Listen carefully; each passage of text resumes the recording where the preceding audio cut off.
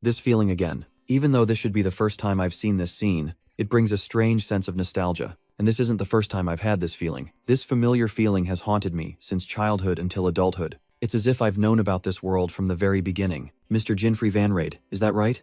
A voice rang out, interrupting his thoughts. The female receptionist smiled in welcome. Thank you for waiting. I assume you're here to register as an adventurer? Jinfrey walked to the counter, confirming. Ah, yes, that's right. Meanwhile, another female staff member was still focused on processing information on her screen. Jinfrey fell into thought again. Even this woman. He felt like he had met her somewhere before. All right, it's done, the receptionist cheerfully announced. Let me display the window. A blue light screen suddenly appeared in front of Jinfrey. The text read, Adventurer Registration. The verification process will begin after you wave your right hand. Jinfrey was stunned, his eyes wide with surprise. He suddenly understood. This persist déjà vu. The young man placed his hand on his chest, his heart pounding wildly at an unbelievable truth. Seeing his expression, the receptionist asked worriedly, Is something wrong? These are memories from a past life. Fragments of a life he once enjoyed in this world. Memories of comrades who fought side by side in the journey of yesteryear. A memory flashed. Old comrades raising a toast in a tavern. That's right. This place is. Inside a game I grinded so much I was considered one of the hardcore players. A magnificent world with castles floating amidst the clouds. A world named Grand 7. It was a classic online game where players journeyed through 7 continents to bring peace to the world. Jinfrey was bewildered, asking himself, wait, what are these memories? As fragments of this world suddenly flooded his mind. He was originally just an ordinary person, with the dream of becoming an adventurer so his family could live comfortably. But now, he realized a shocking truth. The world he was living in was the game world from his previous life. A confident smile spread across Jinfrey's lips. This means, I'm practically invincible, the blonde receptionist asked worriedly when she saw him trembling continuously. Jinfrey just smiled faintly, reassuring the girl that there was nothing to worry about. This is just a warrior's excitement, he declared. Things are getting interesting. Standing before the adventurer registration board, he still wondered why his memories returned at this exact moment. But then he decided to fully exploit this advantage, and the name Jinfrey Van Raid appeared on the verification board. The receptionist offered a forced smile, advising him to take care. Jinfrey didn't hesitate, stepping straight into the gate of light to begin his journey. The overwhelming sight of floating islands appeared before his eyes, making him raise a hand to shield against the dazzling light. The system announced that he had entered the starting area, the altar of purification. He exclaimed in astonishment. Even the altar of purification looks exactly like in the game. Jinfrey turned back, seemingly recognizing something familiar. Just as in his memories, 5 rookie adventurers had gathered there, ready for the first tutorial. The bald rookie glanced over with a calculating expression. Jinfrey silently observed the unfamiliar faces, realizing everything was unfolding exactly as in the game. But this was reality, a cruel world with no restart button. If he fell here, it would be the permanent end. However, he smirked, with knowledge from my past life, becoming a top adventurer is no longer just a dream. A system voice rang out, announcing the purification ritual, and instructing everyone to choose their equipment within 30 seconds. Jinfrey just smiled. It's starting. Even the announcement isn't a single word off. The bald man didn't waste a second, immediately rushing forward. I'll be the first to choose, he yelled, aiming straight for the floating weapons. Countless weapons, from swords and bows to axes, began appearing in midair. Just as the bald man grabbed the spear, another hand also gripped it tightly. The brown-haired girl growled, "Let go," but the man retorted, "No, I was first." Meanwhile, the bespectacled young man was delighted to have chosen the crimson sword for himself. His joy was short-lived, as another adventurer rushed over, yelling, "Get out! That sword is mine!" Amidst the chaos, Jinfrey casually clasped his hands behind his head. Right, I've seen this scene too. The system continued to explain mandatory professions, a harsh mechanism that limited choices. What an unfair system, Jinfrey thought, recalling how he had to grind hard in his past life to get a good start. The bald man finally secured the spear, flashing a triumphant smile at the girl's disgruntled expression. Turning, he saw Jinfrey still standing still and scoffed. "Hey, look, there's a slacker here." Jinfrey merely replied coldly, "Thanks for the compliment, I guess." The bald man growled, annoyed by Jinfrey's attitude. "Well, what is it? Showing off?" Completely ignoring him, Jinfrey resolutely walked forward, thinking to himself, "All right, I'll just take that weapon." He stopped, his gaze fixed on a short sword hovering and emitting a magical glow. The information panel appeared, revealing pathetic stats. Common short sword, rank F, attack power a mere 1 point. The bald man burst out laughing. Hey, that weapon only has 1 attack point. Don't cry when you get a trashy profession. Jinfrey gripped the hilt of the sword, lost in thought. The common sense of this world dictates that strength is determined by one's profession. But what if that common sense was wrong from the start? His eyes gleamed with absolute confidence. An amateur's knowledge cannot compare to a professional player's. The only correct answer is this: common short sword. The system's emotionless voice echoed throughout the aerial arena. Now, the purification ritual will begin. The time limit is 5 minutes. From the void, hideous mechanical creatures with thin wings began to materialize. A horde of monsters appeared, and the command was given: destroy as many as possible. Jinfrey recognized them immediately. Winged centipedes, creatures that only appear in the purification ritual. He analyzed the danger. Its paralyzing venom is enough to incapacitate anyone. Turning to the bald man, Jinfrey issued a cold warning. Try not to get killed, okay? The other man merely sneered, completely disregarding his words. Jinfrey sighed inwardly. What's wrong with this guy? Well, I'll just ignore him. This type of person is everywhere, even in games. The ritual officially began. A swarm of giant winged centipedes roared as they descended from the sky. A vanguard monster shrieked, aiming straight for the group of rookie adventurers. Jinfrey calmly looked up, observing their every movement. Their appearance and movements are exactly like in the game. Then, he locked onto his target, a crosshair appearing in his vision. Their weak points must also be exactly the same, Jinfrey Vanrade muttered as he faced the flying centipede. Even if the critical hit system is a bit clunky, he deftly dodged the monster's dive, the short sword in his hand ready. A flash of light, and the flying centipede was torn in half in the blink of an eye. The system notification rang out coldly. Flying centipede has been defeated. The other rookies stood stunned, unable to believe what had just happened. Jinfrey smirked, a satisfied smile on his lips. Perfect. The bald man sneered. Must be a fluke. While the others whispered, he took it down in one hit? Jinfrey thought to himself. Most games have bugs, and this game also has a bug that can only be used in the purification ritual. He recalled the rule. If you attack the flying centipede's weak point with a common short sword, it will become an instant kill. Facing an entire horde of monsters, Jinfrey confidently declared, only I know this strategy, and it's truly effective. At the same time, the others were struggling. The girl with the staff struggled to defend herself, while the young man with the splendid sword gritted his teeth in determination. The bald man, however, easily took down 2 monsters at once. He burst into arrogant laughter, shouldering his spear. Ha ha ha, behold my power. Then he loudly declared his goal for all to hear. With this, I'm sure to get the strongest profession, swordsman. Jinfrey frowned in annoyance. Noisy.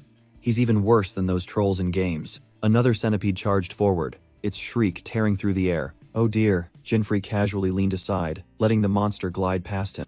The centipede braked sharply, stopping right in front of him, ready for a direct confrontation. Jinfrey smiled with interest, getting into position. Perhaps this is even more fun than in the game. Jinfrey Vanrade calmly faced the charging winged centipede. In just a moment, he glided past the monster's side, the blade flashing. The centipede froze, completely unaware of what had just happened. Immediately after, the system announced, Winged Centipede has been defeated. When the time ran out and the purification ritual ended, Jinfrey merely smirked with satisfaction. The profession selection phase began. A girl smiled upon seeing her score of 7 kills, but she still sighed in disappointment. Sigh. With only 7 kills, how can I get a good profession?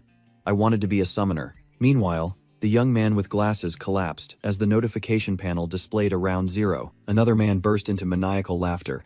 Ha ha ha, I did it. 15 kills. His joy erupted upon seeing the swordsman profession he had always longed for appear. The bald man nearby also exclaimed in surprise at the impressive achievement. Jinfrey, meanwhile, quietly looked at his own results panel, lost in thought. The bald man swaggered over, patting Jinfrey on the shoulder. Yo Tilda, lucky guy. How about you? Jinfrey indifferently turned around. But when the bald man's gaze swept across the notification panel, he froze. Wah! He stammered incoherently, his eyes wide. What is this? Jinfrey's results panel displayed an unbelievable number. 33 kills, along with a list of all available professions. The bald man screamed in panic. He can choose all professions? And what's with 33 kills? Unbelievable. He tried to save face. So what? I can also choose swordsman, but Jinfrey coldly walked past him, uttering a single sentence. With 15 kills, the chance of getting swordsman is less than 2%. You're the lucky one here. Among the strongest professions, Jinfrey pondered.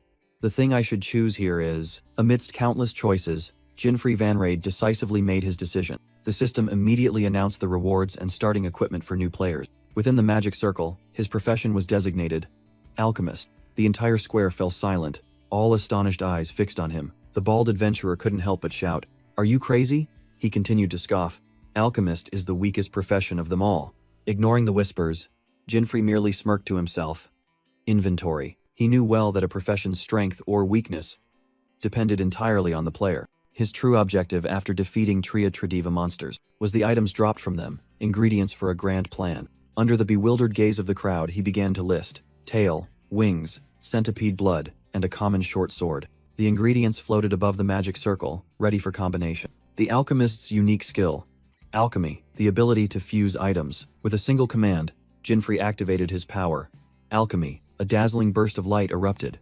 That was why he chose this path. Those who had just mocked him now stood frozen, speechless. What was about to be created was a piece of equipment powerful enough to break the balance of this entire world. Success.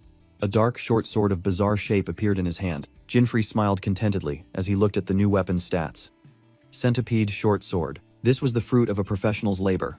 The first hidden equipment was now in his hands. An adventurer's strength was typically determined by their level and profession skills. But this world also contained hidden equipment, weapons that could break all conventional laws. And connoisseurs like us call them hidden equipment. In the rookie town of Rogue Begin, Jinfrey Van Raid began his journey. Amidst the bustling crowd, each person pursued their own goal. Some sought a good sword, while others were engrossed in rare items. His female companion excitedly introduced. This town is just like in the game. A vendor unexpectedly offered Jinfrey. Would you like an apple? Taking the apple, he thought to himself. The first hidden equipment is in hand, just as planned. The ultimate goal of this world was to conquer the 7 S-rank dungeons across the continent. Jinfrey declared, time to get stronger. I'll start grinding dungeons now. But instead of starting from F rank, he chose a shortcut, heading straight to the C rank dungeon teleportation gate. Destination, the forest where the guardian god resides. The only condition for escape was to defeat the boss monster. The magic circle lit up, and the dungeon gate closed behind him. The status window appeared, cold and clear. Jinfrey Van Raid, level 1. He calculated to himself. The recommended level is 17. With rookie equipment, it's quite a gamble. But the enemy didn't give him even a second to prepare. A level 17 demon tree emerged from the ground, charging straight at him. Jinfrey summoned his secret weapon, the centipede short sword, his eyes full of calculation. A 16 level difference. This is a bit troublesome. Jinfrey Van Raid gripped the centipede short sword tightly in his hand. He told himself that facing this level 17 monster, a single hit would be fatal. Immediately, the demon tree launched an attack with its tentacle. So fast, Jinfrey thought. But he dodged. But I know this type of attack. Seizing the moment of vulnerability after the attack, he raised his short sword high. A critical stab hit its weak point, defeating the level 17 demon tree in an instant. Excellent, a single blow. Jinfrey smiled as the notification appeared. He had leaped from level 1 to level 10. He murmured the world's mechanics to himself. Leveling up automatically increased HP, MP, and granted potential points. With the 45 points just received, Jinfrey decided to allocate them all to defense. Both my level and stats have skyrocketed. He joyfully hugged the sword. Thanks to you, everything is going smoothly. He knew well that the centipede short sword's active skill, Mind's Eye, was extremely useful, but its true value had yet to be fully revealed. Things are getting interesting. Jinfrey smirked meaningfully. His next objective was clear. Level up while heading straight to the deepest part to find the final boss. The atmosphere in the forest suddenly became eerily silent. Jinfrey froze, his expression hardening as he realized he was surrounded. From the shadows, 3 giant level 23 black snakes slithered out, blocking all escape routes. Black snakes! The mini-bosses of this dungeon, he exclaimed. The chance of encountering 3 at once must be less than 1%.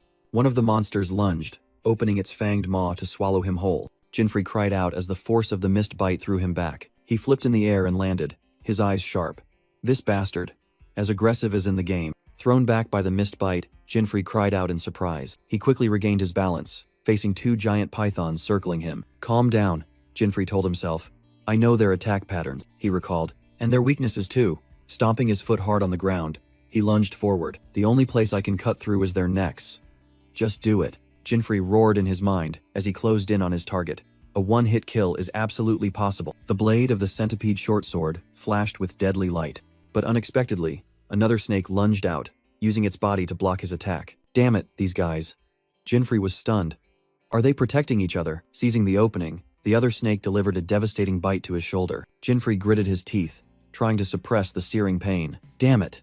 He tightened his grip on the short sword. A sharp sword stroke flashed through the air. Despite being injured, Jinfrey spun around and delivered a decisive slash, severing the python's head. He landed, panting as the system notification appeared. Black Serpent defeated, leveled up to 13. Just as expected, it hurts like hell.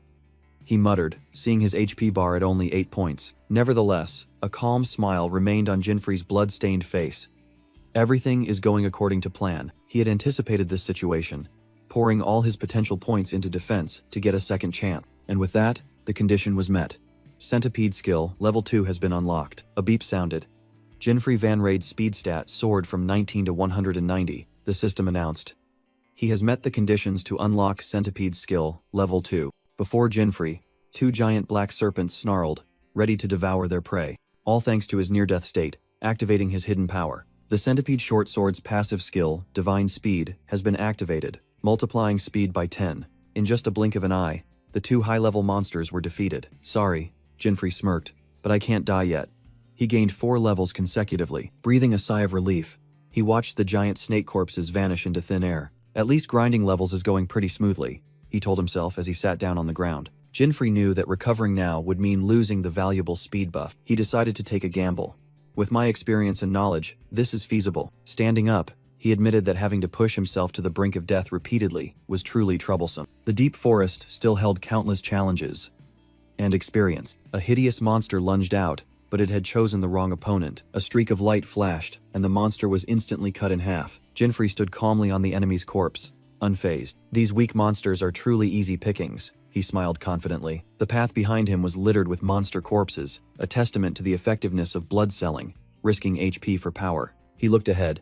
This should be fine until the boss appears, but I need to craft that item first. Jinfrey began listing the necessary ingredients for the upcoming battle. Jinfrey Van Raid muttered, just to craft a D-rank item, it requires too many ingredients. He sat on the corpse of the monster he had just defeated, sighing. It's really annoying how they made it too realistic. I remember the game was hated for this reason too. He sighed, accepting the truth. Complaining here won't solve anything. Thinking so, Jinfrey dragged the spoils into the forest. Anyway, I'll gather materials before facing the boss. The scene shifted to a peaceful waterfall, where rare ingredients grew. Among them were metallic blue roses and red spider lilies, the very things Jinfrey was looking for. He quickly spotted a necessary bush by the stream and began harvesting. Things are progressing well. Jinfrey was pleased to find the strong acid berry. Suddenly, a voice rang out from behind. Hey, isn't that Jinfrey? Who's there? Jinfrey cautiously turned his head. He recognized the newcomer as someone from his old village. The blonde man sneered. Look what we have here. What the hell are you doing here as an adventurer, Jinfrey the failure? Jinfrey recognized the person opposite him, Julius. While the other man continued to mock his equipment and profession, Julius's companion curiously asked, Is he a friend of yours? Julius scoffed. He can't even afford new gear. No, we just lived in the same village when we were kids, Julius replied. He was the poorest kid in the village. Friends? What a joke. It's embarrassing. The man continued to blab about Jinfrey's circumstances. His father is dead. His mother is sick, bedridden all day. What a terrible person to run into here, Jinfrey thought to himself, his eyes glinting with disgust. He admitted inwardly that it was true, and it was precisely because of his family that he had to become an adventurer to earn money. Julius still didn't stop. Hey, are you listening? I'm recounting your heroic tale here. However, the man suddenly froze before Jinfrey's icy gaze and uttered a threat. What's with that look?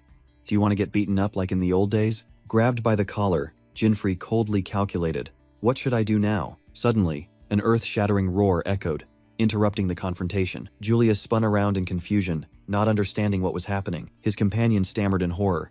Hey, that's... Before them, a level 31 Cyclops boss monster loomed into view. Julius's face went pale, and he frantically yelled, Hey, what are you doing? Run, quickly! Jinfrey narrowed his eyes, realizing immediately. He's being targeted. The giant monster raised its club, aiming directly at Julius's companion. Fresh blood splattered, and Jinfrey could only freeze in shock at the brutal sight. Damn it!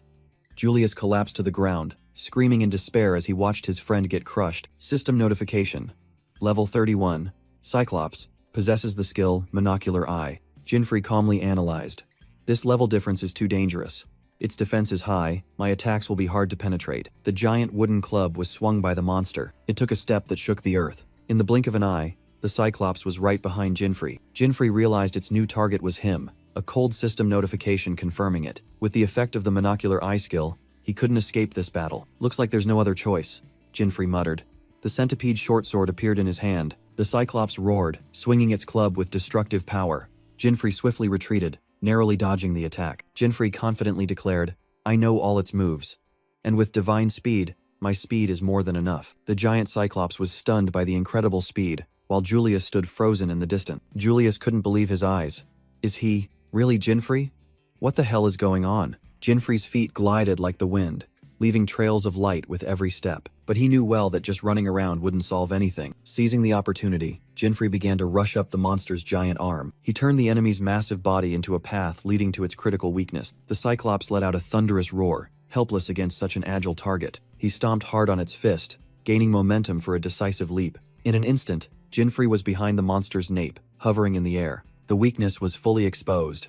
Your nape is completely exposed. He plunged down like an arrow, aiming directly at the giant's vital point. The centipede's short sword in his hand flashed, ready for the finishing blow. But when the blade made contact, a strange sensation came through. Stats, Jinfrey realized in shock. I can barely deal any damage to it. The short sword only created a shallow scratch on its rock-hard skin. The Cyclops' single eye narrowed, its rage beginning to flare. It let out an earth-shattering roar, its entire body trembling with fury. A thunderous blow struck its own back, mercilessly flinging Jinfrey away. With a scratch on his cheek, Jinfrey bitterly admitted, "It's hard to fight fairly, at least with this level different." Amidst Julius's frantic screams, the battle continued. From his hiding spot, he watched in horror as Jinfrey moved like a ghost, continuously attacking the giant monster. Julius couldn't believe his eyes. What kind of buff is he using? I can't even see him. But even a thunderous kick from Jinfrey couldn't penetrate the Cyclops' defense. Realizing the harsh truth, Jinfrey decided, I really need to create that thing. He quickly reviewed the ingredients he had, and calculated what was still missing. His gaze swept across the forest, realizing everything he needed was right nearby. Ironically, the valuable ingredients were scattered around where Julius was trembling. The Cyclops roared, redirecting its attack towards the screaming, weak prey. Don't come here. Seizing the opportunity, Jinfrey darted like the wind, snatching all the ingredients right from under the monster's nose. And finally, water. Jinfrey found a clear stream. He quickly gathered the last ingredient, completing the preparation process. With fiery eyes, Jinfrey declared, "Everything is ready. Alchemy." Magical energy converged. The crafting process began in an instant. A mystical purple potion appeared, the result of alchemy. Julius yelled scornfully, "Poison? Are you stupid? Cyclops are extremely resistant to poison." Facing the scorn, Jinfrey calmly replied, "I know. My goal from the beginning was to combine the poison with this." He held out another rare ingredient, black serpent, spinal fluid. A confident smile spread across Jinfrey's lips as the ordinary potion evolved into the ultimate weapon, potent poison. What is that? An item synthesized twice? Julius couldn't believe his eyes. Now for the finale. Jinfrey whispered, "Synthesized. What the hell are you?" Julius yelled as the system announced the weapon had been poisoned. Jinfrey raised his head, declaring, "This is Centipede's true form." Julius muttered in horror. He added attributes to the weapon by synthesizing it 3 times. Just then, a colossal Cyclops appeared, its roar shaking the entire forest. "Kept you waiting, big guy," Jinfrey smirked. "Let's start." Round 2. The monster furiously swung its massive club, aiming directly at the one who dared challenge it. But Jinfrey merely glided away, easily dodging the attack. Winding streaks of purple light cut through the air as Jinfrey began his counterattack. He narrowly slipped past the monster's earth-shattering blow. Seizing the opportunity, Jinfrey ran up the back of the unbalanced giant. "I know all your attack patterns," he asserted with sharp eyes. The Cyclops' single eye constricted in astonishment and pain. Jinfrey unleashed a series of slashes, embedding the poison deep into the monster's body. System confirmed. Cyclops was heavily poisoned, its HP dropping rapidly, but the monster roared.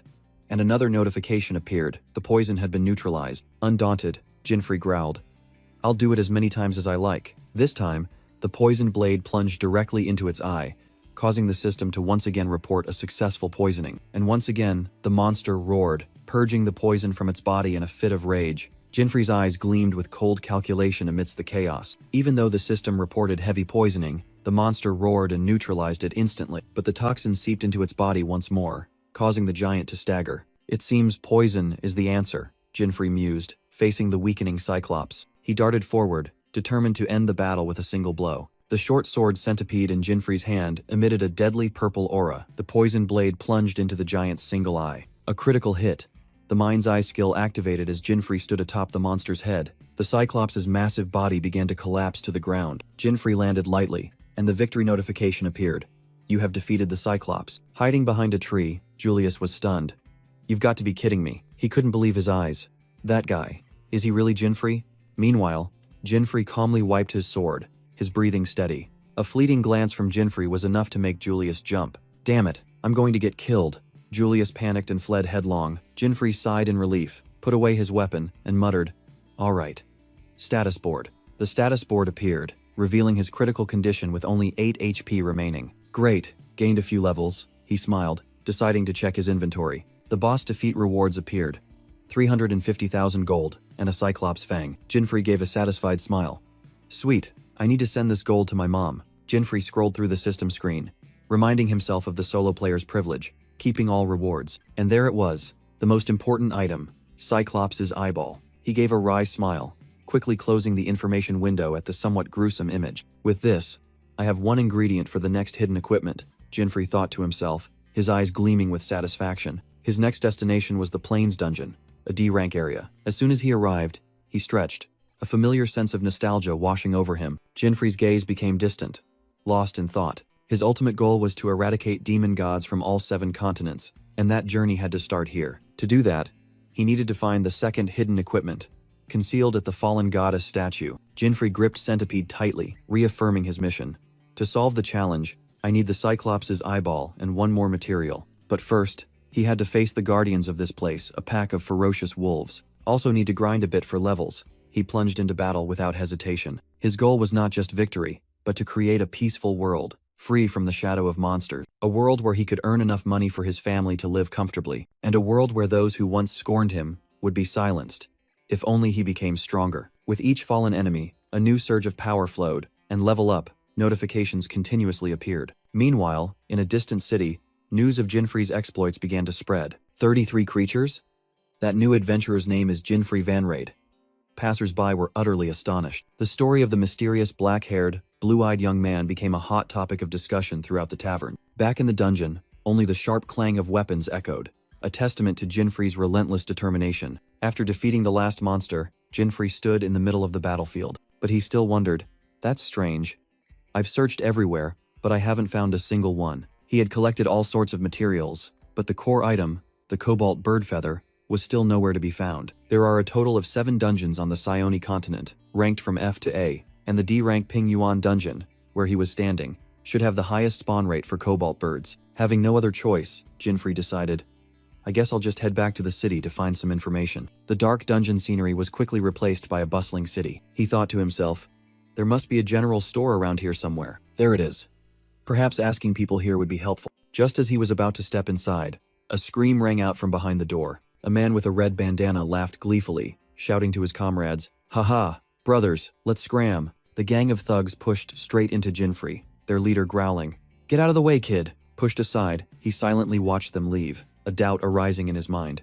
Was this a robbery? Ahead, a mother and her young daughter were strolling, unaware of the danger rushing towards them. The mother was startled to see the aggressive group of people running towards her. Without hesitation, a thug swung his arm and pushed the little girl down. The little girl fell backward, a terrified scream ringing out. But before she hit the ground, a steady arm caught her. Jinfrey had intervened. Holding the child in his arms, he turned around, his sharp, cold gaze fixed directly on the thugs. The leader suddenly froze, a cold sense of unease running down his spine. The mother profusely thanked Jinfrey, but he merely replied coldly, "It's nothing." Meanwhile, in another alley, the thugs had made their escape. An elderly man suddenly gritted his teeth and cursed. Those damn Shan Quan. It turned out to be the shopkeeper, who explained to Jinfrey about the Shan Quan gang that had just swept through the area. Jinfrey suddenly realized, so, the overhunting of cobalt birds was also their doing. Anger flared within him. So it was all their fault. The shopkeeper sighed wearily, telling of their cruelty and how he had to temporarily close his shop. Jinfrey stood silently in the street, his gaze pensive as he looked at the innocent civilians. The Shan Quan gang, he thought to himself, truly troublesome, facing an entire gang alone. Even he didn't want to get involved, but the trouble they caused only accounted for 10% of his anger, while the hunting of cobalt birds accounted for 90%. Jinfrey was absolutely furious. I'll go after them, he decided and dashed off. The small alley was now silent, not a soul in sight. Jinfrey cautiously hid behind a corner, silently observing, and then he found them, the entire gang gathered, celebrating in a courtyard. The leader boasted of his exploits, while a subordinate reminded him of the boss's order to move. They're carrying the stolen goods, Jinfrey muttered. Now then, where are the cobalt bird feathers? His gaze swept over the crates and stolen items. Then he noticed a wooden tray containing glass vials. That's it. Inside those vials was his target. cobalt bird feathers. So they were the ones who had hunted that bird to near extinction. Meanwhile, at their hideout, the thugs were chatting idly about random news. Silently observing, Jinfrey calculated to himself, there are too many of them. What should I do? Suddenly, a voice rang out from behind. Hey, what the hell are you doing there? Damn it. Jinfrey was startled when a guard suddenly pressed a knife to him. It must have been a rogue stealth skill. He quickly raised his hands, forcing a smile. I'm not suspicious, but the guard cut him off. Probably another I'm just lost story, huh? Jinfrey coldly listened to the threat. We've already killed a spy from another guild who spouted similar nonsense. Without warning, the guard swung his knife to attack, and Jinfrey swiftly dodged the blow. So sudden, he was momentarily surprised by his opponent's decisiveness. It seems there's no other way, Jinfrey muttered, and his short sword centipede immediately appeared in his hand. With weapon in hand, he calmly faced the guard's incoming blade. A powerful stomp aimed directly at the opponent's instep. Seizing the moment the guard lost his balance, Jinfrey slipped past and swung the hilt of his sword upward. A precise strike to the nape of the neck made the guard collapse unconscious. The strange noise caught the attention of the thugs inside, and the leader asked, "What was that sound?" Oh no. Jinfrey realized he had been discovered as all the thugs turned their gaze towards him. He raised his hands in surrender. Wait. I don't want to fight. I just need a few cobalt bird feathers. Jinfrey suddenly froze, realizing how suspicious his armed presence looked. Seeing his comrade defeated, the leader roared furiously. This guy knocked out our guard. Kill him. What a nuisance. Jinfrey sighed, his eyes sharpening. If we can't talk, then I'll just have to take them by force. Jinfrey Vanrade, centipede in hand, faced the bandits who were slowly tightening their encirclement. The first bandit roared charge and lunged forward with a dagger in hand. Jinfrey coldly raised his hand, easily blocking the bandit's attack. Without hesitation, he struck the bandit directly in the face with the flat of his blade, making him shriek in pain. A non-lethal sword strike swept through, taking down the first attacker. Good heavens, I only used the flat of my blade, Jinfrey grumbled upon hearing the bandit's screams. Overreacting will only provoke them further. 3 other bandits, weapons in hand, advanced simultaneously with menacing expression. Dealing with an entire gang is truly troublesome, Jinfrey thought to himself as another bandit yelled, "Die, you brat," and charged. He lightly ducked, neatly dodging the powerful horizontal weapon swing. Seizing the opportunity, Jinfrey delivered a direct kick to the enemy's stomach. The bandit staggered back, his spear flying towards Jinfrey. He calmly reached out and deftly caught his opponent's weapon. Then, using the spear's shaft, Jinfrey thrust it forcefully into the bandit's face, taking down the second one. A system notification appeared. You have dealt a critical blow. The Xinyan skill was activated, momentarily startling Jinfrey. Oh. Looking at the 2 bandits sprawled on the ground, he raised his hand, his tone casual. Just a slip of the hand. You bastard! An axe-wielding bandit roared from behind, swinging his weapon directly at Jinfrey. The sharp axe blade chopped down, carrying a fierce gust of wind. Jinfrey simply spun around, using the hilt of his sword to effortlessly block the devastating overhead strike. Immediately, he channeled force into the hilt of his sword, delivering a crushing blow to the bandit's chin. Shouldering the centipede, Jinfrey sighed. Give me a break. I really don't want to fight here. Standing amidst the fallen bandits, Jinfrey coldly declared, You reap what you sow. He turned away, his mind already on the next task. Right, now it's time to find the cobalt bird feather. But a sudden surge of killing intent from behind put Jinfrey on alert. Clang! The deafening sound of metal clashing echoed. Jinfrey had managed to block a fatal sword strike from the ambusher with his centipede just in time. The bandit leader smirked. Kid, you dare to leave your back exposed like that? It's the Yin Shen skill again, Jinfrey thought to himself, recognizing his opponent's style. He immediately remembered, it's that guy from earlier. The two faced each other in the deserted street, the real battle about to begin. The enemy arrogantly introduced himself. I am the vice leader of this guild, Sub Masuo. You must have heard of me, right? Jinfrey nonchalantly replied. No, first time hearing it. Aren't you embarrassed to introduce that name? Sub Masuo was enraged, roaring. I remember you now. We should have killed you right then. Jinfrey lightly parried the sword strike, scoffing. A thief using such a flimsy weapon? Keep running your mouth, amateur. Sub Masuo gritted his teeth. At least you know how to swing a sword. He continued his attack. You must just be lucky because of that weapon. Jinfrey calmly blocked the attack, muttering, Well, this happens often. Aren't we all adventurers with professions? He continued his speech. Equipment is just decoration. True power comes from developing your profession's skills, you know? Isn't that right? Provoked, Sub Masuo put all his strength into an overhead sword strike. The sword tip plunged into the stone ground, sparking, and he growled. You arrogant brat, looking at your equipment, I can tell you're just a novice. His eyes flashed with recognition. That armor. It's the gear you get from the tutorial when choosing the Yaoshi profession, Submasuo sneered. But your weapon is a rare item, he continued to mock. You must be talking big because of it. Ha! You look like it's your first time fighting an adventurer, Submasuo said as he summoned daggers. The sharp blades hovered in the air, ready to attack. At their master's command, they simultaneously lunged towards Jinfrey, but Jinfrey merely swept them all away with a light swing of his sword. Submasuo crossed his arms and explained, in a battle between adventurers, revealing your profession is a fatal disadvantage. He confidently concluded, you're a Yaoshi, with only the Hicheng skill. I just need to focus on your swordplay. Jinfrey coldly retorted, what about you? You don't know my profession, nor can you guess what skills I'll use. Submasuo suddenly made an absurd deduction. You're a Daozai, aren't you? Only a Daozai can use Yin Shen. The leader furiously yelled, no, I'm a Zhao Huan Shi, while Jinfrey could only secretly feel pity for him. Jinfrey suddenly realized a danger.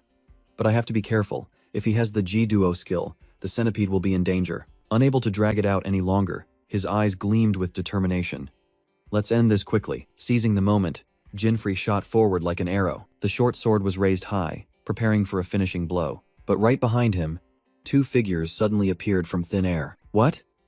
Jinfrey turned his head in surprise. The two new bandits roared, swinging their weapons to attack from his blind spot. Jinfrey realized, these guys are using Yin Shen too. He immediately flipped backward, narrowly dodging the dangerous sword strike. Jinfrey Vanrade skimmed close to the ground, his eyes blazing after dodging the attack. His centipede short sword swung up, aiming straight at the target. Instead of the blade, the hilt was thrust out with a dangerous jab straight into Submasuo's groin. A supercritical hit was registered, activating the Sin Yan skill. The leader only saw stars twinkling before his consciousness plunged into darkness. His horrified scream echoed throughout the ruined street. Submasuo collapsed, foaming at the mouth amidst the desperate cries of his comrade. Just a slip of the hand, Jinfrey casually remarked, and a critical hit to boot. He coldly turned to the remaining thugs. Now then, it seems the fight is over, doesn't it? Jinfrey gestured with his chin towards the twitching leader. If you don't want to end up like him. Suddenly, killing intent erupted, and his sword glowed red. Hand over the cobalt bird feather. He stood there, intimidating the two trembling thugs at his feet. Jinfrey repeated his demand, his voice brooking no refusal. The two thugs turned pale, stammering. Sir, did you say cobalt bird feather? One of them pretended to comply, then suddenly yelled, pointing at him. There he is, it's him.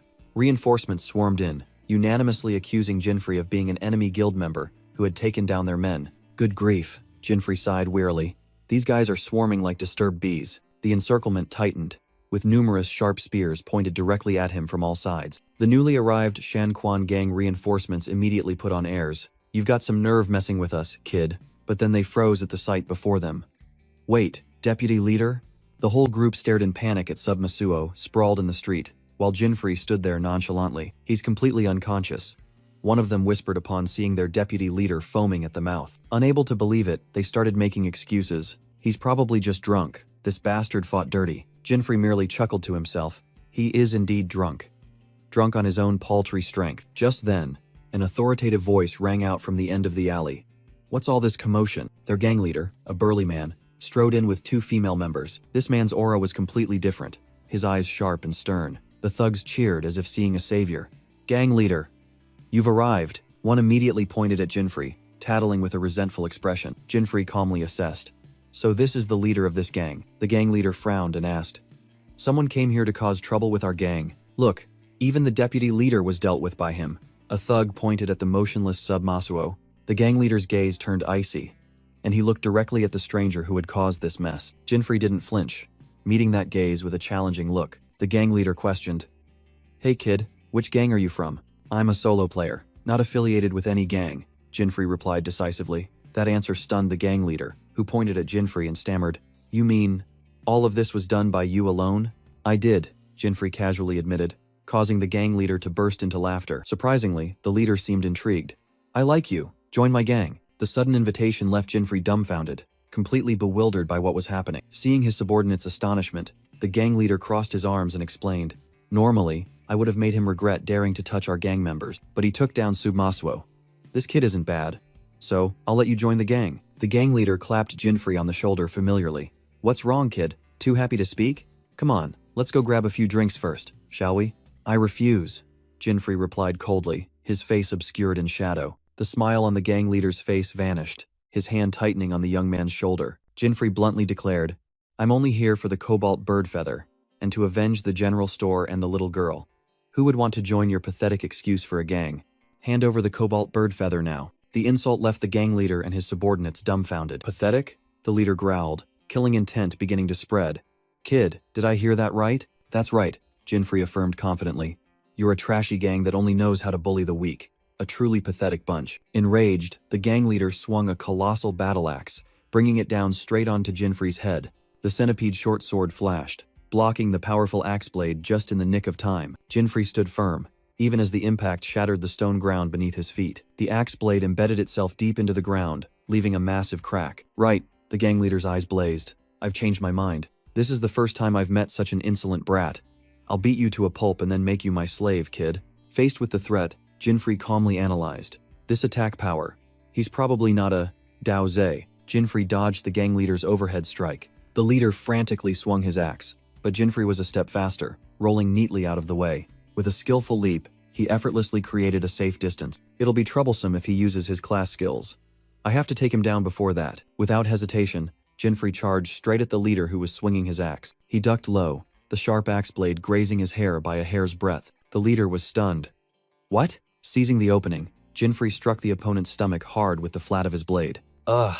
How dare you use the flat of your blade?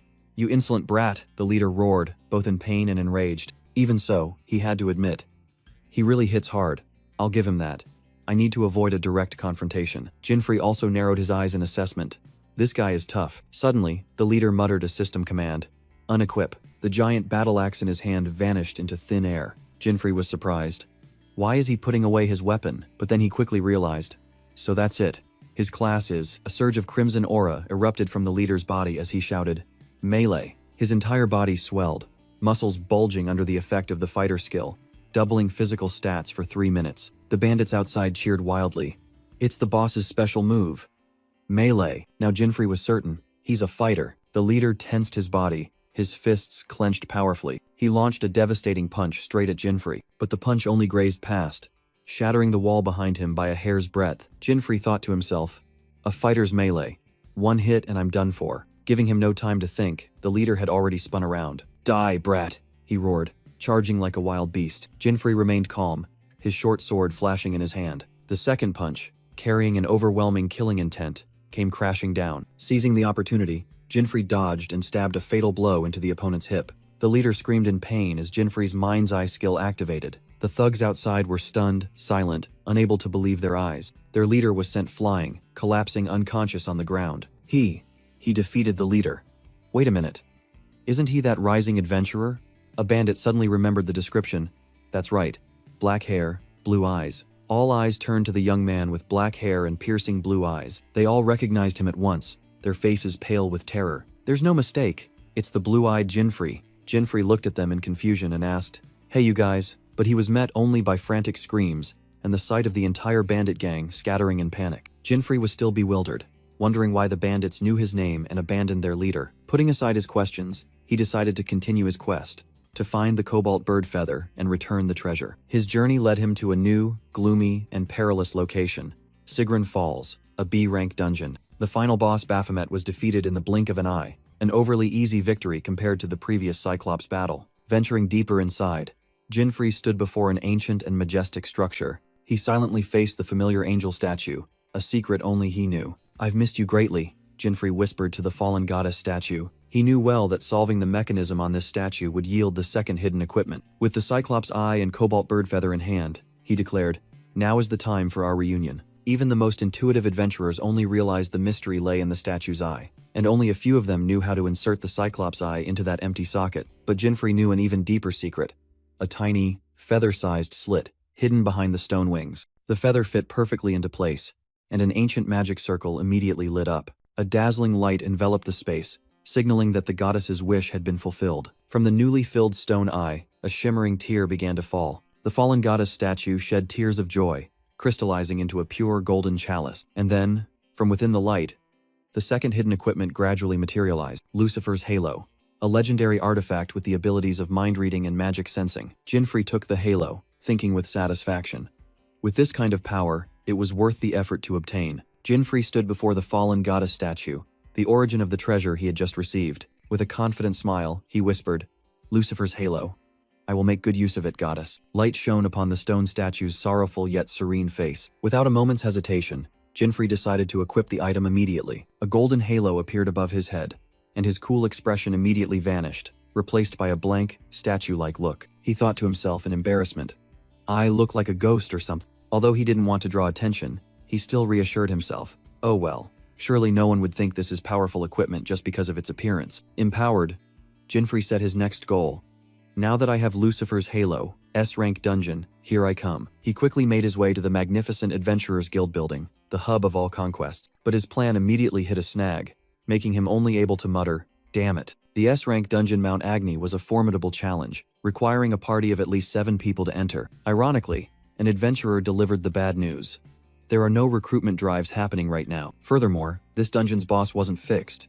It would randomly respawn in a different location after being defeated. Only by defeating the first demon god could players earn the title to advance to the second continent. Jinfrey pondered, as his goal was to reach the next continent as soon as possible. Suddenly, the whispers of 2 passers-by reached his ears. Look, that's Freyna, the Fire Mage's party. Jinfrey's blue eyes narrowed slightly, looking towards the chattering crowd. He saw a group of adventurers resting, and 2 words echoed in his mind. Fire Mage. His gaze stopped at the blonde woman, and an info panel appeared, confirming her identity. Freyna Ashbury. Lucifer's halo shimmered above Jinfrey's head. Immediately, a system notification rang out. Mind-reading skill activated. From afar, he sensed the Fire Mage Freyna's burning desire. She wanted to enter the S-rank dungeon, but was short on members. A smile appeared on Jinfrey's lips. He secretly thought this new item was immediately useful. Meanwhile, Freyna's party reached a final decision. Let's disband for today. Seizing the opportunity, Jinfrey stepped forward to block her path. Excuse me, may I join your party? He confidently offered. You seem to be in need of more people. The entire party was stunned, their eyes fixed on the peculiar halo hovering above the stranger's head. Jinfrey gave a wry smile, well aware that he looked like an eccentric in their eyes. A party member flatly refused. We've decided to give up. You should look for someone else. But the skill revealed another truth. This man was feeling compassion, thinking about his injured comrade in the hospital. So that's it, Jinfrey muttered. They're short-handed because a member is injured. Ignoring the refusal, he turned directly to Freyna. I want to hear the captain's opinion. He stared into her eyes, probing. You seem worried. Do you have something urgent in the S-rank dungeon? Although Freyna coldly replied, it's none of your business, Jinfrey had already read her worry for her missing father. The female mage's face was heavy with unconcealable sorrow. Suddenly, Jinfrey sensed another wave of anxiety, which left him bewildered. A massive info panel about Freyna's thoughts suddenly appeared, making Jinfrey recoil in everyone's astonishment. Trying to regain his composure, he formally introduced himself. My name is Jinfrey, and I also want to enter the S-rank dungeon as soon as possible. Arthur suddenly remembered. Jinfrey. Where have I heard that name before? The entire party was shocked. Could it be the person mentioned in the news? The one who annihilated 33 monsters at the Hardis? Mal Alter? Jinfrey could only give a forced laugh. Sigh, so I'm in the news now. This system really has no privacy at all. Freyna Ashbury secretly assessed him, feeling as if all her thoughts were being read by this young man. She sensed a distinct aura, an experience that no other adventurer here possessed. A system notification appeared, and Jinfrey smirked. It seems. Everything will be fine. Freyna declared loudly, I understand. You are accepted into the party, leaving all remaining members dumbfounded. She decisively stood up, her red cloak fluttering with her unshakable decision. But remember this, Freyna warned.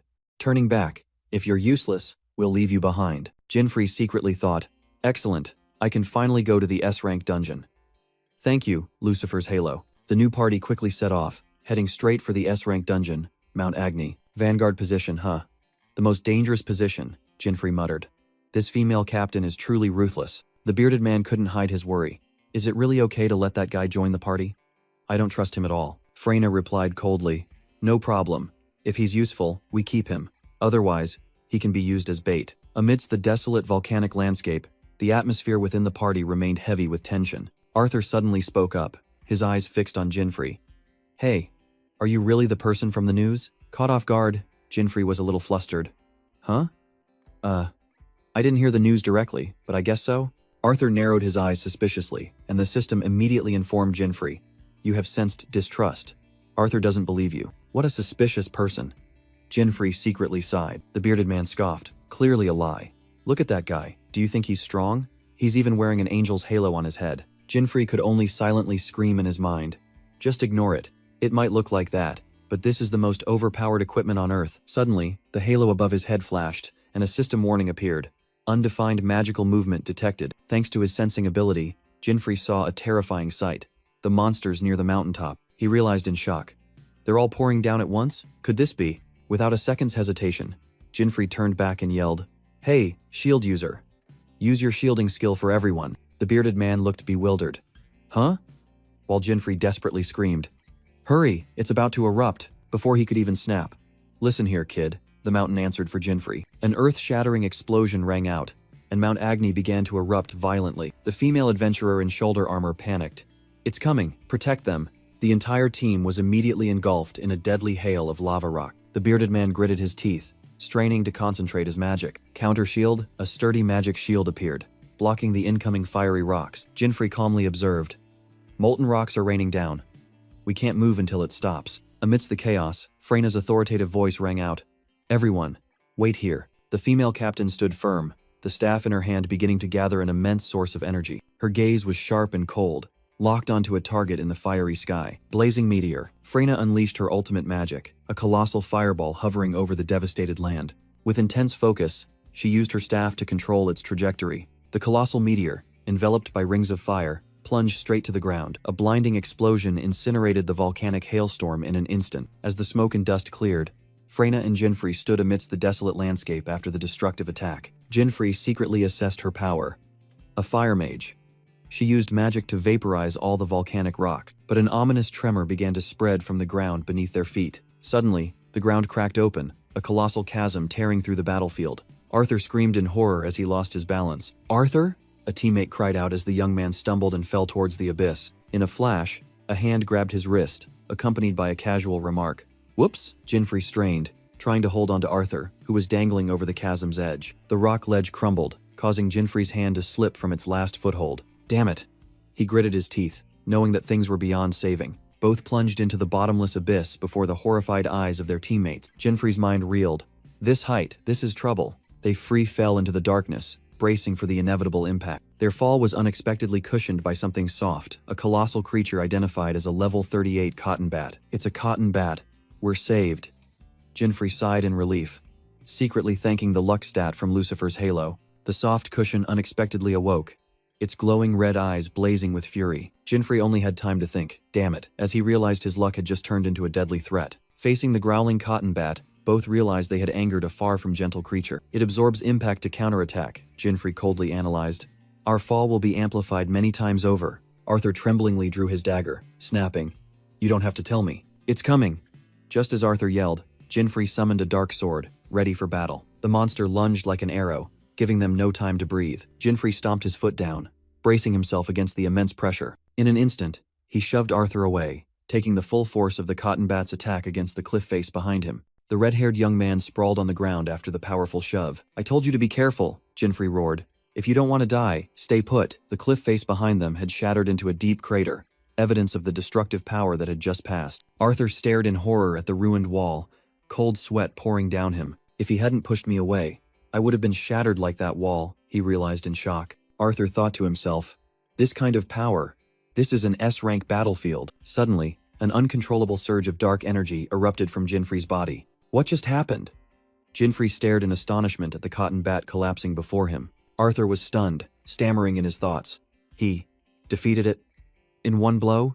Leaving his stunned teammate behind, Jinfrey activated a magic pendulum, dowsing. At the edge of the abyss, Freyna Ashbury used a magic pendulum to search for traces of those who had fallen. A worried teammate asked, "Did you find anything, Freyna?" She answered decisively, the pendulum in her hand still swaying.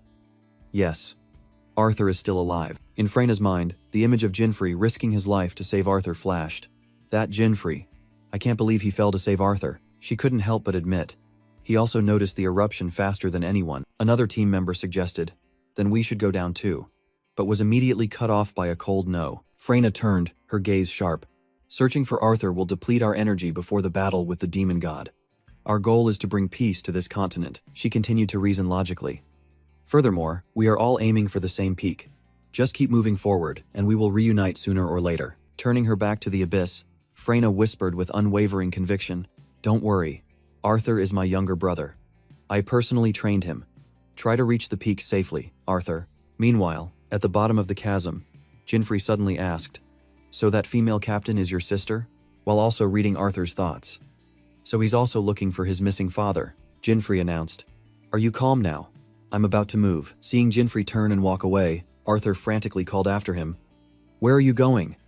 "The demon god is at the top of the mountain." Jinfrey shot back a contemptuous glance. "With that skill level, you want to challenge the demon god?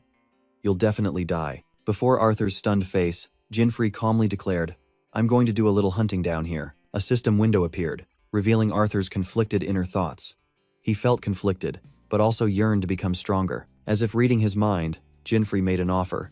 "Follow me, if you want to become stronger." After a moment of bewilderment, Arthur let out a dry laugh, as if he had just accepted a crazy gamble. But then he screamed when he understood Jinfrey's intention. "This is the little hunting you were talking about." Before them was a sea of fire, a horde of flame-bone birds, level 41, 42, waiting. Arthur hid behind the cliff, dodging the flame-bone bird's fiery attack. The flame-bone bird swooped down, determined to devour the intruder alive. "Can't let it get close," Arthur muttered, raising his magic bow. He calmly drew his bowstring, aiming straight at the approaching monster. "While it's approaching, I'll shoot it down." The arrow tore through the wind, embedding itself straight into the flame-bone bird's head with terrifying force. The fiery creature collapsed. Arthur stood there, bow still in hand, witnessing his victory. He smiled faintly with confidence. "Don't underestimate me. In a one-on-one fight, I won't lose." Suddenly remembering his companion, Arthur turned to look for him. "Right. What about him?" He froze. Jinfrey was meditating amidst a field of scattered flame-bone bird corpses. Jinfrey casually bit into a piece of skewered meat, turning to ask, Done already?" Arthur's jaw dropped when he realized Jinfrey was eating items dropped by monsters, even offering him a skewer. Suddenly, a giant salamander monster burst from the shadows, swinging its claws to attack Arthur. Jinfrey immediately rushed to catch Arthur, who was staggering from the sudden blow. "Are you okay?" Despite being injured, Arthur tried to act tough. "I'm fine. I'll handle this," Jinfrey said. "Just find somewhere safe to hide." Jinfrey faced the beast alone, noticing it was drooling and seemed unwell. The salamander growled, but pain flickered in its eyes. Jinfrey sneered, realizing the problem. "Got a stomachache too? Your movements are a bit sluggish, probably just finished eating." He continued to provoke the writhing monster. "Oh, about to throw up, are we?" Just as predicted, the giant salamander vomited a pile of bones and digestive fluids right in front of Jinfrey. Amidst the slimy gastric fluids was a corroded human skeleton. Jinfrey coldly confirmed. "Human bones. Just as I thought." Memories of a proud man flashed through his mind, before Arthur horrifyingly realized the terrible truth. Jinfrey spoke up. "Let's finish this before both of us start puking again, shall we?" But the monster only growled in response, its flames of hatred still burning fiercely. The young man trembled as he touched his father's relics. "My father's sword and clothes." Jinfrey's abilities screamed, sensing a heart of vengeance erupting from Arthur. Arthur's eyes blazed with hatred. He growled, "You're dead." He drew his dagger, yelling in despair. "For my father." Jinfrey could only watch as Arthur charged at the giant monster. Jinfrey frantically yelled, "Hey, wait, stop, calm down." But rage had consumed his reason, and Arthur was mercilessly thrown back. He was flung far away. The power disparity was too obvious. Arthur stumbled to his feet, muttering, "I'll tear you apart." He charged forward once more, defying the danger. But this time, Jinfrey seized the opportunity to stop him. Jinfrey yelled, "Are you deaf?" I said, "Wait a minute." Arthur struggled wildly. "Shut up. Let me go. You'll really die. Salamanders aren't something you hunt alone," Jinfrey shouted loudly, trying to awaken him. "Calm down right now. If you die here too, what will happen to the rest of your family?" Arthur's eyes were empty, sinking into despair. Jinfrey coldly spoke. "You know, don't you? That thing isn't something you can defeat on your own." "Of course I know," Arthur cried out in tears. "But what else can I do?" Suppressed grief surged. "That thing, my father," the system chimed, clearly sensing Arthur's extreme rage and helplessness. Jinfrey gently let go, realizing harsh words were no longer effective. After a while, Arthur sat up, his voice hoarse. "Sorry for yelling like that." "Arthur," Jinfrey called his name, breaking the heavy silence. Jinfrey began to outline a plan. "Your profession is hunter, right? Then you can use battle cry. Check your inventory." Arthur looked bewildered, not understanding his new teammate's intention. He was surprised to find a clump of cotton bat fluff in his inventory. "Why is this here?" Jinfrey smirked, explaining. "That's from the hunter's hidden skill. Looks like you've got some good stuff." "A hidden skill?" Arthur wondered, but Jinfrey cut him off. "That's for later. Listen carefully. I have a plan." With a confident smile, Jinfrey declared, "If all goes well, we can defeat it." His eyes sharpened, concluding, "All right, just do as I said." Arthur muttered, still skeptical. A plan to defeat that salamander. Just the two of us? He looked at the vast distance between them and the monster, but then the hesitation in Arthur's eyes vanished, replaced by a burning flame of determination. The salamander roared. Sensing the intentions of the two tiny figures before it, Jinfrey commanded decisively, "Buff me." Arthur immediately replied, "Understood." Arthur focused his mind on the incantation, preparing to cast the skill. "Oh, spirit residing in my words, rise with all your might and lead us to victory." A surge of energy erupted, and the skill battle cry was activated. Jinfrey stood firm amidst the swirling lightning, the system announcing that his strength and speed had surged by 30%. The salamander sensed the change, letting out a confused roar. Arthur held out a clump of cotton bat fluff. "Here, this is what you need." Jinfrey took it, smiling mysteriously. "Thanks." Battle cry really made my stomach feel a lot better. So, sticking to the plan? With that, Jinfrey charged straight towards the monster, with incredible speed. The salamander opened its fiery jaws wide, ready to swallow its enemy. Against its colossal size, Jinfrey looked tiny but showed no hesitation. He muttered to himself, "This thing is a tank. Normally it would take an entire army to take it down." Seizing the opportunity, Jinfrey thrust the strange object directly into the beast's mouth, making it shriek in horror. A notification appeared. "Salamander, subspecies, has been severely poisoned." Jinfrey calmly explained, "I used centipede venom for this. And there's more," he finished, as a streak of light shot towards them. Arthur's arrow struck precisely between the monster's eyebrows, a critical hit. Jinfrey glanced at his teammate. Arthur still held his bow drawn. He smirked with satisfaction. Just as planned. The salamander's weak point is right between its eyebrows. Arthur looked at his arrow, still a little amazed by the plan's precision. Jinfrey turned back to face the weakening monster, telling Arthur, "A melee fighter would have a tough time. Good thing you're here." Arthur quickly drew another arrow, ready for the next volley. Meanwhile, Jinfrey closed in, swinging his sword straight at the monster's jaw. The two coordinated seamlessly, one attacking at close range, the other providing support from afar. The salamander let out weak groans, its injuries too severe. Jinfrey narrowed his eyes, a premonition telling him, "It's coming." The monster let out an earth-shattering roar, the flames on its body erupting violently. A system notification appeared. Rage state activated. All stats increased by 30%. Arthur flinched and stepped back, the terrifying heat forcing him to shield his face. The young man muttered, "This is the rage state? The heat can be felt even from here." Yet, Jinfrey stood firm, calmly facing the frenzied beast. He smirked. "A salamander in rage state gets all its stats boosted, but I can use that to my advantage." Jinfrey tightened his grip on the clump of cotton bat fluff. The monster roared again, unholy flames engulfing it. Jinfrey retaliated, a powerful surge of lightning shooting from his hand, directly confronting the sea of flames. Preparation complete. He smiled as he looked at the secret weapon in his hand. Jinfrey began to explain. In rage state, its weak point also changes. Before it was between its eyebrows, but now. Arthur immediately knocked an arrow, waiting. Jinfrey shouted, pointing out the new target. Its two front legs. An arrow shot forth, embedding itself precisely in the salamander's front leg. Seizing the golden opportunity, Jinfrey charged forward, delivering a finishing blow. Mind's Eye was activated. The salamander roared in pain, while Arthur muttered, "Just a little more." Under the weight of continuous attacks, the monster began to collapse. Arthur froze, realizing something was wrong. The colossal monster finally collapsed onto the cracked ground. Jinfrey cautiously approached, observing the beast with arrows still embedded in its back. He analyzed. The flames around its body are weakening, a sign that it's in a critical state, but it can regenerate HP by devouring the surrounding flames. Just as expected, a system notification appeared as the flames on the monster's body flared up again. Self-regeneration. What a monster, Arthur exclaimed in astonishment. He realized the urgency. We have to kill it now before it fully recovers. With burning determination, Arthur shouted, "Jinfrey, I'm ready." Jinfrey calmly faced the growling salamander, its infernal energy having returned. "Understood," he replied curtly, gripping his weapon tightly. With a confident smile, Jinfrey declared, "Let's finish this lizard." He charged straight forward, a lone shadow confronting the raging flames. The salamander opened its jaws full of sharp teeth, preparing to swallow its enemy. "Open your mouth!"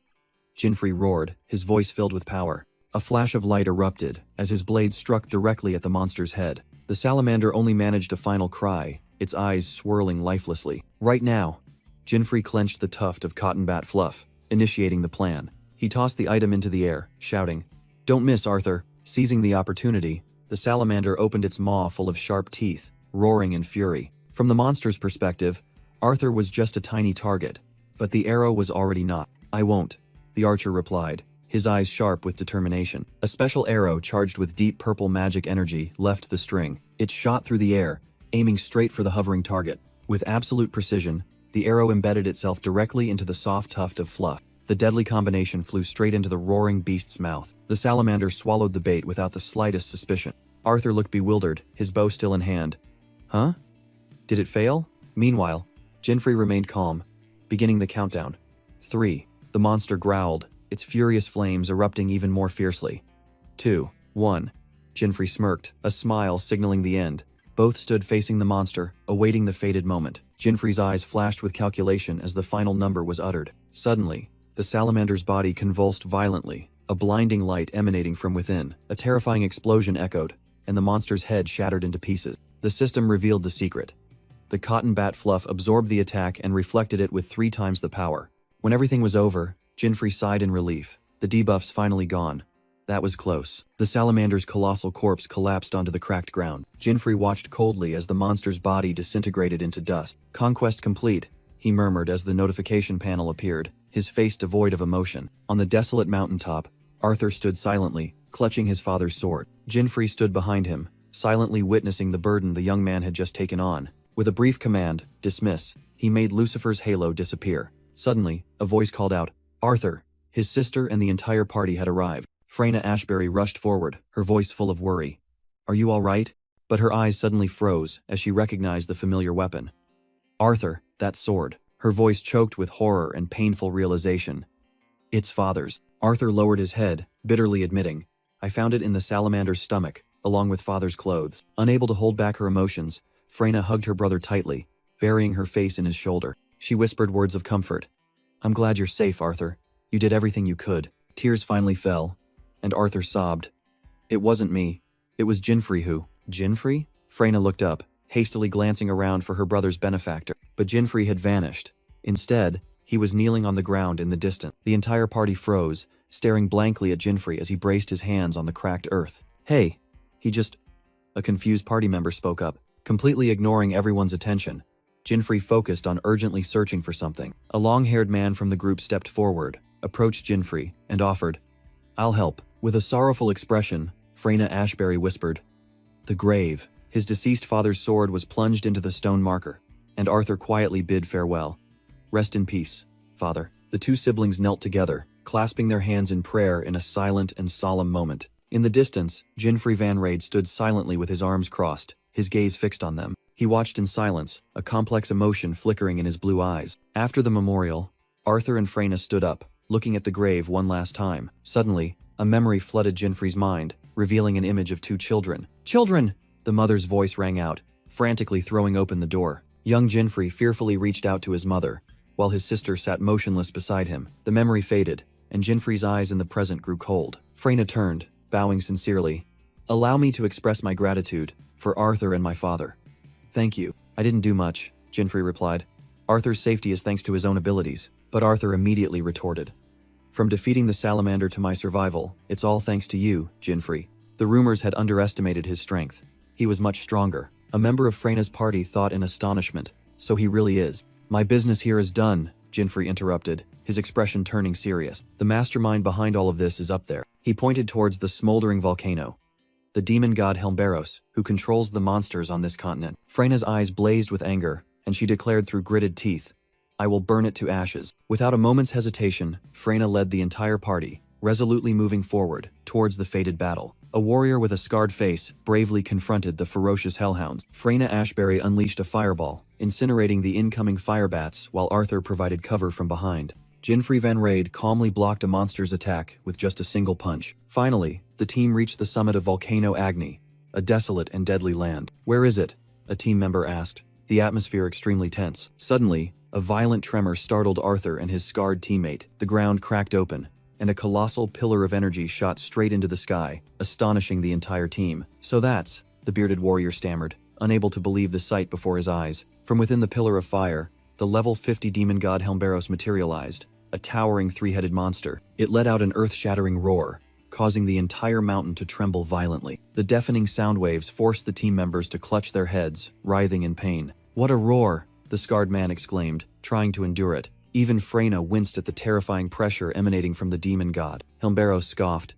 "Are you humans here to die?" Amidst the chaos, Jinfrey calmly ordered, "Everyone, fall back. Its first attack will be a breath attack." As if to prove his words, the demon god began to gather destructive energy in all three of its mouths. Freyna didn't hesitate for a second, shouting, "Do as he says! Get out of its attack range!" Trusting Jinfrey's judgment, the entire team quickly retreated to a safe position. But Freyna was horrified to realize Jinfrey was still standing there, and she yelled, "What are you doing? Move!" Facing the demon god alone, Jinfrey merely smirked, completely unfazed by the impending attack. Demon god Helmberos roared, unleashing a destructive torrent of hellfire. From a distance, Freyna hastily erected a shield, yet the entire team could still feel the terrifying heat. Arthur desperately shouted his friend's name when he saw him standing still.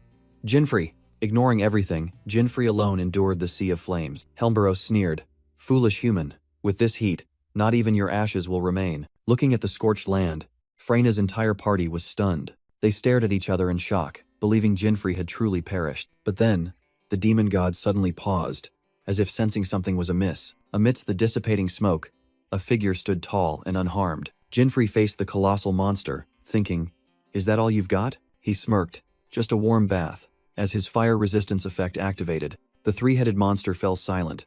Then a thought flashed. "Interesting. You gave it your all just to make me break a sweat?" Jinfrey continued to provoke. Witnessing the unbelievable sight, Arthur and Freyna were dumbfounded. Calling his name in astonishment, Freyna couldn't believe it. How is that possible?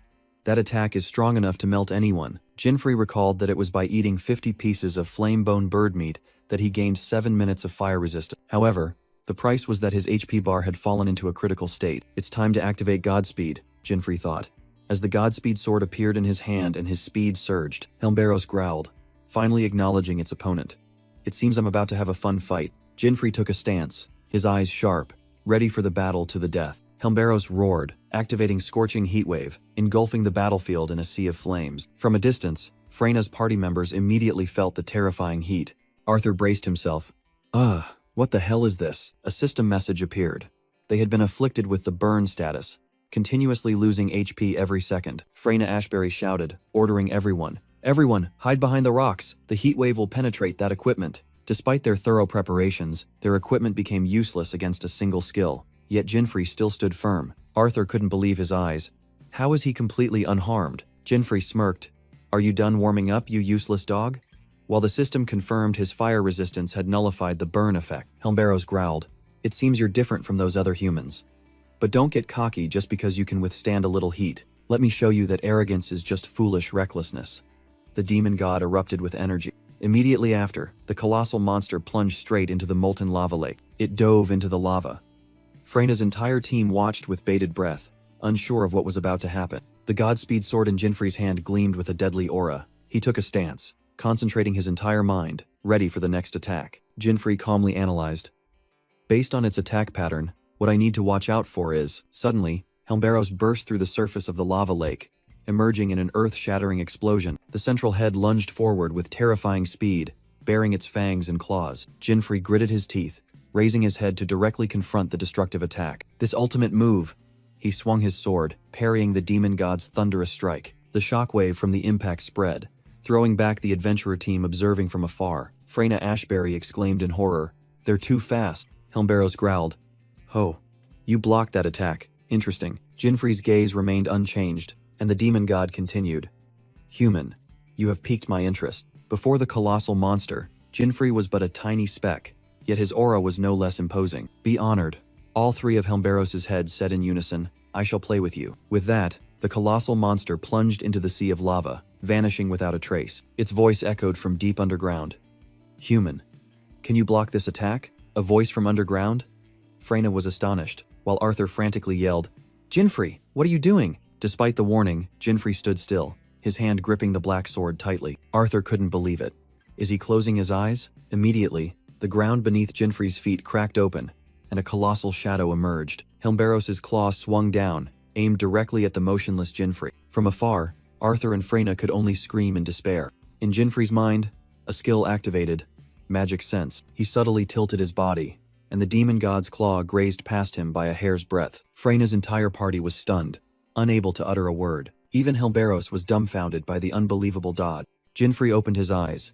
The magic sense skill from Lucifer's halo allowed him to perceive everything within a 5 kilometers radius. The demon god growled in admiration. You have quite good senses. Senses? Not at all. Jinfrey smirked. It's just that I know your every move. Helmberos roared, believing Jinfrey's recent victory was merely luck. The ground shook violently as the demon god launched an attack from the sea of lava below. How many more times do I have to play this whack-a-mole game? Jinfrey smirked. Stop babbling and show yourself, he planned. Use magic sense to pinpoint its location, then leverage the speed of the black sword to counterattack. Jinfrey closed his eyes, a self-reassurance echoing in his mind. Remember, I've done this a million times. Suddenly, a treacherous attack lunged from his blind spot directly behind him. From afar, Arthur screamed in despair. Behind you! But Jinfrey had vanished, leaving Helmberos stunned. He disappeared? In the crimson sky, Jinfrey appeared, diving straight towards the monster's 3 heads. The black sword was swung high, gathering power for a devastating downward strike. A perfect slash, the blade plunged deep into one of Helmberos's heads. The monster roared in pain and disbelief. What? With the cold blade pressed close, Jinfrey challenged. Answer me, puppy. With a confident smile, he asked. Do you still think I can't counterattack now? The demon god could only roar in silence, while Freyna's party watched in stunned silence from afar. Freyna Ashbury couldn't contain her astonishment. She could only exclaim, truly incredible. Just one hit, and you're getting cocky, Helmberos roared. You puny humans, we won't let you hinder our mission any longer. Their mission? Jinfrey muttered. This wasn't in the game. His gaze turned to the unusually bubbling lava lake. Great. Here we go again. Dismissing all doubts, he decided, now's not the time to think about it. Focus on landing another blow. Jinfrey delivered a perfect sword strike, tearing through the demon god's defenses. He stood calmly, his gaze unwavering before the colossal enemy. Helmberos roared in pain as the system announced a critical hit had been successfully landed. The demon god wondered in horror. This human. How can it foresee my attacks? Jinfrey merely smirked. Excellent, not just a critical hit. Another effect appeared. Helmberos was severely poisoned, its health draining with every second. Poison? Your dirty tricks again? The demon god roared in fury. Why bother? Your lack of poison resistance is a weakness everyone knows. Besides, targeting an enemy's weakness. Isn't that the essence of battle? From afar, a member of Freyna's party exclaimed in awe. He's too strong. Freyna also couldn't believe it. So many parties have been annihilated by this demon god, yet he can solo it. Hey, you stupid dog, Jinfrey provoked, making Helmberos freeze. What? Keep inhaling the fumes. With the poison taking effect, you'll die in 5 minutes. The atmosphere suddenly grew heavy. A terrifying pressure began to spread. I'll tear you apart, you damned human, Helmberos roared, unleashing its full power. Intense heat waves surged, throwing Freyna's party back and forcing them to seek cover. I can't get any closer. Arthur strained to resist, while Freyna yelled, Arthur, retreat! The heat waves are getting stronger. Freyna ordered decisively. Everyone, evacuate to a safer location. Arthur gritted his teeth in helplessness. Damn it. I can't even fight alongside him. In the eye of the fiery storm, only Jinfrey remained, facing the demon god in its ultimate frenzy. Provoked, Helmberos let out an earth-shattering roar and spewed a torrent of hellfire directly onto the ground. The demon god's wrath made the entire volcano tremble, its furious flames still burning fiercely. Jinfrey stood firm, surprised by the monster's sudden attack. Isn't the fire breath attack only for the first strike? This wasn't in the game, Helmberos growled. Lowly human. You are definitely using some ability to detect my magic. Jinfrey smirked in response. So what? Is that your excuse for being at a disadvantage? The demon god snorted disdainfully, all 3 heads staring intently at the tiny enemy. Even if you know where we will attack from, a sinister head spoke. Can you truly withstand it? The second head continued. If all 3 of us attack together? The central head finished the threat. Jinfrey frowned, sensing something was wrong. What are they? From a distance, Arthur and his teammates were stunned. What? Right before their eyes, the 3-headed demon god suddenly split into 3 separate monster entities. Jinfrey broke out in a cold sweat. This wasn't in the game. Cut me some slack. One of the 3 monsters stomped its foot heavily on the ground, creating a violent tremor. The ground cracked open, and lava began to surge. Jinfrey could only utter sarcastically, Seriously? Again? Fantastic. He quickly regained his composure, thinking to himself, but they have a point.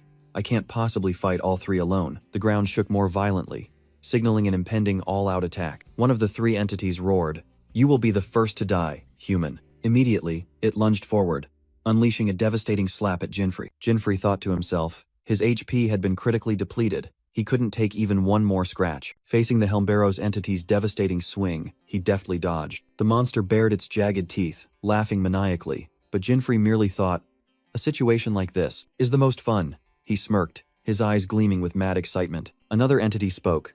"Quite amusing, human. However, don't worry. I'll make sure those deadweights go to hell too, so you won't be lonely." Jinfrey's face darkened. The first monster roared, "This is the end," putting all its strength into the attack. It opened its sharp jaws wide, lunging to swallow Jinfrey in a single blow. But Jinfrey shouted a name. Icefall. Giant ice shards unexpectedly erupted from the ground, piercing through the monster's body, leaving it stunned. Just then, a sarcastic voice rang out. "Aren't you ashamed, Lord Demon God, taking on one person with three?" Freyna Ashbury appeared, staff in hand, red lightning crackling around her. "I don't appreciate being called a deadweight, you understand." The injured monster growled, annoying at the unexpected intervention. It furiously switched targets, yelling, "You're just asking to die first," then lunged towards Freyna. Seizing the golden opportunity, Jinfrey darted behind the monster. A cold and decisive sword strike slashed across the enemy's throat. The Helmberos entity's head flew into the air, black blood gushing out. It thumped onto the ground right in front of Freyna's stunned party. Jinfrey stood in front of the mage, coldly saying, "Now we're even." He licked a streak of blood from his lips, his eyes sharp. "Let's finish this quickly. Only two left." From afar, Arthur and his teammates cheered joyfully. "All right." But on the battlefield, Jinfrey was still panting, exhausted, standing guard in front of Freyna. He gritted his teeth, his eyes sharp. Two more to go. Immediately, one of the two remaining entities transformed into a werewolf, roaring, "How dare you kill my brother?" The other one also transformed, laughing maniacally as it charged. "I'll tear you to shreds." Jinfrey swung his sword to parry while Freyna began chanting behind him. "You can use ice magic too?" "Yes, but I'm more proficient in fire magic. The compatibility isn't very high." "What about heatwave then? Is it okay this close?" "I'm using support charms to nullify the burn effect, but they won't last long," Jinfrey ordered. "All right, just keep it like that for a moment." He turned to face the wolf-like monster, the sword in his hand beginning to transform. The ultimate skill activated. Godspeed. A slash descended from above. The monster only managed to let out a cry of pain. Jinfrey stomped his foot heavily on the ground, building momentum for the next burst of speed. He darted away like a ghost, leaving Freyna staring in astonishment. "What?" The monster was stunned as its attack sliced through empty air, while the system announced, "Mind's Eye skill activated." In a flash, Jinfrey stood on the fallen body of the enemy, a notification appearing. "You have defeated Demon God Helmberos, left body." He muttered, "Thanks to the toxins, I could finish it off quite easily." The last one dove down again. "Huh." Jinfrey looked towards the bubbling volcano mouth. He turned to Freyna.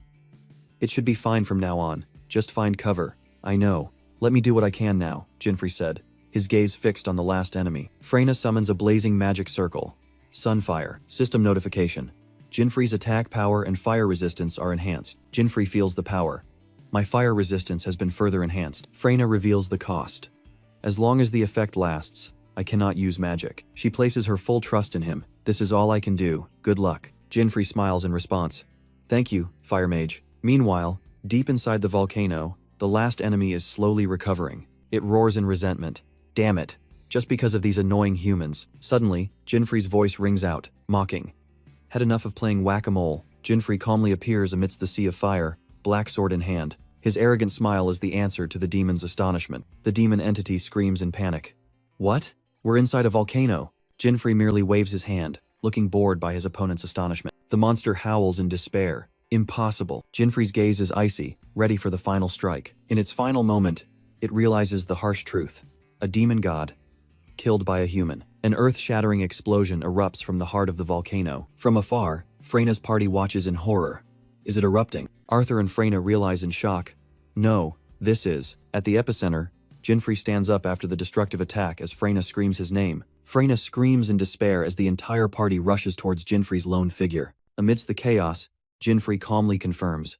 "Yep, it's all over." Arthur stammers in disbelief.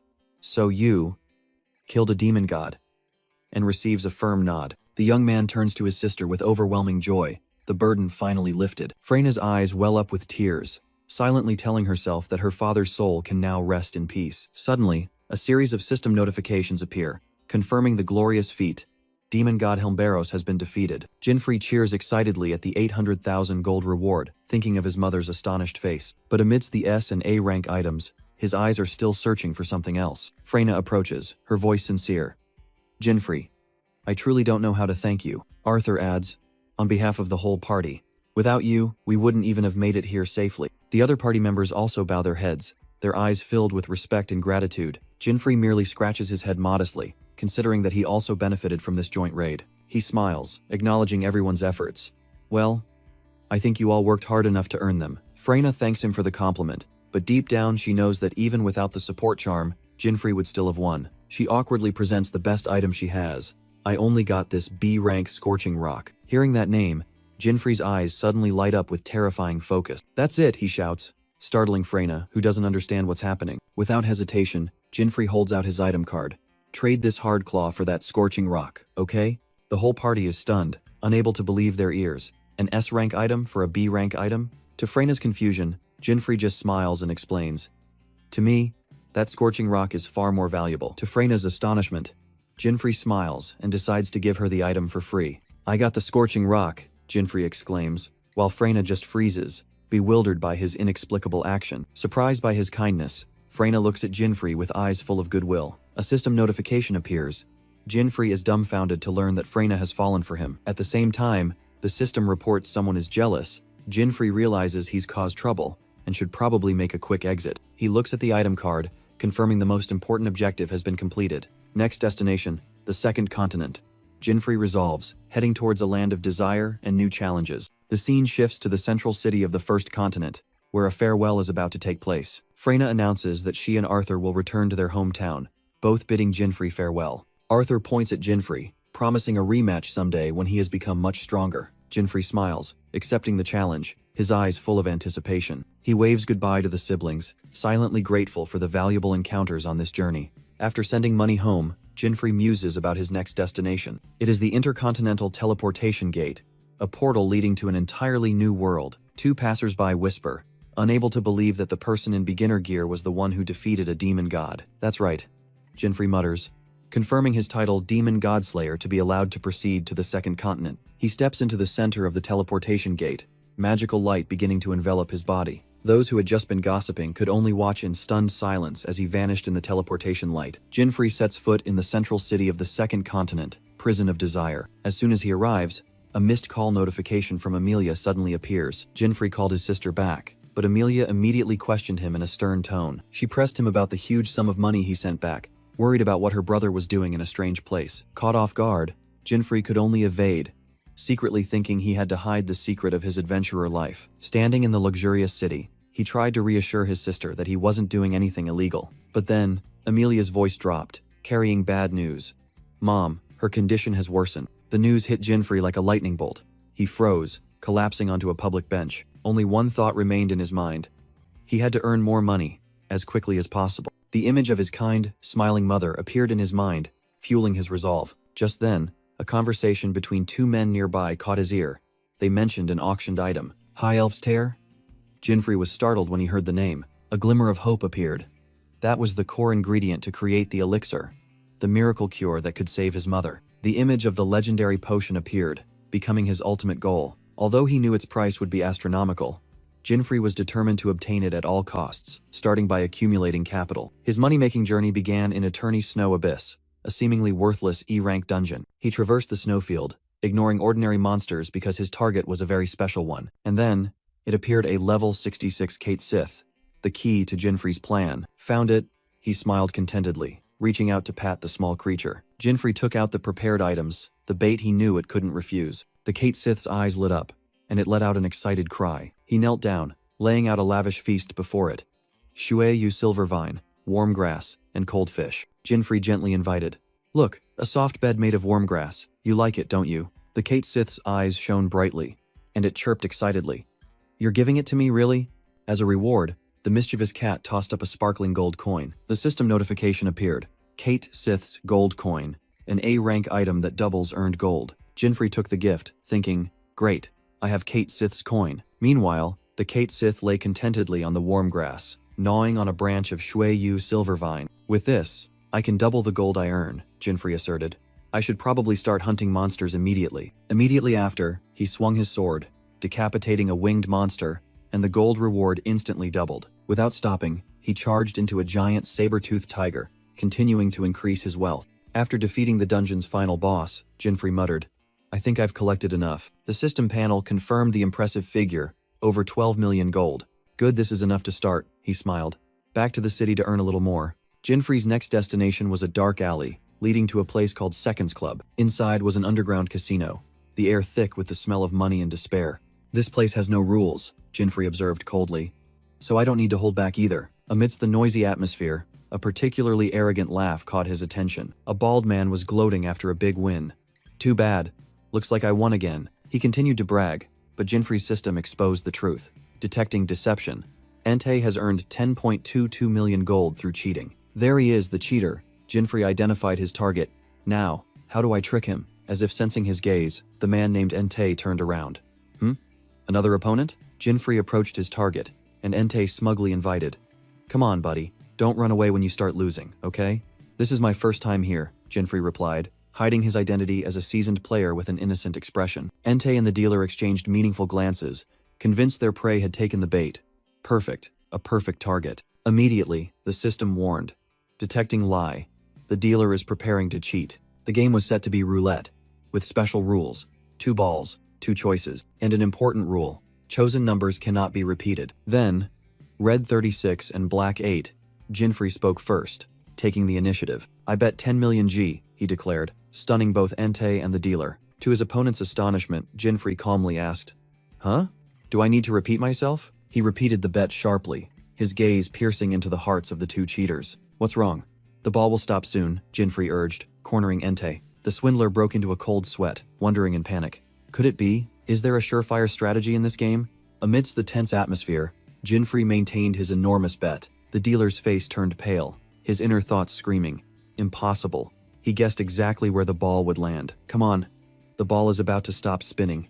Jinfrey smiled, enjoying their panic. Urged by his accomplice, Entei could only stammer in despair, unable to offer any other numbers. Jinfrey thought to himself, "Thanks to Lucifer's halo, I know your tricks." The dealer's profession is hunter, he analyzed, as the wheel began to slow. With the sniper's eye skill, he can land the ball on target with 100% accuracy, and the first ball fell into slot 36. Immediately after, the second ball also landed on number 8, sealing an absolute victory. Jinfrey Van Ray leaned back in his chair, a smirk playing on his lips as his winnings were confirmed. "Looks like I'll get my share tonight too." He had exposed their trick. The dealer used a target locking skill, then signaled the numbers to his accomplices. Exposed, Entei furiously grabbed the dealer, yelling, "Nonsense, this guy's cheating. Where's the manager?" Immediately, the casino manager appeared, and Entei hastily pointed, accusing, "This kid's playing dirty." The manager smiled meaningfully. "Bet 10 million and win instantly. How about we step outside and have a little chat?" Jinfrey thought to himself, "That doesn't sound like talking at all. Looks like the manager is in on it too." Without another word, the manager ordered, "Seize him." In response, Jinfrey delivered a kick, sending the entire roulette table flying into an approaching thug. Another thug with a scar on his cheek grabbed him from behind. "You're done for." But with a swift chop to the back of the neck, Jinfrey knocked the thug unconscious. He stood upright, surrounded by the scattered henchmen on the floor, to the astonishment of the others. From a distance, the dealer revealed his true colors, drawing a bow and arrow aimed directly at Jinfrey's back. At the same time, Entei drew a dagger and lunged from Jinfrey's blind spot, yelling, "You cheating bastard! The cheater's here!" Jinfrey spun around, seizing Entei's dagger-wielding wrist. "Are all of you?" He slammed Entei's face onto the floor without mercy. In a flash, Jinfrey raised his hand, caught the incoming arrow, snapped it in half, and coldly asked, "Who's next?" The manager broke out in a cold sweat, while the dealer frantically blurted out, "Manager, I think this guy is. His appearance matches the guy from yesterday's news. The rookie who broke the purification ritual record." The manager froze, stammering, "Could it be? Is it really him?" They all realized an even more terrifying truth and horror. If he's already in the second continent, could it be that he's already defeated the demon god Helmberos? Jinfrey coldly looked at the henchman. "What are you going to do? If you want to kick me out, do it quickly." However, the manager and his subordinates suddenly bowed deeply, trembling as they apologized for suspecting him of cheating. Inwardly, the manager gritted his teeth. "If the rumors are true, we stand no chance, but he's still just a kid." Jinfrey smirked, responding to the manager's trembling apologies. "Hand over all the money in this casino to me," he added. "Oh, and the auction invitation tickets too. Consider it hush money. Quite cheap, wouldn't you say?" Jinfrey growled. "Refuse, and I'll call the police. Or do you want me to cause another ruckus here?" After cleaning up the casino, Jinfrey headed straight to the Second Life Central auction house. He checked his enormous balance, thinking, I can't miss this chance. Who knows when Gao Jing's tear will appear again? Suddenly, a special item was brought onto the stage. An exquisite gourd-shaped wine flask. It was Qinglong wine. Jinfrey's eyes lit up, realizing this was an opportunity to craft the hidden equipment sooner than expected. The auctioneer started with the Ice Chimera Fang, with a starting bid of 500,000, and Jinfrey immediately bid 1 million. Immediately after, a voice rang out, raising the price to an unbelievable 10 million. The entire hall was stunned, and Jinfrey also turned to see who was making such a grand play. From the balcony, the casino manager looked down, accompanied by a knight in full armor. He sneered, cursing inwardly. Having fun, kid? Did you think I'd let things go after what you did? Jinfrey's face darkened, a demon title appearing above his head as he realized that Bastard hadn't handed over all the asset. He looked towards the balcony, determined. Gao Jing's tear is probably the last item. I need to build up my capital here first. Jinfrey Vanrade was stunned when the Ice Chimera Fang fell into the hands of the Fengsh gang for 10 million. Those around whispered about the power of this colossal guild, one that could seize anything they desired. He thought to himself, I knew the manager belonged to this gang, but I didn't realize they were this large scale. Meanwhile, the casino manager was pointing Jinfrey out to a powerful man. Guildmaster, that's the brat. He continued to fan the flames. He even stole our invitation tickets. We can't let him get away with this. The guildmaster sneered, ordering, teach him a lesson, grind him to dust. Back on the auction floor, Jinfrey ignored the danger, confidently bidding 50 million for a mysterious item. Another attendee gasped in astonishment at the enormous sum. However, the Fengshe gang immediately countered with an unbelievable price. 200 million. Jinfrey was stunned by his opponent's wealth, as the item once again slipped from his grasp. The manager grinned sinisterly, and the system warned Jinfrey about their dirty intentions for revenge. He gritted his teeth, worried that his ultimate goal would also be snatched away. Realizing he couldn't confront them directly with money, Jinfrey began to devise a new plan. The Fengshe gang continued to win another item for 40 million. One by one, from the bloodthirsty dagger to Qinglong wine, all were acquired by this guild. The auctioneer had to exclaim that the auction had turned into a solo performance by the Fengshe gang. The manager burst into arrogant laughter. How can a mere brat contend with an entire guild? We'll take everything you want. Facing the provocation, Jinfrey merely smirked coldly. The fool here is you. On stage, the auctioneer solemnly announced. And now, we move on to the final item. The auctioneer solemnly introduced the final item, Gao Jing's tear, a treasure that could move anyone's heart. With a radiant smile, he announced the starting bid of 50 million. Immediately, Jinfrey bid 500 million, a sum that silenced the entire hall. The other attendees were stunned, one muttering, damn it, maybe I should sit this one out too. Jinfrey smirked, confident that his prey was about to fall into the trap. Finally, I won't let it slip away. From above, the casino manager roared. Getting serious now, are we? We'll double it this time too. A bid of 1 billion G was made, but the auctioneer suddenly announced, we have received a red flag. Representatives from the Fengshi gang are not permitted to bid on this item. The manager was dumbfounded by the announcement. Jinfrey merely chuckled to himself, savoring the moment of victory. Serves them right. The Fengshi gang leader yelled in confusion. Bidding limit? What do you mean? The auctioneer calmly explained. Sir, each buyer is only allowed to win a maximum of 5 items.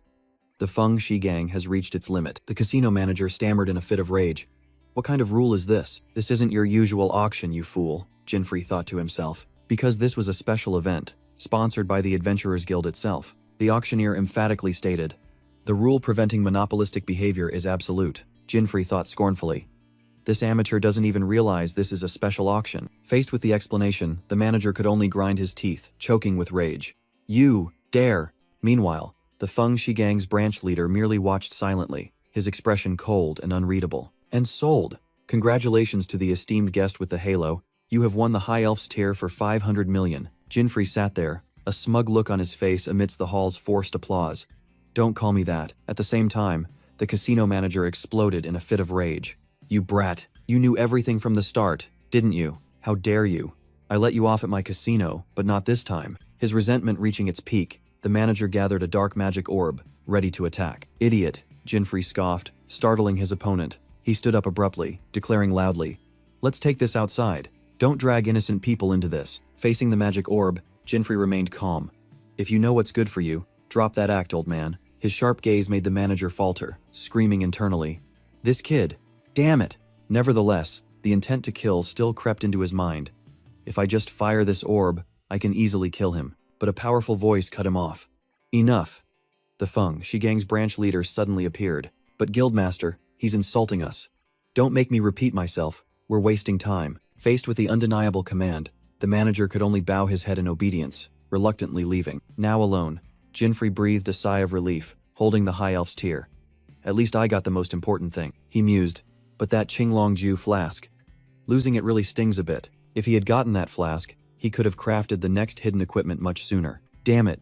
Looks like I'll have to hunt those guys down again, Jinfrey muttered, his eyes flashing with determination. Hey, you look pretty special, you know? A female voice unexpectedly rang out from behind him. A strange white-haired girl approached, her crimson eyes fixed on the halo above Jinfrey's head. Who is she? Jinfrey wondered, as the girl cut straight to the chase. What's your relationship with the Feng Shi Gang? The silver-haired girl revealed the identity of the person who had just left. The Feng Shi Gang's second continent branch leader. Jinfrey silently committed that powerful face to memory. He admitted to having a grudge against the Feng Shi Gang, then asked directly, "Who are you?" and received the concise reply, "An adventurer." Mira coldly admitted she was tracking them, and the system immediately revealed her true identity. Jinfrey was stunned. A quest from the guild.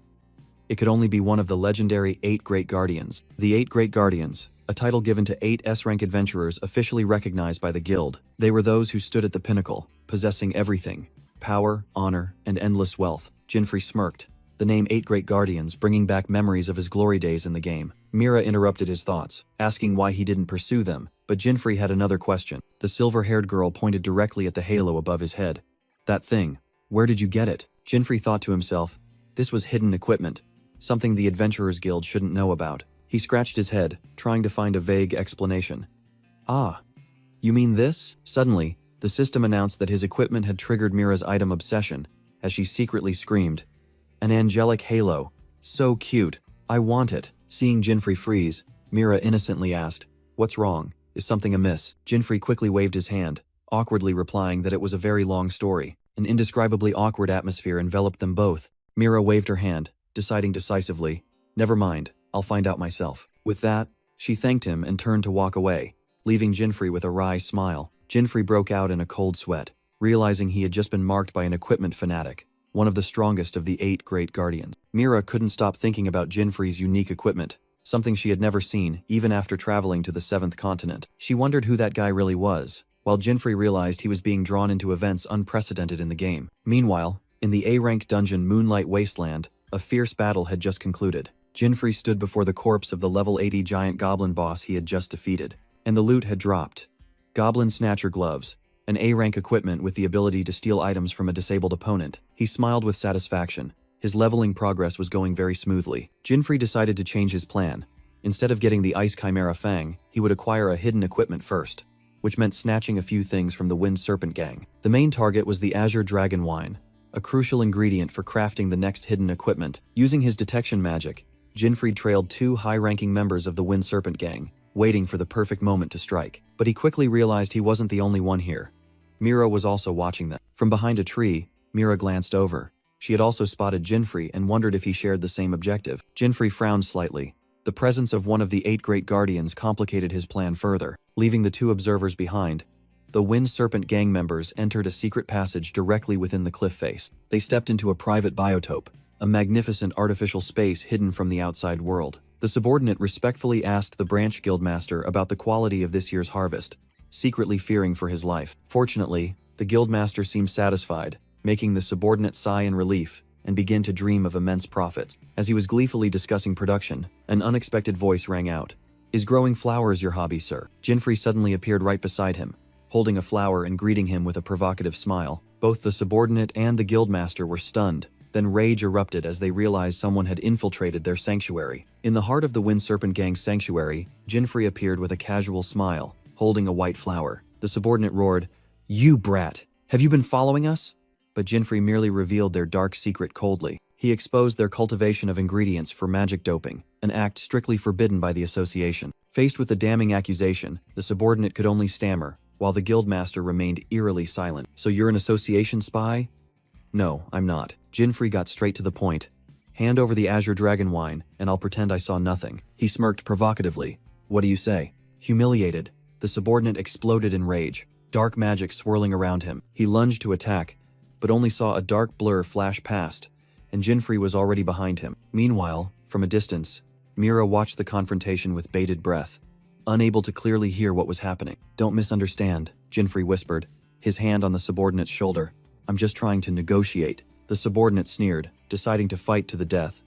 "You want the Azure Dragon wine? Dream on." He drew a dagger, ready to finish off the intruder. "There's no other way," Jinfrey sighed, summoning his Godspeed sword as the subordinate frantically charged. In a flash, Jinfrey effortlessly blocked his opponent's attack. "You asked for this?" An icy voice rang out before the blade swung. The subordinate fell, and the guildmaster merely stared coldly at the corpse of his henchman. Witnessing the scene from afar, Mira was utterly speechless. "One hit? What kind of blade is that?" Jinfrey turned to the guildmaster, scoffing. "You've got some nerve, daring to pick a fight with the likes of us." Simone Bradbury, the branch guild master of the Wind Serpent Gang, smirked. "Then you know what's coming, don't you? I've been patient for too long." Jinfrey Van Raid calmly retorted. "Me too. I've wasted too much time here. I need to blow off some steam." From a distance, Mira hid among the flowers, thinking to herself, "I want to see how that weapon works. Waiting a little longer won't hurt." Under the bright moonlight, both glared at each other, a battle to the death about to begin. Without a word of warning, Simone swung his greatsword and charged forward with furious speed. Jinfrey immediately raised his Godspeed sword, preparing for the direct impact. A deafening clang of metal echoed as Jinfrey blocked the first attack. But immediately, he realized a harsh truth. His level is higher than mine. The two blades ground against each other, creating terrifying pressure. Simone unleashed a furious barrage of slashes, giving Jinfrey no time to breathe. Pushed back, Jinfrey gritted his teeth and endured, steadily forced back by sheer power. Mira observed and analyzed. He has fighting talent, but in terms of raw power, Simone is completely superior. Simone's sword strikes grew increasingly dangerous. Jinfrey could only struggle to defend. Finally, a powerful blow sent Jinfrey flying, causing him to lose his balance and slide across the ground. Simone looked smugly at the kneeling Jinfrey. "Not bad for a rookie, but you still can't beat me." Jinfrey raised his head, his eyes burning.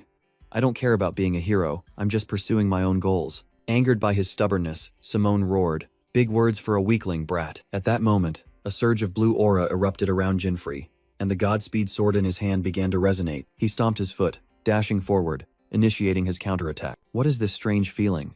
I probably don't need to use my class skills to deal with this kid." But Simone was stunned, unable to believe his eyes. From a distance, a figure silently watched with astonished eyes. Mira was speechless. He's doing all that with his eyes closed? She couldn't understand.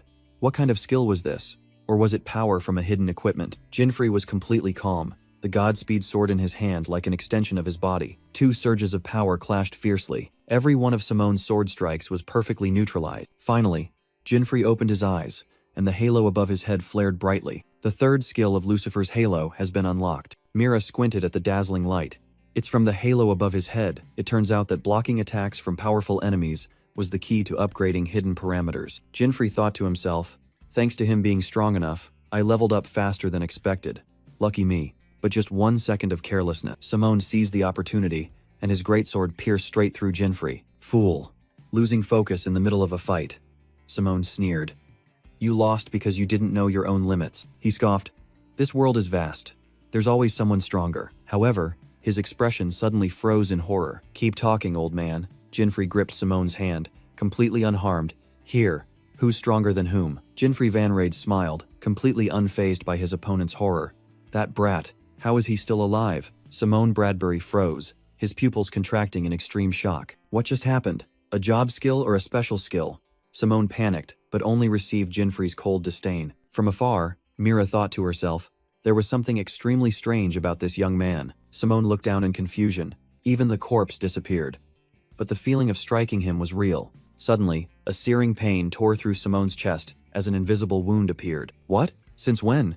He hadn't even had time to collect himself from the sudden attack. Jinfrey remained motionless, making Simone scream in his mind. But he didn't move. What the hell is going on? In his own nightmare, Simone saw Jinfrey's blade had pierced his heart at some unknown moment. He coughed up blood, screaming in despair. "You brat! What did you do to me?" Simone's painful screams suddenly echoed through the space, startling Mira. She watched in shock as the leader of the Wind Serpent Gang writhed in agony amidst a field of white flowers. Behind the struggling man, Jinfrey stood, calm as a judging deity. "This is the third skill of Lucifer's holy ring, Illusionary Playground," Jinfrey explained, and a system panel appeared to confirm it. Simone looked up, seemingly understanding everything, and whispered, "As if I didn't know that." Having finished off his opponent, Jinfrey turned around, facing the uninvited guest. "So it's you," he said. His gaze locked on Mira. "Enjoying the show?" Jinfrey asked mockingly, and Mira could only admit, "So you knew." She explained she was here for Simone, but Jinfrey cut her off, correctly guessing she was on a mission for the association. "Good for you. Then I'll leave the cleanup to you," Jinfrey said, turning his back and walking away, leaving Mira stunned. Jinfrey suddenly remembered. "Oh, right.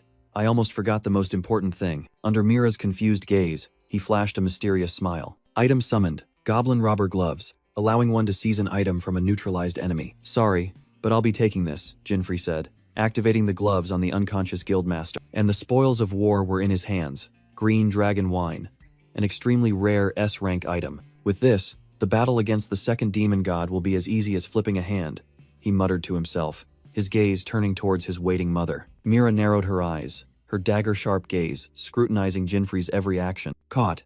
Jinfrey flinched and clarified. "What's wrong? Is there a problem?" "I'm just using legal items." Mira sighed, reluctantly accepting.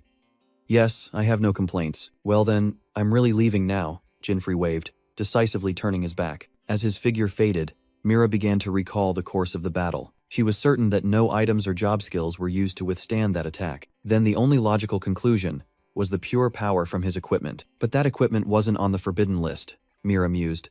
Jinfrey Van Raid is certainly no ordinary adventurer. Meanwhile, Jinfrey had arrived at the second continent, standing before Tobar's workshop.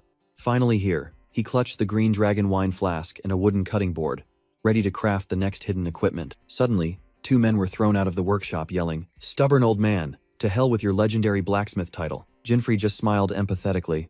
"I understand that feeling. If you don't bring the right gift, he won't even talk to you." He confidently pushed the door open and cheerfully greeted, "Excuse me." Then Jinfrey solemnly held up his gifts, a wooden cutting board and a carving tool set. Inside the workshop, the legendary blacksmith Tobar grumbled irritably. "Another brat? Don't disturb my work." He threw tools, yelling to chase Jinfrey away while the boy calmly walked in, thinking to himself, "He hasn't changed at all." Jinfrey grinned, blocking the door. "Why don't you listen to me for a bit, Mr. Tobar?" Which only made the old man even angrier. He feigned disappointment, pulling out his trump card. "What a pity. Even though I brought an excellent wine." Tobar's eyes were immediately drawn to it. He froze, exclaiming in surprise, How does a brat like you have green dragon wine?" Tobar yelled, trying to snatch the flask. "Just leave the wine here and get out." The old blacksmith even stomped hard on Jinfrey's foot to snatch it. Jinfrey winced in pain but held tightly to the flask, thinking to himself, "That hurts, old man." In the game, just giving green dragon wine would grant an S-rank item, but if you add this too, that was melting stone, a B-rank item. "Look, I also have melting stone." Jinfrey held it out, leaving Tobar completely speechless. After a while, the two were sitting opposite each other inside the blacksmith's workshop, a spectacular change in attitude. Jinfrey used the melting stone to warm the wine and respectfully poured it. "Here you go, sir." After a sip, Tobar's eyes welled up. "My late wife also loved this wine," he continued to lament, "especially the kind warmed with this stone," while Jinfrey could only sigh inwardly. He continued to refill the blacksmith's cup, having confirmed in his mind, "With this, I've entered the hidden event." Jinfrey calculated, green dragon wine alone would grant an S-rank item, but combining both would yield A-rank item. Meanwhile, Tobar was completely drunk, collapsing onto the table and weeping miserably.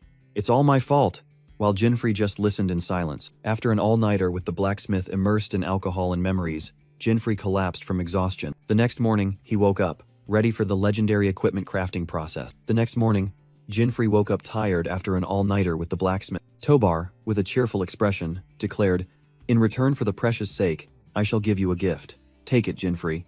Jinfrey smiled confidently. "Thank you, sir. Truly worthy of the legendary blacksmith title." He proudly showed off his achievement. The third hidden equipment was now in his hands. It was the Eideton Boots, a mythical item that increases speed and grants instant teleportation. "The third item is complete," Jinfrey asserted. "I have nothing left to do here." The next objective was clear. The S-rank dungeon at Grace Castle on the second continent. With his new equipment, Jinfrey was confident that all preparations were complete. Just as he was about to leave, Tobar threw him an item.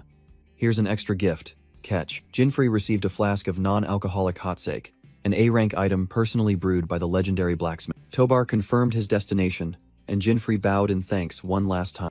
"The ice demon god is very cunning," the blacksmith warned as Jinfrey set off. Before long, Jinfrey stood before the entrance to Grace Castle, a frozen fortress amidst a blizzard. Other adventurers in thick winter attire were entering the dungeon one by one. Jinfrey shivered as his first step sank deep into the biting cold snow. "It's really cold," he muttered. Then suddenly remembered the gift Tobar had given him. He immediately took the metal flask out of his inventory. Amidst curious glances, Jinfrey tilted his head back and drank it all in one gulp. A wave of warmth spread throughout his body, and he exclaimed refreshingly, "That hits the spot." Now, the frigid cold of this land was no longer an obstacle. He was completely ready. Amidst the white snow, Jinfrey Vanrade became the center of discussion.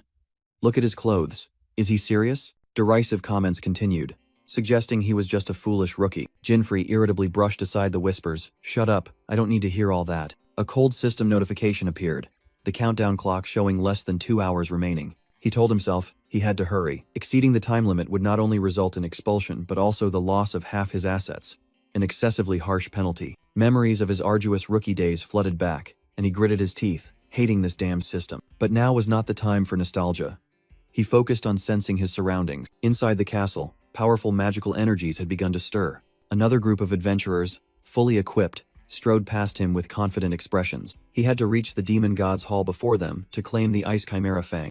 Meanwhile, the group of adventurers from earlier was struggling through the blizzard. Every step sinking deep into the thick snow seemed to drain their strength. One person lamented, "At this rate, we'll run out of time." Suddenly, a roar tore through the air, and a giant monster appeared. System identified, Kunikurus, level Delapandua. Facing the monster, the adventurer despaired. "Damn it, we'll never reach the castle." Their formation was in disarray, one person frantically yelling, "Where's the support?" Just then, a dark silhouette gracefully glided over their heads amidst the falling snow. Jinfrey landed, facing the beast alone, standing between it and those who had just mocked him. Jinfrey Vanrade delightedly glided through the air, feeling as if he were strolling in a dream. Suddenly, a growl echoed, making him look back. Before him were two level 82 Kunikurus, giant rabbit monsters with glowing red eyes. "Sorry, I'm in a hurry," Jinfrey said coldly, then swung his black sword, tearing through the pack of monsters. From a distance, the group of adventurers and the surviving Kunikurus stared in stunned horror at the scene. They began to whisper about the strangely dressed guy, who could run in the sky and wore a holy halo. Both humans and monsters came to a horrified conclusion. It was an unredeemed spirit. Jinfrey, his sword vanishing in his hand, muttered a sarcastic, "Rest in peace." Behind him, the group of adventurers and the monster suddenly became friendly, clasping their hands together in prayer. Overhearing everything, Jinfrey turned back and glared fiercely. "Shut your mouths or I'll beat you to death right now." Leaving the comedic bunch behind, his objective appeared, demon god Olmud's castle. Finally here, Jinfrey sighed in relief as he landed before the majestic castle. He smirked smugly. "Only took 5 minutes to get here, not bad." But then, his smile vanished, as an unexpected sight caught his eye. A white-haired woman was striding confidently towards the castle gate, while Jinfrey could only watch from above. "It's that woman from the 8 Great Guardians again," he thought to himself. "It feels like she's also aiming for the hidden equipment." Jinfrey frowned, not understanding why a figure of such caliber would appear in such a run-down dungeon. The strange woman placed her hand on an ancient runic slab, activating the gate's secret mechanism. She muttered about the person she was hunting and the dungeon's harsh 2-hour time limit. The colossal gate glowed and slowly opened. Jinfrey could only watch in astonishment as his rival entered first. Jinfrey hovered in midair, stunned as he watched the white-haired girl standing below after she shattered the city gate. Truly worthy of an 8 Great Guardian, he thought to himself as her silhouette faded into the darkness. Thanks to the Idaten boots, Jinfrey gently landed on the snow-covered ground. He clicked his tongue. She even destroyed the gate mechanism. Guess I'm lucky to get a shortcut. Jinfrey's eyes gleamed with calculation. A formidable opponent had appeared. As soon as he stepped inside, a pack of ferocious Kunikurus rushed out to block his path. Persistent, aren't they? The monsters roared, baring their sharp fangs, ready to tear their prey apart. But Jinfrey calmly activated his new skill, Tempest Teleportation. In a flash, he vanished, leaving behind streaks of electricity that sent the monsters into a frenzy. A second later, Jinfrey appeared in the level 9 corridor, in front of the frozen secret chamber. "Excellent," he smirked. "Taking a shortcut with teleportation is truly sweet." He looked at the large door in front of him. The condition to enter the demon god's chamber is to defeat the mid-boss here. But, he thought to himself, this is my first time challenging this place with the Idaten boot. A confident smile spread across his face. Looks like I'm about to set a new personal record. At the same time, in the frozen secret chamber on level 7, a desperate scream echoed throughout the hall. A group of adventurers knelt, desperately pleading with the man standing before them. "Guildmaster."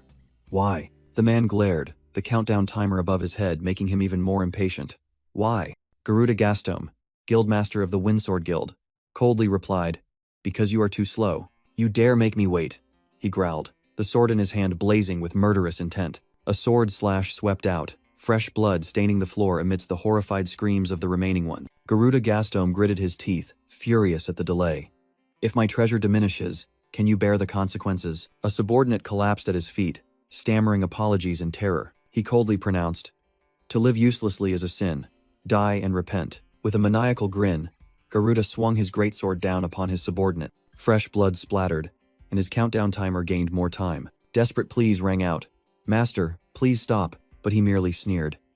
"Your lives are only worth a few hours anyway." Garuda turned and yelled at another subordinate. "Is this all the people there are?" "Not enough." The subordinate trembled, explaining that it would take time to bring more people. "Or perhaps I'll use you instead." Garuda's threat made the subordinate frantically promise. As he fled, the subordinate thought in horror. He steals time by killing people. Looking back at the scattered corpses, he wondered how many more would have to die. Garuda clicked his tongue in annoyance, seemingly still unsatisfied. He mused about a high-ranking subordinate who had been captured by the 8 Great Guardians, but then he confidently looked out the snowy window. "Here, time is on my side. A magnificent place, this Grace Castle," he concluded, looking at the icy fortress. Meanwhile, on level 9, Jinfrey Vanraid swooped down from above, attacking a pack of monsters. He smashed a beast with a smug smile, blood staining the icy floor. Surrounded by enemies, Jinfrey moved as lightly as the wind, without a single scratch. "This feeling of fighting freely is amazing," he thought to himself. "This equipment is truly top tier." In the silent expanse of the castle, Jinfrey Vanraid suddenly paused, sensing a strange magical aura. He analyzed. Besides the demon god's magic, there was another source of energy, even stronger. But for now, he still needed to clear out the monsters blocking his path. After dealing with the minions, Jinfrey smiled confidently. "Great. Next up must be the mid-boss." Suddenly, a large door in the hall slowly opened. A white-haired girl stepped in, her demeanor full of caution. From above, Jinfrey immediately realized, so she's the other source of magic. While the girl also felt something was amiss. She wondered why there was no sign of any monsters. An eerie silence. Right behind her, 2 colossal figures began to rise from the icy ground. The system confirmed the appearance of 2 level 92 snow golem. Surrounded, the girl muttered, "Why did the mid-bosses suddenly appear?" Without hesitation, she began to chant. "Summon." Sylphid, a beautiful wind spirit, appeared behind her. Witnessing the scene, Jinfrey thought to himself, "Spirit summoning. A high-level skill." Along with her spirit, the girl prepared to unleash an attack, uttering a meaningful remark. "Sorry, but I don't have time to interfere here." An emerald energy orb was fired directly at the 2 golems.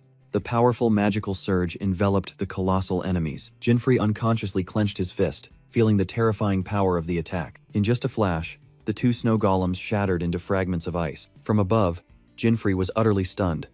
Damn, she took down both mid-bosses with a single blow, Jinfrey thought. She's on a different level. After defeating the mid-boss, the crystal door leading to the next floor slowly opened before the white-haired girl. From above, Jinfrey muttered, "Going in there will lead straight to the demon god's chamber." Once the girl was out of sight, he gently landed on the floor. "I'll have to search more thoroughly," the girl decided. Next, the annex. So she's looking for someone. Jinfrey sighed in relief. Good thing she's not after the demon god. But then, the girl suddenly froze, sharply turning her head backward. Her gaze swept across the ceiling, where Jinfrey had just been hiding. "It feels like someone is watching," she whispered. "Or am I just imagining things?" Shaking off the suspicion, she told herself to focus on the task at hand. Now, Jinfrey stood before the final boss room on the 10th floor of the demon god's castle. Without a moment's hesitation, he pushed open the massive door. Inside was a hellish sight.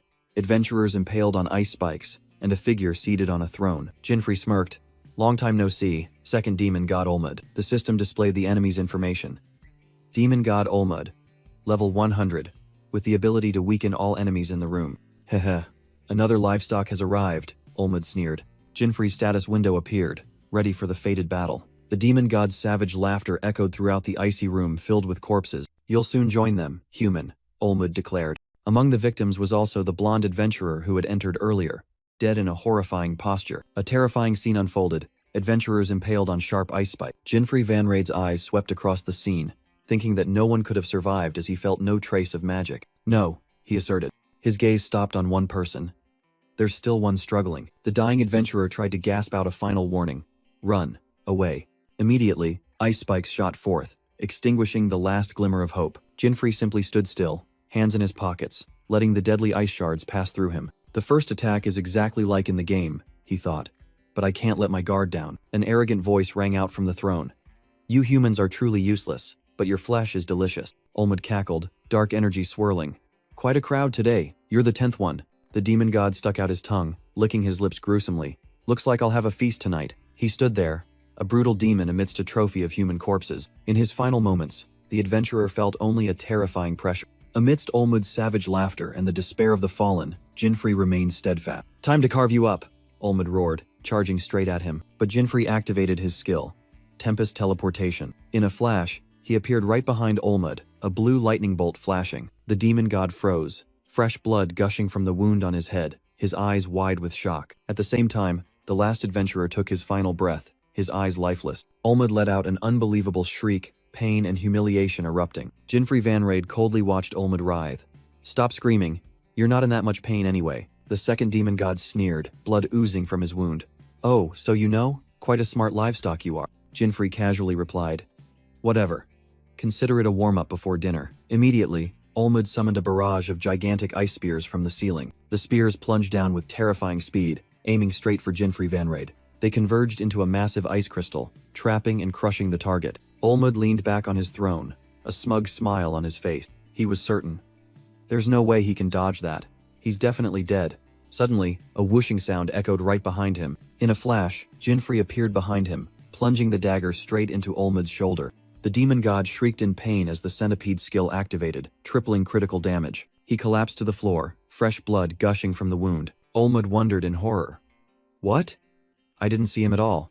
Jinfrey stood there, while the demon god realized it wasn't speed, but instantaneous teleportation. He thought to himself, with 3 hidden pieces of equipment, Olmud is nothing I need to worry about, but I need to summon Ice Chimera, so I can't kill him yet. Jinfrey's eyes sharpened, and he got into position, preparing for the next strike. Olmud could only let out a roar of helplessness and fury. Suddenly, the image of another adventurer appeared in his mind, their eyes lifeless. That person's final moments made Jinfrey flinch slightly. Olmud raised the corpse of an adventurer, laughing maniacally. What's wrong? He's dead. Just a meat shield. Jinfrey Van Raid gritted his teeth, his eyes blazing. This bastard. The demon god continued to provoke, his tone full of mockery. Where's your power from before? Suddenly, Olmud raised his hand, and a surge of icy magic began to gather. He roared the skill name, Ice Puppet. The impaled corpses on the ice stakes began to twitch gruesomely. Before everyone's eyes, Olmud had turned the deceased into his own army of the undead. Another adventurer screamed in horror. Damn it, the corpses! With blank, white eyes, the soulless puppets staggered forward.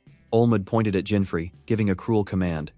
Kill him! The army of the undead immediately rushed forward, surrounding their target. Jinfrey suddenly realized that this was a skill possessed by the demon gods in this world, things that had never existed in the game. In the middle of the battle, Olmud suddenly paused, feeling something was wrong. There's still a survivor? It turned out that Jinfrey had disguised himself as one of the victims, and a triumphant smile appeared on his lips. He found me. Seizing the opportunity, Jinfrey struck. A blue lightning bolt flashed, and Olmud's arm was severed. Both Olmud and the fake Jinfrey were utterly astonished by the unexpected turn of events. Where are you looking? The real Jinfrey whispered from behind, his dagger already pressed against the demon god's nape. Olmud roared in pain and indignation. How dare you? A system notification appeared, confirming that demon god Olmud had been severely poisoned, his vitality decreasing every second. In a fit of extreme rage, Olmud unleashed his final trump card.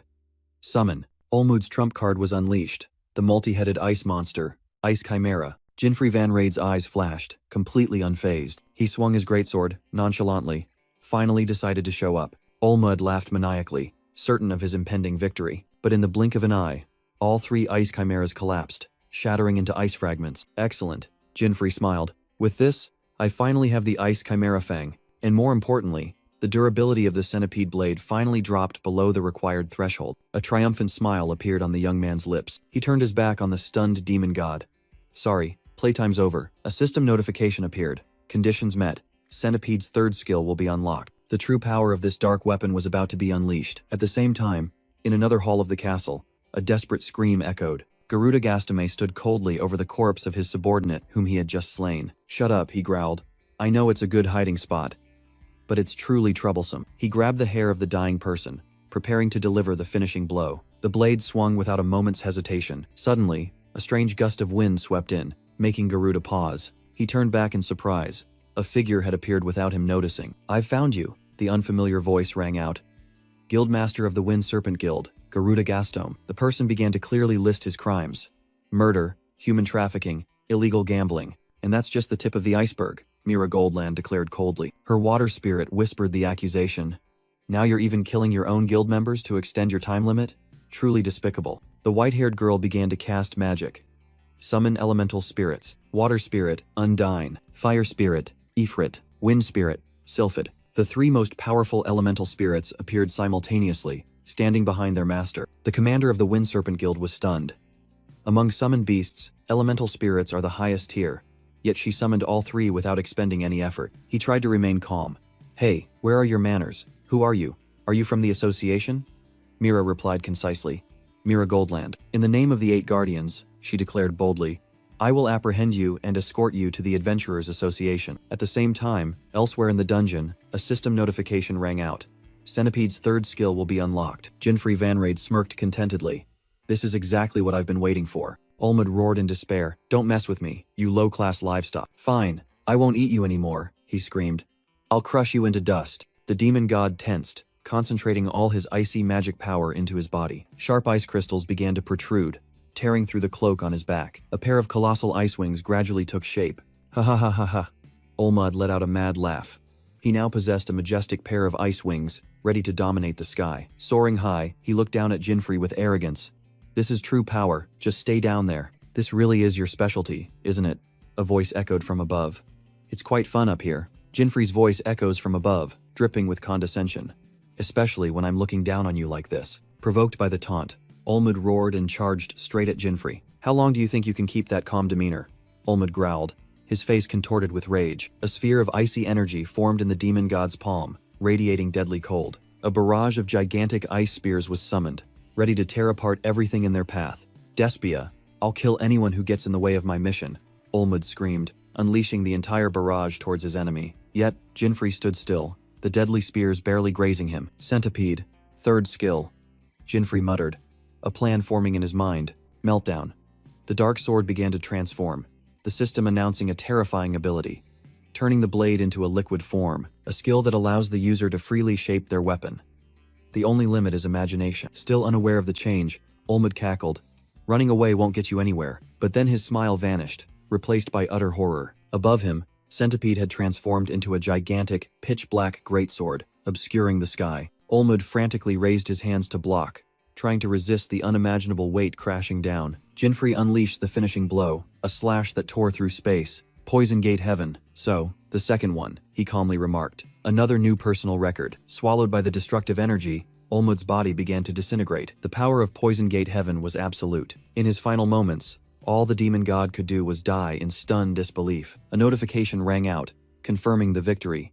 The second demon god, Olmud, had been defeated. Demon god Olmud fell, his body beginning to disintegrate in the silence of victory. Jinfrey Vanrade smiled contentedly, the notification board confirming he had broken the dungeon conquest record. The rescued adventurers were still in shock, unable to believe that one person could defeat that monster. He quickly checked the status of Richard, another comrade, and saw his completion time was a perfect 0. The body of the last adventurer who had warned him also disintegrated into shards of ice. He's back in the city, Jinfrey thought to himself. Even if he was penalized, at least he's safe. The most important loot, the S-rank Ice Chimera Fang, was now in his hands. Excellent, Jinfrey muttered.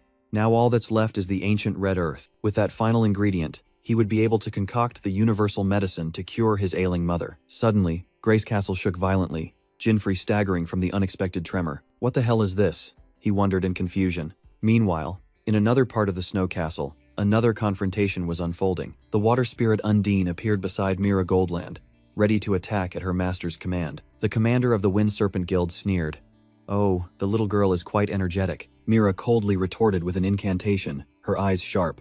Breath of illusion. Immediately, the mighty fire spirit Ifrit materialized behind her, the flames of battle raging fiercely. At the same time, Garuda Gastom, their guildmaster, was swinging his greatsword in a furious vortex of energy. He unleashed a heaven-rending slash, displaying astonishing power. The gigantic sword aura ripped through the ground, causing tremors that spread throughout the castle. Witnessing the ill-timed display, Mira clicked her tongue, her eyes clearly showing annoyance. Mira formed a hand seal and shouted, "Furious wave!" The spirit Undine charged forward, creating a colossal wave of water. But Undine's attack was easily blocked. A mysterious swordsman appeared, swinging his sword to shatter her magic. From a distance, Jinfrey hid behind a pillar, silently observing the entire situation. He thought to himself, so the tremors earlier were caused by this battle. That guy is strong too. But is he the guildmaster Mira is hunting? The man turned to Mira, his tone full of reproach. How long do you plan to play around? The honor of the 8 guardians is at stake. He raised his greatsword, declaring, when it comes to attacking, you do it like this. Golden sword aura began to gather around the blade. A vortex of energy erupted, engulfing the swordsman and his greatsword. Mira could only stare in awe at the display of overwhelming power. The swordsman stomped his foot, and the ground beneath him cracked. With sharp eyes, he charged straight towards the enemy. Whirlwind slash. The slash tore through the air, severing one of the commander's arms. The commander coughed up blood, collapsing after taking a single blow. Jinfrey continued to observe silently, not missing a single detail. The swordsman glanced over, sneering. Is that all? Truly the excuse of someone who doesn't understand the difference in class. Hearing that, Mira could only let out an exasperated sigh. Garuda Gaston was stunned, unable to believe what was happening. From above, a cold voice rang out, revealing his identity. Former Bahu Jing, Garuda Gastame. What? He exclaimed, his whole body trembling. Realizing it was just an illusion, Garuda lunged forward in vain. Is it an afterimage? Mira Goldland suddenly appeared right beside him, sneering. Let me teach you, the one who fell after being expelled. She held out her hand, her eyes sharp. This is a real attack. A deadly aura suddenly appeared behind him, sending chills down Garuda's spine. This aura is, at Mira's command, the Leijing Karen materialized amidst resounding thunder. Garuda was stunned, thinking, even a 4th spirit? He panicked as he realized the floor was flooded. This is bad. Water on the floor. Fear enveloped him, and he stammered a plea. Wait, but Mira gave him no chance, coldly pronouncing judgment with the skill name, Ming Shen. Horrifying bolts of lightning struck down, engulfing Garuda's body. His desperate screams echoed throughout the great hall as he was tormented by the electric current. From afar, Jinfrey Vanrade witnessed everything, thinking, terrifying. It's best not to be her enemy. Suddenly, Mira glanced towards where he was hiding. She called his name directly, her tone calm. I know you're there, Jinfrey Vanrade. Discovered, Jinfrey awkwardly stepped out, but Mira indifferently stated that it didn't affect her mission. Meanwhile, Mira's spirits had surrounded Garuda, who had completely collapsed. Jinfrey mused, confirming his suspicion. A mission. So this is the guildmaster of Bangfeng Shi. Mira Goldland sensed the disappearance of the Mo Shen, and she turned to Jinfrey, asking, Did you defeat it?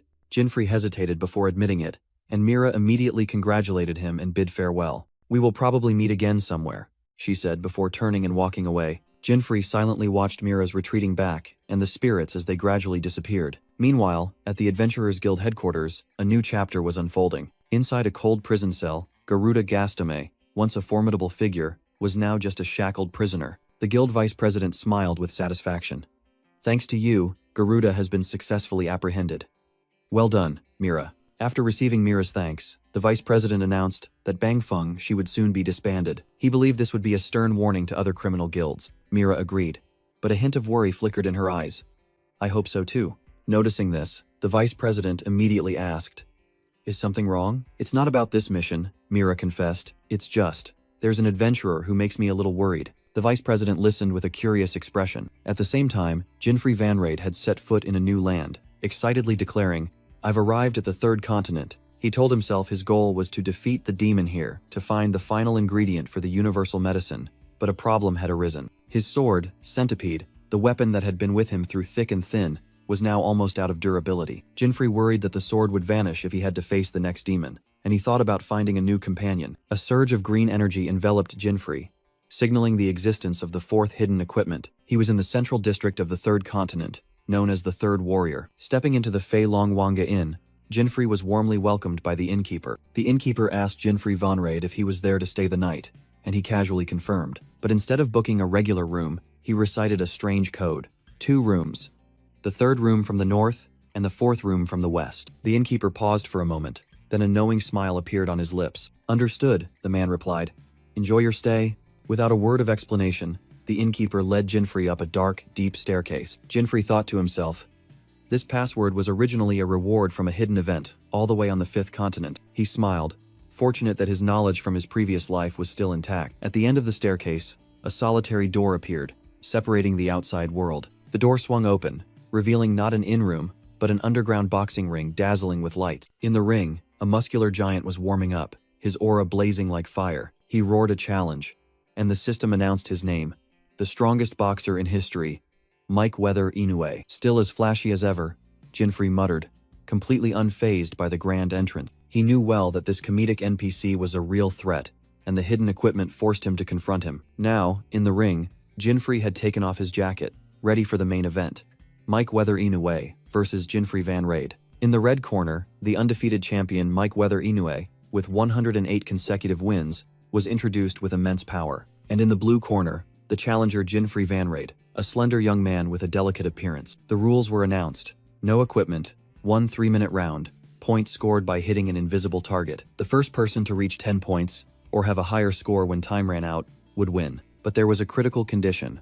A single knockdown would decide the match immediately. The opening bell rang, and the battle of life and death officially began. Mike Weather Inoue opened with a thunderous punch. The champion unleashed a flurry of lightning-fast attacks, cornering his opponent. But Jinfrey Van Raid, with extraordinary reflexes, dodged the dangerous 1-2 combo. He calmly analyzed, even at this speed, if I know where he's aiming. Mike's punch narrowly missed, unable to touch Jinfrey. The crowd erupted, the challenger dancing amidst the champion's storm. Seizing the opportunity, Jinfrey growled, and now, a straight right punch, a precise counterattack landed squarely on Mike's guard. The champion paused, a flicker of surprise on his face. The scoreboard updated, Jinfrey unexpectedly taking a 1-point lead. Mike warned, "Hey kid, don't think you've done anything big yet." Jinfrey retorted unflinchingly, "You deliberately let me score, didn't you? Stop acting, champion." A delighted smile spread across Mike's face. "Heh.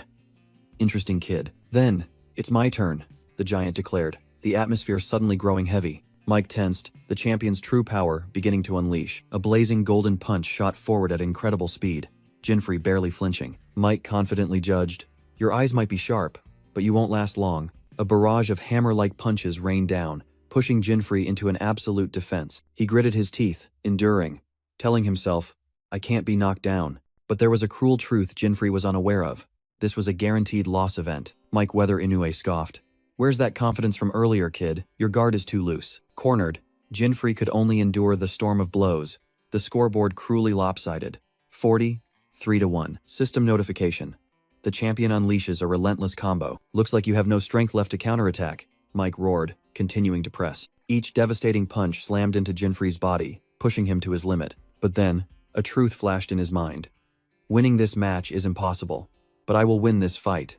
The condition is to stay in the ring for 3 minutes." The champion suddenly paused at an unexpected movement. Seizing the moment, Jinfrey launched a precise counterpunch to his opponent's face. Mike chuckled delightedly. "You're taking that many hits and still raising your hands." With resolute eyes, Jinfrey braced himself, blocking each punch, sweat pouring down. "He's raising the level of the match," Mike thought to himself. "How long has it been since I had such a fun fight? But I will be the one to decide this match," he roared, unleashing an even more brutal barrage of blows. Jinfrey was stunned, as an incredibly powerful force surged from below. A devastating uppercut, his entire body was lifted into the air. The system coldly announced, "The challenger has fallen." Jinfrey's consciousness faded, his body aching. But he hadn't completely fallen. With extraordinary willpower, the young man staggered to his feet, determined not to give up. Mike looked up, his eyes flashing with respect and ruthlessness. "You've endured well, but this is the end." He channeled all his strength into his legs, the arena floor seemingly shaking. "This will be the end," the champion charged, delivering the final finishing blow. Mike Weather Inoue was stunned to see his opponent's fist flying right at his face. Amidst the storm of blows, Jinfrey Van Raid unleashed a thunderous counterattack that hit its mark. The system roared at the unexpected punch, and the challenger's burning fighting spirit. The champion merely smiled delightedly. "That hit hard. A very interesting kid." Jinfrey gritted his teeth, determined not to retreat an inch. The final bell rang, officially ending the match with victory, belonging to Mike Weather Inoue. The results board appeared, confirming Jinfrey had held out until the very last second. Mike sincerely thanked him. "You're the first person to stand against me for 3 whole minutes. Now then, accept this parting gift from me." Despite being exhausted, Jinfrey smiled back. "Thank you, champion, I accept." The 4th hidden equipment has been unlocked. Soul Vantage, A grade weapon. Got new gear. Can't waste any more time. Jinfrey immediately moved to his next objective. S rank dungeon. Ruvenon Ruins. A desolate, arid land stretched as far as the eye could see. Crumbling ancient structures were the only remnants of life. He told himself, just defeating the Demon Lord will clear this dungeon. But the 3rd Demon Lord, Jackal, is an extremely difficult one to find. Images of countless adventurers collapsing from exhaustion in this endless desert flashed through his mind. Of course, I don't have time for that. Jinfrey gritted his teeth, showing his impatience. If it doesn't show up, I'll lure it out. Let's see. It must be around here somewhere. Amidst the desolate desert, Jinfrey Van Raid finally found what he needed. An ancient tomb. Sorry for the disturbance, but I'm in a hurry, he whispered, clasping his hands to perform a ritual. The coffin lid sprang open, revealing a long-withered mummy inside. A brilliant golden light suddenly burst forth from the corpse, illuminating the entire area. Jinfrey calmly observed, releasing the soul. And then, the orb of light, the embodiment of the soul, began to ascend. It soared straight into the blue sky, fulfilling its final wish. Immediately, Jinfrey's halo glowed, signaling an extremely powerful magical energy approaching. He stood firm, feet planted firmly on the ground, ready to face it. It's here, Jinfrey smirked, his plan a complete success. The ground before him shook violently, and a colossal mound of earth began to rise. From within the earth, a massive, murderous shadow slowly emerged. The third demon lord, Jackal. Jinfrey recalled that the Ruvenen ruins were originally the graveyard of souls. The demon lord revealed his true form, resembling the jackal god, and questioned, "Have you desecrated the dead?" "I am the guardian of souls," Jackal growled, "and anyone who disrespects them will pay with their very life," he declared, sentencing Jinfrey to death. Jackal boldly proclaimed, "I am the demon lord, the enforcer of justice for trespassers." In response to the threat, Jinfrey merely smiled faintly, his soul vantage equipment flashing in his hand. Jackal raised his hand, activating his unique ability. The law, judgment scales. An orb of light was pulled from Jinfrey's chest, and the system announced, "Your soul will be placed on the scales." In the space of judgment, Jinfrey's soul was placed on a colossal scale. Jackal delivered his verdict, "Your defiled soul. I shall purify it and guide it to heaven." Facing the spiritual trial, Jinfrey remained strangely calm. The scales began to move, slowly tilting to one side. The verdict was clear. The scale holding his soul was heavy with sin. The system's pronouncement echoed, "The judgment scales have rendered their verdict upon you." Back in reality, a wave of judgmental energy enveloped Jinfrey. A cold notification appeared. "Due to the sin of desecrating souls, all your stats have been reduced by 30%. Jackal pointed, accusing, "Atone for your sins with your life." But Jinfrey merely smirked. "I figured it would play out like this." He had calculated in advance, considering the power reduction an acceptable disadvantage to lure the demon lord out. Now, take him down before he pulls any tricks. Jinfrey charged, activating Dark Bullet. Streams of dark energy swirled around him as he dodged the attack. He unleashed a series of high-speed illusions to probe his opponent. But Jackal was unaffected, and Jinfrey realized, the illusion skill Heaven's Wheel has no effect on living beings. Then this will be a pure power struggle. He clenched his fist. Without hesitation, Jinfrey charged straight at the demon lord. He leaped into the air, shouting the name of the move. Dark Bullet. A fierce explosion of jagged dark energy erupted. Jinfrey's opening attack struck the demon lord directly. Jinfrey Van Raid lunged forward, delivering a devastating punch to Jackal. His eyes were sharp, filled with iron determination, but the demon lord easily blocked the direct attack with his scepter. Jackal erected a sturdy dark magic shield. Jinfrey was repelled by the recoil, a little stunned. He slid across the ground, quickly regaining his distance. "I'm not moving as well as I thought. The curse is really affecting me." Suddenly, an incoming call appeared, and the name Amelia made him pause. "Mom, did something happen to Mom?" A fleeting worry made him lose focus. Seizing the opportunity, Jackal unleashed a dark attack. Jinfrey was sent flying, but managed to twist his body and dodge by a hair's breadth. Now is not the time to answer. He gritted his teeth, pushing away his worry. "But I have to hurry." Jinfrey concentrated his power, creating an illusion to accelerate. Facing the demon lord's dark spiral, Jinfrey knew there was no more time for hesitation. The skill of Soul Vantage was activated. His fist erupted with furious flames. Jackal was stunned. "What?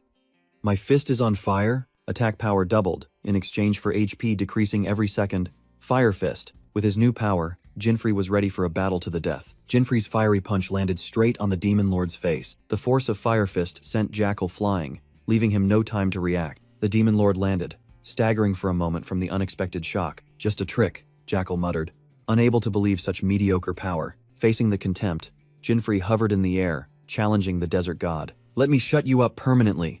Jackal roared, summoning a dark orb. Jinfrey froze, feeling the terrifying magical power from that attack. A gigantic, pitch-black meteor fist formed, eclipsing the entire sky. The demon lord's judgment blow shot straight down, aimed at the one who dared to challenge him. Jinfrey was engulfed by the absolute power, and the ground shattered into pieces. "How's that?" "That's the power of the invisible fist," Jackal smirked smugly. The smoke and dust cleared, leaving a gaping crater on the battlefield. Amidst the rubble, Jinfrey sat up, admitting this was an unprecedented attack. He stood up, full of doubt. Why are the demons here so different from the game? Just then, a call from Amelia unexpectedly popped up. Calling again. Not now. Jinfrey brushed off the annoyance. He dusted himself off, his casual attitude further enraging Jackal. Just bluffing. The Demon Lord once again gathered dark energy. Jinfrey clenched his fiery fist, telling himself to end the fight before his stamina ran out. But then, the phone rang again, breaking his concentration at the critical moment. In the middle of a life-or-death battle, the phone rang again, and Jinfrey, annoyed, wondered, what now? He had just been sent flying to the ground by a devastating blow. Getting up with difficulty, Jinfrey thought to himself, I have a bad feeling. Facing Jackal's dark orb, he decided. No choice. Jinfrey quickly formed hand seals, preparing for a bold move. A new skill was activated, wind transfer. In the blink of an eye, he disappeared amid streaks of lightning, leaving Jackal stunned. The Demon Lord looked around in confusion, roaring, where is he? Jinfrey reappeared at a safe distance, successfully widening the gap. But just then, Amelia's call popped up again, and he couldn't help but answer. What is it, Amelia? Why do you keep calling me? Jinfrey asked irritably, but on the other end was a panicked voice. Big brother, where are you? He tried to reassure her. Calm down, what's wrong? I'm a bit busy, but only received a single word that made his heart clench. Mom. Through the screen, Amelia, sobbing, reported. Mom's condition suddenly worsened. The healer said Mom doesn't have much time left. Jinfrey froze, his whole world seeming to collapse before his eyes. His eyes widened, filled with panic and extreme pain. Jackal noticed his opponent's distraction, his voice full of contempt. Are you trying to pull this trick? Jinfrey was startled, bitterly realizing. Damn it, I've been found out. Without hesitation, he spoke into the phone with a decisive voice. All right, I'm coming home right away. Jackal roared furiously. You blasphemed the souls of the dead, and now you want to run away? Unforgivable. Have some shame, human. He unleashed his ultimate attack. A gigantic dark fist named Pitch Black Raw Stone Fist shot straight towards Jinfrey. No time to waste. Jinfrey Vanrage shot off like lightning. His fist erupted with fierce flames from Soul Vantage. Sorry, but I have an urgent matter. With a sharp gaze, he declared, let's end this right now. The fire fist shot straight forward, but Jackal managed to raise his hand to block it in time. The Demon Lord smirked. This attack won't finish me off. Jinfrey gritted his teeth, sweat pouring down as the damage from his own skill began to accumulate. In response, Jackal roared, summoning his ultimate technique, Pitch Black Meteor Fist. A gigantic dark orb condensed into a destructive fist. Facing the terrifying power, Jinfrey maintained a resolute expression. He muttered, Fire Fist doubles attack power. And there's one more skill. That was X Counter, Soul Vantage's ultimate counter skill. Just as Jackal's attack was about to hit, Jinfrey acted first, punching him straight in the face. X Counter. A heaven-shattering uppercut exploded, engulfing the Demon Lord. Jackal's gigantic body was sent flying into the air, spinning helplessly. He crashed down to the ground, creating an earthquake that shattered the very ground. Fresh blood spurted from his mouth, a sign of an irreversible defeat. Jinfrey looked down coldly. My attack power ×2, plus your attack ×3. I told you, this is the end. The system panel chimed, confirming that Demon Lord Jackal, level 150, had been defeated. Alright, I got the materials I wanted. I need to go home quickly. In a village on the edge of the first continent, Jinfrey Vanrage finally returned home. But inside, a mournful atmosphere hung around the sickbed. Amelia startled and turned around when she heard her brother's familiar call. As soon as he stepped through the door, Jinfrey hastily asked, panting, How's Mom? The little girl choked out, Big brother. The doctor delivered the grim news. Your mother is in a coma due to the final stage of mana deficiency disease. Black spots have appeared on her skin. Deadly black patches spread across the mother's face, evidence that her blood pressure and organ functions were failing. Even high-level healers have given up. Unfortunately, your mother only has a little time left. In despair, Amelia could only sob her mother's name in vain. Jinfrey placed a hand on his sister's shoulder, his voice firm. It's okay, Amelia. I won't let Mom die. Stop crying now. His eyes sharpened, filled with determination.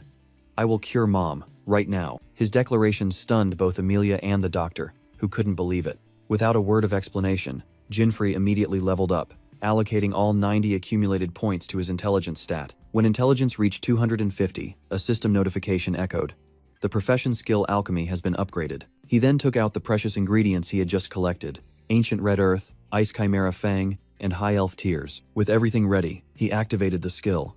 Alchemy. An SS-grade miraculous potion was created, the universal medicine, capable of curing all diseases and abnormal statuses with just one sip. Warm light emanated from the potion, and Jinfrey thought to himself, I did it. He held up the universal medicine, a radiant smile on his lips. This was the family's only hope. The doctor was stunned, recognizing the legendary medicine, while Amelia stammered, unable to believe her eyes. Sorry, we'll talk later, Amelia, Jinfrey Van Rade said, his eyes focused only on his mother lying on the bed. He approached the bed, where his beloved mother was in a deep slumber. The black marks of the mana deficiency disease had spread across her face, a sign of impending death. Good thing I managed to gather enough ingredients and skills in time, Jinfrey thought to himself, carefully bringing the potion to his mother's lips. Divine light emanated from the universal medicine, holding all his hope. Each drop of medicine flowed in, carrying an urgent prayer.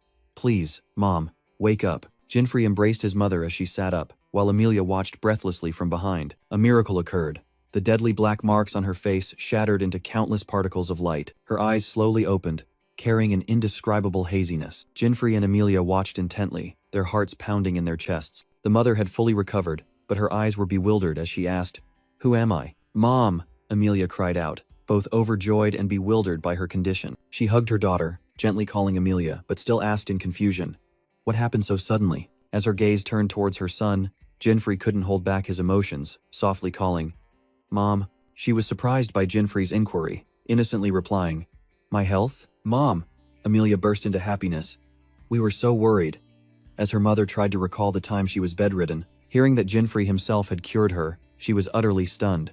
Jinfrey? My illness? What is this about? The doctor standing nearby confirmed, his voice full of astonishment.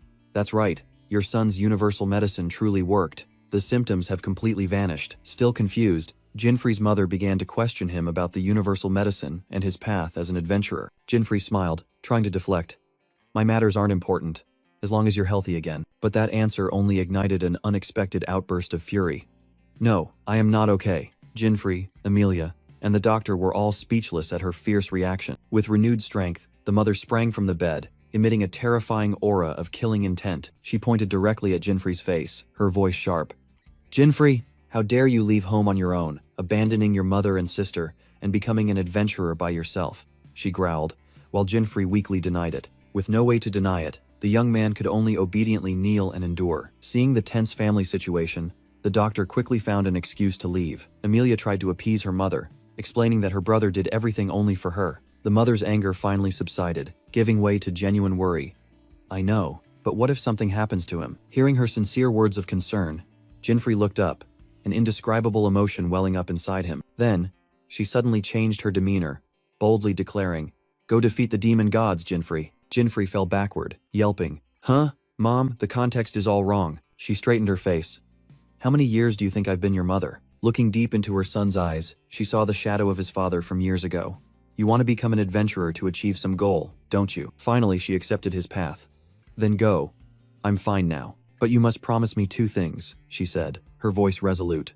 First, contact me every day so I know you're alive. And the final promise, a vow as heavy as 1,000 pounds. Second, you absolutely must not die. Jinfrey looked gently at his mother, preparing to say his final goodbyes before setting off. In the warm embrace, his mother whispered words of heartfelt thanks. Take care, Mom, Jinfrey replied, a smile concealing absolute confidence. I will return, he promised, then turned and walked away, leaving behind the figures of his mother and sister. In his mind, the image of his healthy family was proof of the universal medicine's power.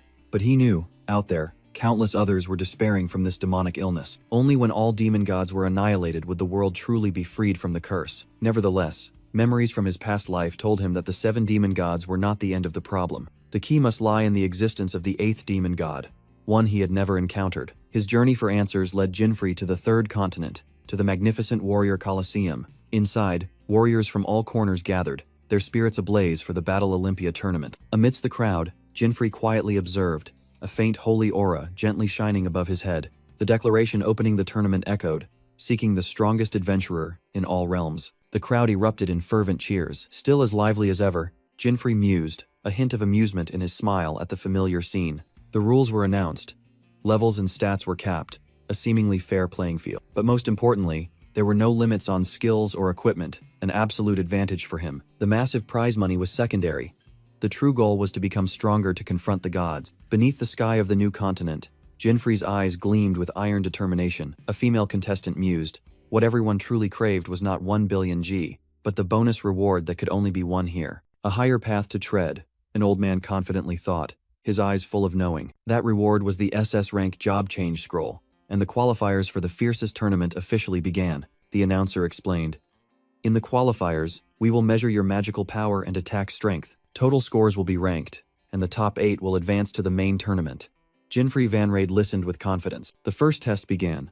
Contestants were asked to place their hands on the magic circle to measure their magical power. After a moment of silence, the results of the magical power test were announced. The leaderboard appeared, with all leading names possessing scores over 1,000. Jinfrey was stunned when he saw his result. Rank 2,189, dead last with a mere 72 points. He gritted his teeth. I knew it.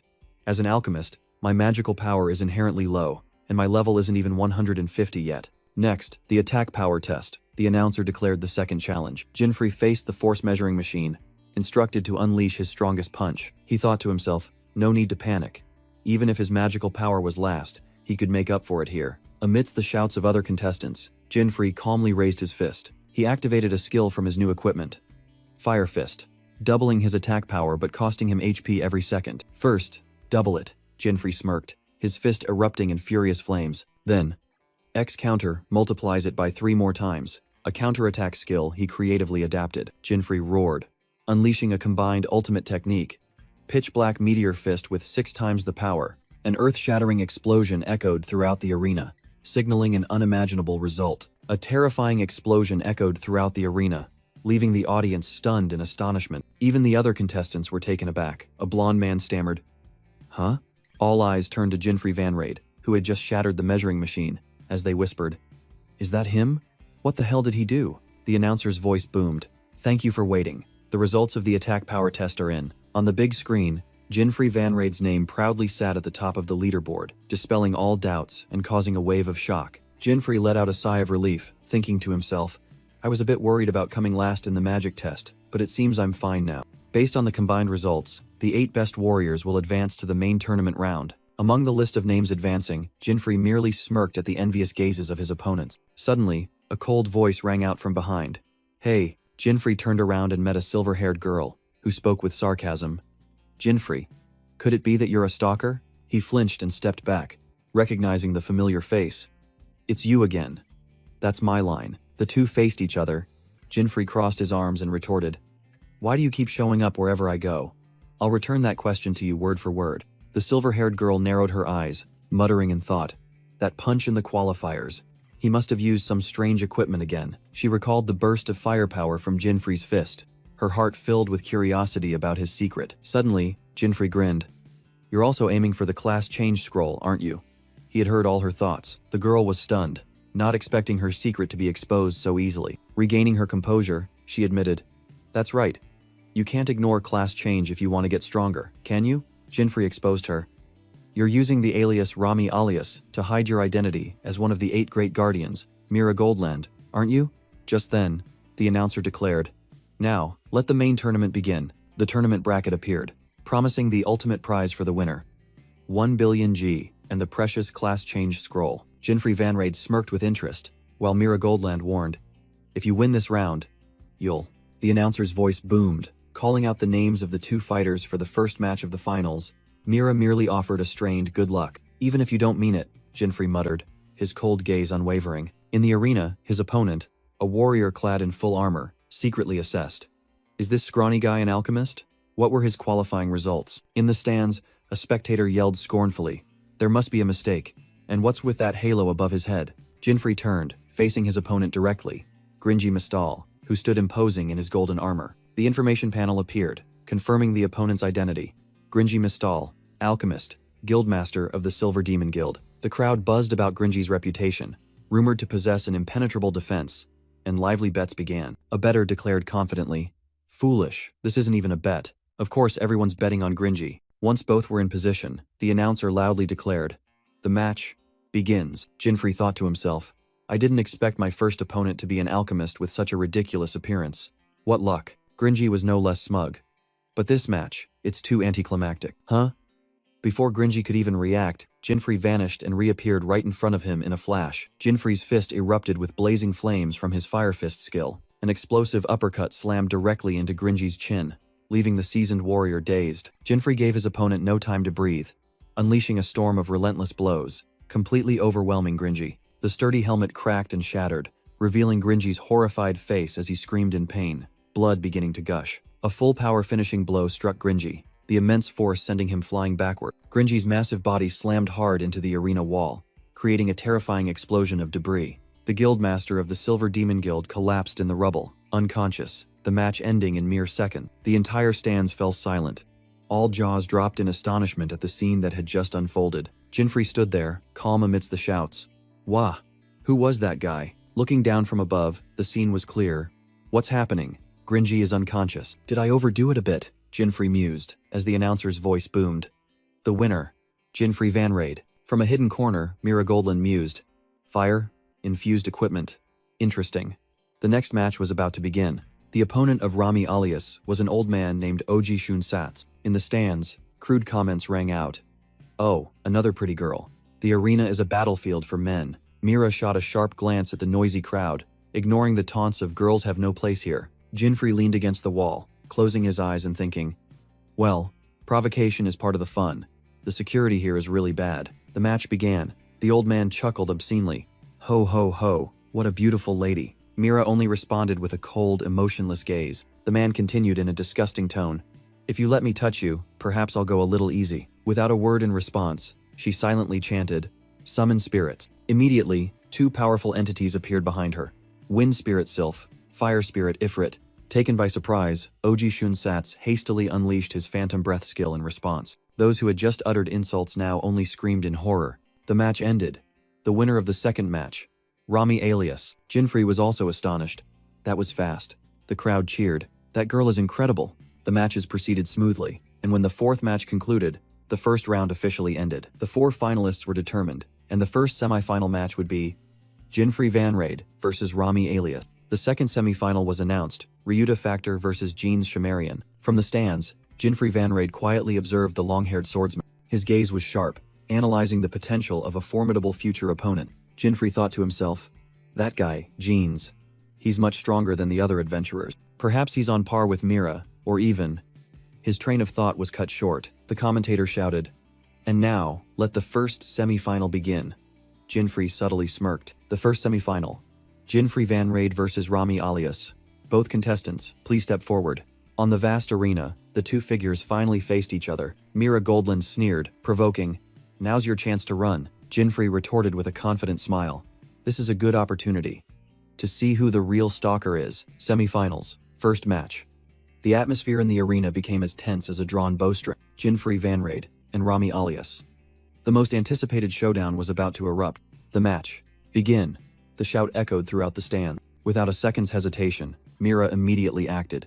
Summon the first spirit. The silver-haired girl summoned the fire spirit, a colossal ifrit towering on the arena. Jinfrey was momentarily surprised, but immediately took a defensive stance, ready to fight. The crowd cheered wildly. Whoa, she summoned a spirit again. Round one was already amazing. Just one spirit is troublesome enough. But this.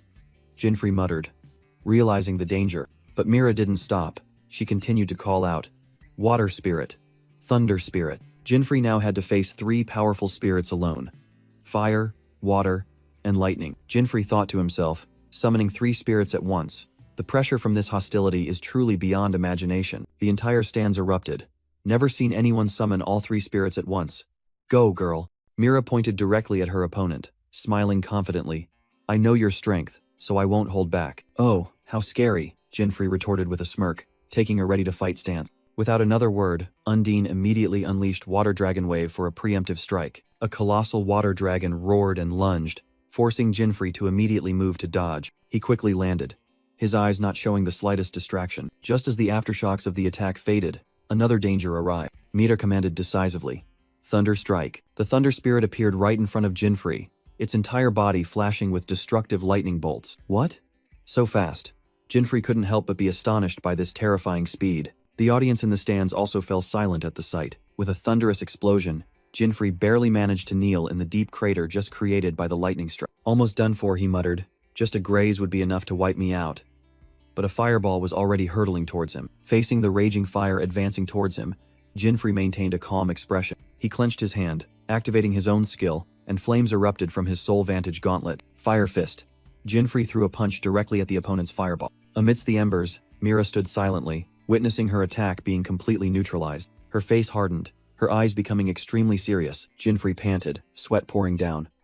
Is she really trying to kill me? Jinfrey thought to himself. She's really weird, but her skills are undeniable. Just 1 second of carelessness and I'm toast. Mira Goldland smirked. You're even more desperate than I thought. It seems I overestimated your abilities. Jinfrey scoffed in response. Just because you summoned a few spirits, you're already excited? I completely underestimated your skills too. Lucky for me, you aimed terribly, Mira scoffed. From the stands, the crowd roared. That's right. Take him down, young lady. Meanwhile, the bettors were buzzing. Damn it. I forgot to place a bet again. Come on, everyone. Where's your money? No need to ask. This entire arena is betting on the young lady. Right, brothers? Shouts were aimed directly at Jinfrey. Get out of the arena, you good for nothing. How much did they pay you to throw this match, huh? The young man gritted his teeth, veins popping on his forehead. Truly annoying. Who's the one throwing the match here? Mira also looked annoyed. This arena is known for its unruly crowd, but this is truly pathetic. Her eyes sharpened, a calculating smile on her face. Jinfrey couldn't take it anymore either, his anger flaring. How dare they? Let's end this quickly, Mira declared, then shouted, Chiron. A powerful thunder spirit appeared. The thunder beast Chiron roared, lightning converging on its single horn. A destructive lightning bolt named Thunder God struck directly at Jinfrey's position. The arena floor shattered with a sky-shattering explosion. Jinfrey was thrown back by the shockwave. He quickly regained his balance, starting to move as Chiron circled behind him. But Mira gave him no time to breathe. Undine. The water spirit materialized, facing multiple spirits at once. Jinfrey realized, it's harder than I thought. There's almost no opening to counterattack. He charged frantically amidst the coordinated attacks, admitting in his mind, annoying, but I can't deny it. Mira is overwhelmingly strong. Jinfrey faced Mira and the fire spirit Ifrit, who were waiting in position. Mira smirked, completely confident in the trap she had set. He quickly analyzed.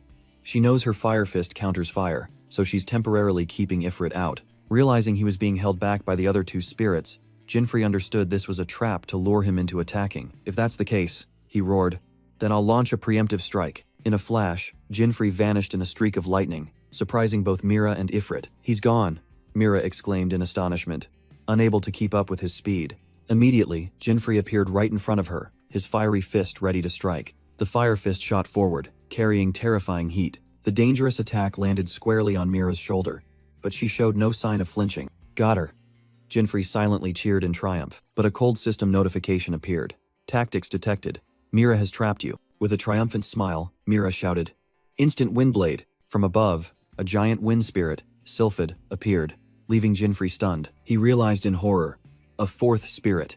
Mira sacrificed herself to summon it. Sylphid unleashed a jade-colored energy vortex, sweeping across the entire arena. The audience gasped in horror at the destructive power they had just witnessed. Mira coldly gazed at the epicenter, certain that her opponent could never get back up. But then, she froze, eyes wide as she sensed a familiar surge of killing intent. Amidst the ruins, Jinfrey still stood firm, injured and coughing up blood, but his gaze remained unwavering. In the devastated arena, Jinfrey still stood tall, astonishing Mira and her fire spirit. That was dangerous, he thought to himself. If not for Stormshift, I would have definitely lost this round. The system coldly announced that his teleportation skill only had 3 uses left. Mira was stunned, unable to comprehend how Jinfrey had dodged her destructive attack. It's not over yet, Jinfrey smirked, the flames of his fighting spirit flaring up behind him. He charged like an arrow, his gauntlets ablaze, while Mira was still bewildered by her opponent's abilities. Ifrit! Mira shouted, ordering her giant fire spirit to engage. Jinfrey didn't flinch, aiming his fiery punch directly at the giant blocking his path. The two fire element warriors faced each other, a moment of stillness before the firestorm. A resounding explosion erupted as the two fists collided, their heat canceling each other out. Jinfrey's punch was blocked, his power completely nullified by Ifrit. What a pity, Mira said from a distance. Your fire fist can't defeat a fire spirit. Jinfrey merely smiled faintly, a knowing smile. So that's how it is. He threw an identical fiery punch again, a seemingly meaningless action. It's useless, Mira scoffed. Don't you understand the rules of elemental nullification? Suddenly, Jinfrey growled a command, remove, and the flames on his hands extinguished. Mira's eyes widened, a guardian's intuition telling her something was wrong.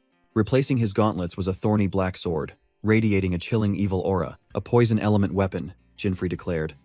This won't be nullified. He shot forward, the poison sword in his hand aimed directly at Mira. The tide of the battle completely turned. Jinfrey activated Centipede's ultimate skill, Meltdown. The poison sword liquefied, transforming into dark tentacles that enveloped Mira in her astonishment. He knew well, this was a gamble. Only one strike before the weapon shattered. Facing such abnormal power, Mira's eyes shone with extreme horror. The 100-legged Guanyin skill manifested, a giant centipede completely devouring the Guardian. Caught in the tight grip, Mira painfully realized she couldn't even command her spirits. The terrifying pressure caused her consciousness to gradually dissipate. Her body went limp. The battle had reached its end. Seeing the weapon's durability reduced to a single digit, Jinfrey sighed in relief. That was close. Almost done for. The system announced, Rami alias cannot continue. The winner is Jinfrey Vanraid. In the middle of the arena, Jinfrey stood there, the only one remaining. He gave the command to dispel, and the giant monster dissolved into countless data fragments. Immediately, Jinfrey rushed to catch Mira's limp body as she fell. In her opponent's arms, the Guardian slowly opened her eyes. Though bitter, Mira had to admit, "It seems I've lost." "You're truly formidable," Jinfrey said, and Mira replied, "I don't deny my opponent's strength. Drink this." He offered a special antidote he had prepared. Holding the potion, Mira silently looked at the back of the person who had just defeated her. She thought to herself, with those combat skills, he absolutely cannot be underestimated. But the system suddenly blared, detected equipment enthusiast, making Jinfrey sigh to himself, not again. Mira thought to herself about Jinfrey's skills, illusions, teleportation, fire fist, and that transforming weapon skill too. She couldn't contain her rising excitement. Damn it. I can't control myself anymore. Meanwhile, at the arena, the announcer declared the second semi-final match between Ryuta Factor and Genus Cimmerian. The two fighters, one a muscular brute and the other a graceful swordsman, stepped out to face each other. Ryuta Factor confidently cracked his neck, declaring, "I'll finish this quickly." Genus Cimmerian calmly replied, "Oh, this will be fun." In the stands, Jinfrey, who was drinking water, was startled by the unexpected turn of events. Both he and Mira were stunned by the scene that had just unfolded in the arena. The announcer shouted, "A single blow. The winner is Genus Cimmerian." Jinfrey sprang to his feet, his serious gaze fixed on the victor. The system revealed the opponent's identity. Genus Cimmerian, a reclassed swordmaster. Below the stage, Genus seemed to sense that gaze, his sharp eyes turning towards Jinfrey. An invisible aura clashed, signaling the fated confrontation between the two strongest. Jinfrey smirked, thinking to himself, "So this is my opponent for the finals. Truly extraordinary." The announcer's voice rang out, introducing the first finalist, Jinfrey Vanraid, the unpredictable alchemist, and Genus Cimmerian, the one with overwhelming absolute power. The tournament has reached its climax.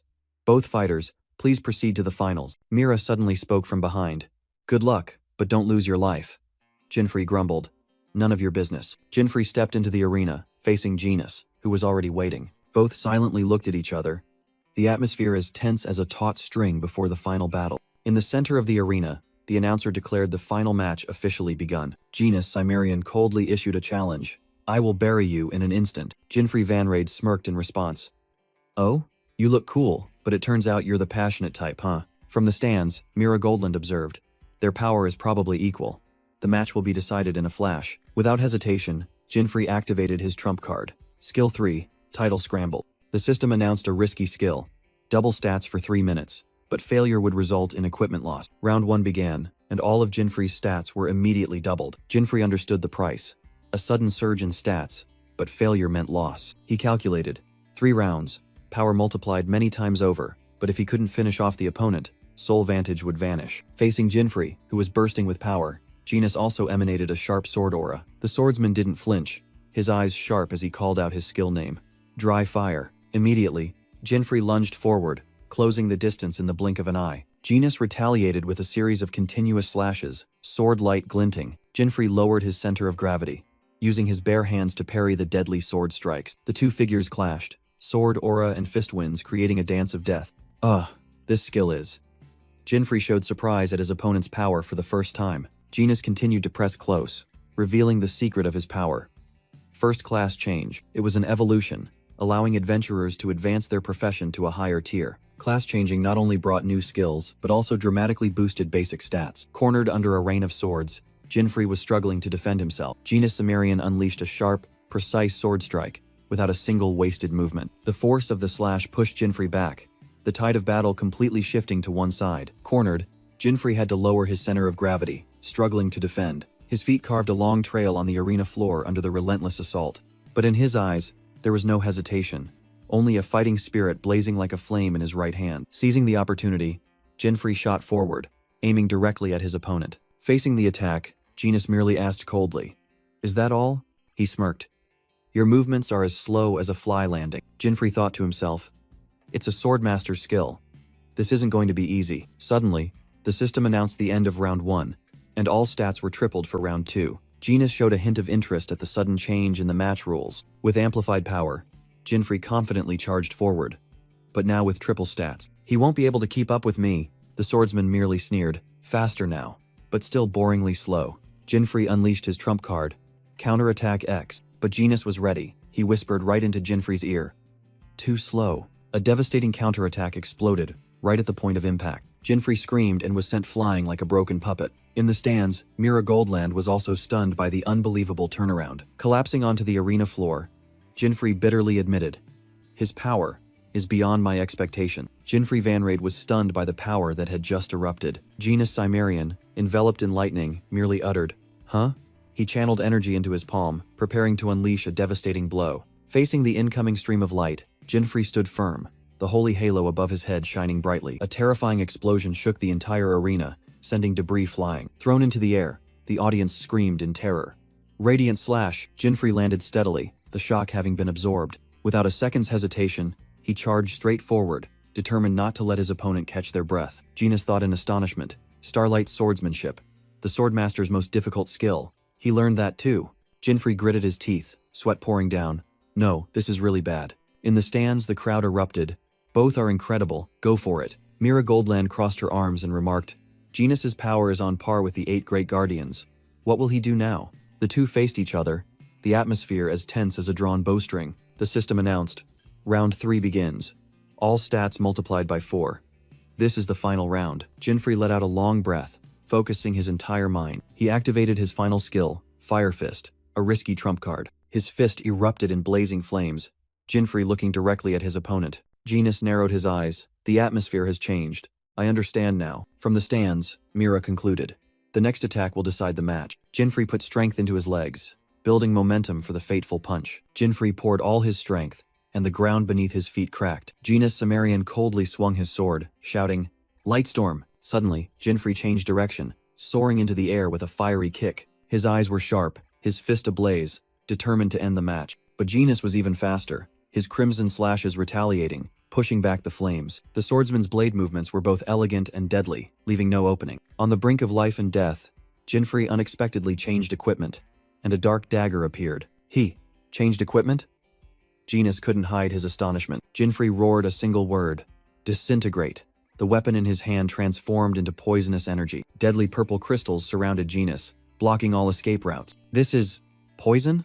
The swordsman realized he had fallen into a trap. A moment of panic flashed across his usually calm face. Seizing the opportunity, Jinfrey roared Fire Fist, delivering a decisive punch to the opponent's chest. Genis doubled over, spitting out a mouthful of blood after taking the full force of the attack. "It's over." Jinfrey smiled, confident in his victory. But no, Genis gritted his teeth and stood up, the sword in his hand crackling with furious lightning bolts. He looked around, bewildered. Gone again. Where did he go? In the sky, Jinfrey reappeared, his entire body enveloped in lightning. "I didn't expect to unlock it so quickly," he murmured as a new skill activated. All energy converged. Jinfrey roared the name of his ultimate move.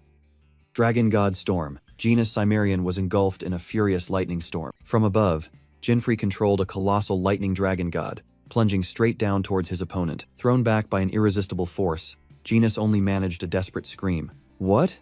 What kind of monstrous attack is this?" he thought in a daze. The entire arena shook as Genis's body slammed into the wall, leaving a shattered crater. Amidst the rubble, the sword genius was completely unconscious, and the match came to an end. The system's declaration echoed, "Genis Cimmerian cannot continue the match.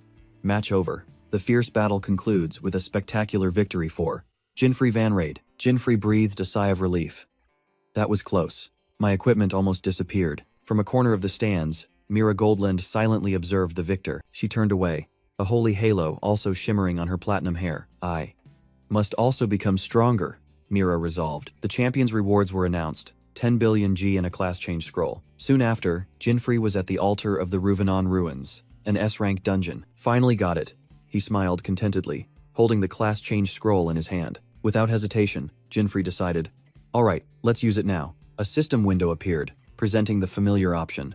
Do you want to use the class change scroll? Normally, I'd press yes to change class. Jinfrey smirked. But it has another use. His finger slid past the yes option and stopped on the opposite side. Decisively, he pressed the NO button. Jinfrey Van Raid smiled, because this scroll had another use that no one knew about. The system displayed the familiar question. Do you want to use class change scroll? First, choose no here, he muttered to himself, his finger gliding over the obvious option. A warning appeared, confirming that the scroll would be consumed whether the class was changed or not. Then, choose yes to confirm not changing class. He decisively pressed the button. An unexpected question appeared. A hidden command activated. Do you want to equip this scroll? Without a moment's hesitation, Jinfrey chose yes. The scroll in his hand suddenly emitted a dazzling light. This was the secret of the Ruvenan Ruins altar, transforming items into equipment. The system confirmed. Class change scroll has been equipped, beginning the transformation process. Before his eyes, a hidden equipment with unimaginable power formed. The Memoria necklace. Excellent. I have my 5th hidden equipment, Jinfrey said, satisfied, as he put the new item around his neck. Now, he could freely switch to the class of any enemy that had fallen by his hand. The necklace is acquired. The demon god has been defeated, he whispered. It's time to go. Jinfrey's silhouette strode through the ancient corridor, heading towards his next objective, the 4th continent. He stood in the middle of the teleportation gate, where streams of magical energy converged. With Lucifer's holy ring and the Memoria necklace, Jinfrey was ready for a new journey. He knew well that the 4th continent was a harsh battlefield, where adventurers had the highest dropout rate. Energy from the teleportation gate surged beneath his feet, signaling the beginning. Always be vigilant, Jinfrey reminded himself as a pillar of blue light engulfed him. The dazzling sunlight of the 4th continent welcomed the traveler at Force Resort. Amidst the blue sea, the excited cheers of surfers echoed. On the shore, tourists enjoyed their vacation, relaxing under vibrant parasol. Amidst the cheerful crowd, a woman sipped her cocktail and exclaimed, "This feels amazing." But Jinfrey Van Raid, feeling out of place amidst the scenery, secretly thought, even so, this place is still dangerous. He observed the continent of entertainment and relaxation, a place completely unrelated to battle. This was a paradise for adventurers seeking rest, but also a sweet trap leading to downfall. Suddenly, a clear voice rang out from behind. "Hey, are you traveling alone, buddy?" Jinfrey cautiously turned around, his eyes scrutinizing. Huh? Before him was a girl with wolf ears, bearing sharp fangs and a mischievous grin. "My name is Kukuru," the girl introduced herself. "I'm a guide here at Force Resort." With a radiant smile, the sea wolf girl promised, "I'll take you anywhere." Kukuru curiously asked, "What's your name, big brother?" While Jinfrey began to refuse. "I'm Jinfrey, but I'm not here for fun." Before he could finish, Kukuru pulled him away by the arm. Jinfrey firmly pushed her hand away. "No need, I'm not interested in those things." Contrary to his expectation, Kukuru merely pouted and replied curtly, "Humph, fine, whatever." Her unexpected reaction left Jinfrey a bit stunned. Kukuru turned around, waving goodbye with a bright smile. "All right then. See you later, Tilda." The small girl's figure quickly vanished, leaving Jinfrey alone. He scratched his head in confusion. What just happened? Oh well, I have to keep going. Amidst the sun-drenched beach, Jinfrey Van Raid opened his status window, intending to allocate skill point. But when he checked his equipment, he suddenly froze, his eyes wide. An unbelievable truth dawned on him. He yelled in panic as he discovered his precious item had vanished. A flash of memory sparked, and he suddenly realized something. It was the guide girl who had just waved goodbye to him. Meanwhile, Kukuru was happily walking away, telling herself the mission was a complete success. She walked along, whistling, believing she had just tricked an ordinary adventurer. With a triumphant smile, she admired her spoils. The soul vantage card she had just stolen. Back to Jinfrey, horror and anger enveloped him. He recalled the fleeting moment of collision.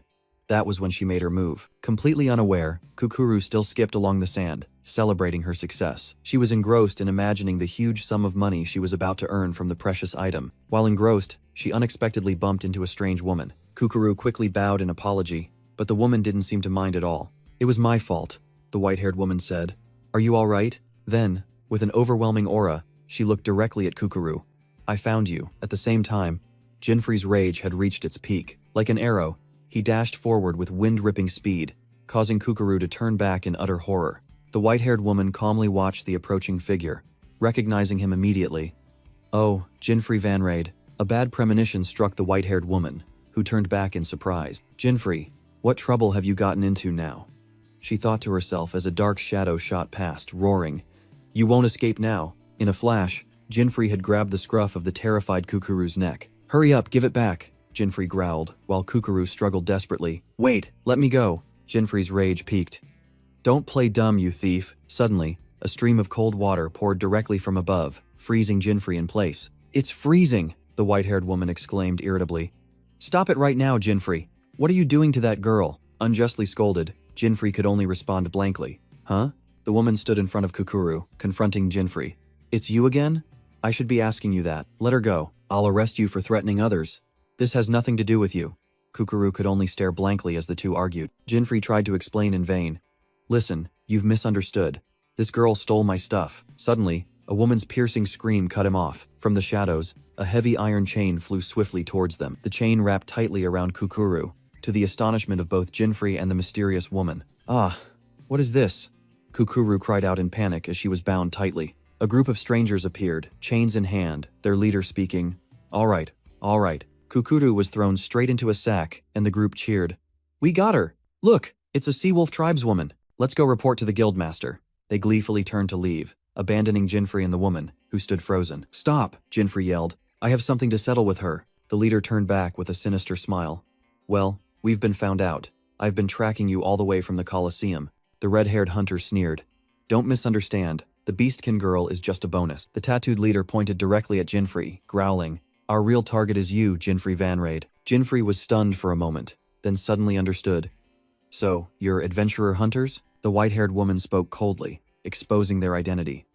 "They're the Diamond Guild, thieves specializing in this continent." Jinfrey smirked, his eyes full of disdain. "Tracking me from the Colosseum for a bounty? You small fry?" The leader snarled, signaling his subordinates. "We're professionals. Don't even think about escaping." He roared the command. "Tie him up. Loot all his inventory for me." Magical chains carrying the chain pursuit skill simultaneously lunged towards Jinfrey, but in a flash, Jinfrey vanished, leaving the bald man staring blankly into thin air. The leader was furious. "Damn it, too fast. Grab that girl too." Lami aliases from the semifinal. The white-haired woman became the new target. But she remained unusually calm. "You're quite famous, aren't you?" A voice echoed from the palm branch where Jinfrey was hanging upside down. Her eyes sharpened. "A notorious guild. This might be the perfect time." Without a moment's hesitation, she took a stance, ready to face the leader. Meanwhile, an accomplice carrying the sack containing the screaming Kukuru tried to escape. Not so fast. Jinfrey suddenly appeared, blocking the bald man's retreat. He grabbed the hunter's head, radiating killing intent. "Blocking my way, but fighting these guys barehanded is a bit troublesome." Suddenly, the red-haired man burst into flames, hoisting his own leader upside down. "What are you dawdling for? Deal with them." Jinfrey scratched his head, looking awkward. "I'd love to, but that kid stole my weapon." Seizing the opportunity, the bald man lunged, swinging a chain at Jinfrey's leg. "How dare you touch my friend? Die." The white-haired woman scoffed. "Weapon? For an alchemist? Some kind of potion bottle, I suppose? Have you ever seen anyone fight with potion bottles? Just show me whatever you have," Jinfrey requested, making her irritably reply. "Why do you have to act so superior? Fine, I'll show you." She sent her inventory through the synchronization window, and Jinfrey could only exclaim, "Oh, this." His eyes widened in astonishment as he scrolled through the list of bizarre equipment. Sk. Jinfrey thought to himself, she's a true gear fanatic. All high-level bizarre weapons that even she couldn't use. What a strange girl. Meanwhile, the bald hunter panted, growling, "Huh. Where have you been wasting your time looking?" Suddenly, Jinfrey's eyes lit up as he spotted something. "Oh, this one will work," he decided. "I'll borrow it for a bit." The white-haired girl panicked. "Huh? Borrow? That's a weapon only for rogues. An alchemist like you can't use it." Jinfrey just smiled confidently. "It's fine." And the Memoria necklace around his neck suddenly glowed. The system announced that the skill Chronicle of War was activated, allowing free job changes. Amidst a surge of magical light, Jinfrey changed his job from alchemist to rogue. Job change? The girl froze, unable to believe her eyes. She frantically speculated. Could it be a job change scroll? No. Rogue is a completely different class. With his new job, Jinfrey reached into the screen, decisively declaring, "Steal." He held up the item card he had just acquired, teasing, "To have this item, you really are a gear fanatic. Don't worry, I'll return it." Item information appeared. Oni's Drunkard's large furoshiki, an A-rank equipment for rogues. "Hey, lending it is fine, but it's not a combat weapon," the girl asked worriedly. "What are you going to do?" Jinfrey smiled meaningfully. "Judging by your reaction, it seems you don't know how to use it." Jinfrey declared, "This is how you use it," as the green cloth began to glow. The cloth transformed into the Demon's Club, an A-rank spiked mace radiating terrifying power. Mira was completely stunned, unable to believe her item had such extraordinary uses. With a confident smile, Jinfrey hoisted his new weapon onto his shoulder, ready for battle. The bald bounty hunter didn't flinch, swinging his chain and charging straight to attack. But with just one swing of the mace, his face was disfigured by the absolute power. Jinfrey coldly watched his enemy fall, their weapon shattered. "I've wasted too much time," he muttered, realizing the others had escaped. Standing on the beach, he quickly spotted their direction. "Over there." He turned to Mira and said, "Hey, Mira, can I borrow this weapon a little longer?" causing her to frantically check her inventory. "My muscle axe is gone," Mira shrieked in fury. Jinfrey shrugged, casually blaming the hostage. "The beast, girl probably stole it." He let out a fake sigh. "All right, I'll go get it back for you." Seeing him turn his back, Mira frantically yelled, "Wait! Where are you going?" The gear-obsessed girl couldn't wait, roaring, "This collection is more important than my life," and rushing off herself. Meanwhile, at the Hongo Guild headquarters, a dark conspiracy was unfolding. Two bounty hunters gleefully presented their spoils. "Look, master, a rare beast. Person." Kukuru struggled in despair as the green-skinned leader recognized her as a member of the Sea Wolf tribe. The green-skinned leader said to his brother, "This girl will fetch a high price, big brother." The older brother replied smugly, "Indeed, little brother." Kukuru's fate seemed sealed. At the Hongo Guild, two fearsome leaders revealed themselves, the Bajura brothers, Agyo and Ungyo. The red-haired hunter reported smugly, with Kukuru chained beside him. "Jinfrey Van Raid has been found." He smirked, believing that dealing with the target was only a matter of time. Kukuru looked on in confusion at those deciding her fate. Suddenly, the room's door was shattered by an invisible force. Mira appeared in a blinding light, pointing angrily. "Found you. Give back my collection." Jinfrey ambled in behind her, complaining, "Couldn't you just open the door normally?" Kukuru was stunned, a glimmer of hope sparking in her desperate eyes. "Those two." The entire room erupted in chaos. Guildmaster Ungyo exclaimed in shock, "How are you here?" Mira sneered contemptuously. "Comrades? Those pieces of trash are swimming with jellyfish now. Hand over the girl, or I'll send all of you to meet your ancestors." Her threat made the two hunters turn pale. Mira's gaze turned icy, her killing intent palpable. Suddenly, wooden vines emerged from the floor, coiling around her. Agyo Bajura, the red-skinned one, made his move. Hey missy," he roared, breaking down the door without a greeting. "How rude," Ungyo coldly remarked. "It seems we missed our target, but we'll hunt you instead." Jinfrey calmly spoke up, despite Mira's annoyance. "Bajura brothers, all your actions have been reported to the association." The two Bajura brothers just stood there with their arms crossed, showing no signs of flinching. Ungyo sneered. "An association envoy? This girl smells of money just like the target." Agyo roared, charging forward. "Let's end this." Wooden vines. Surrounded by Agyo's wooden vines, Jinfrey Van Raid and Mira stood back to back. The black-haired young man deftly dodged a surprise attack. Jinfrey growled, "Damn it. Looks like we'll have to fight after all." Mira was more decisive. "No matter what, this guild must be destroyed." Then she shouted, "Summon spirit." Sylph, the goddess of wind, Sylph, manifested with ethereal beauty and furious elemental power. Sylph's magical whirlwind roared, aiming directly at Ungyo Bajura, but the green-skinned demon merely scoffed in response with a cold snort. Earth Fortress. Two colossal earthen walls rose majestically, trapping Mira and her spirit. Mira realized her fatal mistake. Earth magic was the bane of Sylph, a wind spirit. From outside, Agyo laughed arrogantly. "Ha ha ha ha. How could such a puny attack break my brother's fortress?" Suddenly, Jinfrey had closed in behind Ungyo, the demon's club ready in his hand. He coldly warned, "I have no quarrel with you, but if you stand in my way, we'll have a problem." The demon's club was raised high, brimming with killing intent, ready to deliver a finishing blow. Just then, Agyo made his move, unleashing dancing tree tail from underground. Jinfrey was flung away by the tree roots, his attack completely foiled. The Bajura brothers burst into delighted laughter, scoffing, "Is that all the Olympian arena champion amounts to?" Faced with overwhelming power, Jinfrey and Mira could only pause momentarily, their expressions grim. For a moment, the image of Kukuru in chains, being led away by two bounty hunters, flashed before them. Kukuru's horror returned as she recalled the Bajura brothers' brutal reputation. Human trafficking, cruel punishments, murder. Back in reality, Jinfrey gritted his teeth. A troublesome combination, while Mira snapped, "It's all your fault. Why did you rush in so carelessly?" Mira snapped at Jinfrey. "What are you talking about? Your attacks are too weak. You need to keep up with me." The two glared at each other, sparks flying. Jinfrey asked in confusion, "What's wrong with you?" In a flashback, a terrifying explosion shook the entire building. Inside, Only a massive charred streak remained on the floor. Kukuru was chained, trembling as she was escorted by 2 bounty hunters. The Bajura brothers looked at the scene triumphantly. Agyo sneered. Humph. They're dead. The redhead excitedly ran off. Just check and collect the money, Kukuru despaired. Both of them are dead. It's my fault. But the redhead stopped, looking at the charred streak in confusion. Wait. There are no bodies. Back in reality, Jinfrey yelled in helplessness. Damn it, I told you so. He turned to Mira. First, we need to get our equipment back. But she brushed him off. Don't order me around, Agyo scoffed. You must be tired of dealing with these fools too, aren't you? Mira firmly stated. But I cannot let the reputation of the 8 protectors be tarnished. Jinfrey sighed in defeat. All right. Then, I'll tell you my plan. Listen up. Ignoring him, Mira began to summon. Go, Undine. A colossal water dragon was unleashed from her hand. Water dragon wave. But Ungyo merely whispered, Earth Fortress, and a stone wall blocked everything. Mira narrowed her eyes, killing intent flaring. It seems there's no need to hold back anymore. Just as she was about to summon Ifrit, Jinfrey hastily stopped her. Wait, wait, wait. Suddenly, a starfish landed directly on Mira's head, stunning her. Jinfrey calmly explained. No need to summon that.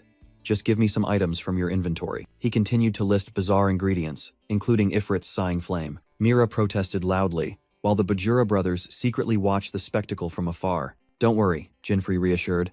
I'll make you a special piece of equipment. The word special equipment immediately won Mira over, her cheeks flushing. Though still skeptical, she opened her inventory and warned, If you're lying, I won't forgive you. With a flick of his hand, the valuable items were transferred. The Memoria necklace around Jinfrey's neck began to glow brightly. He smirked confidently.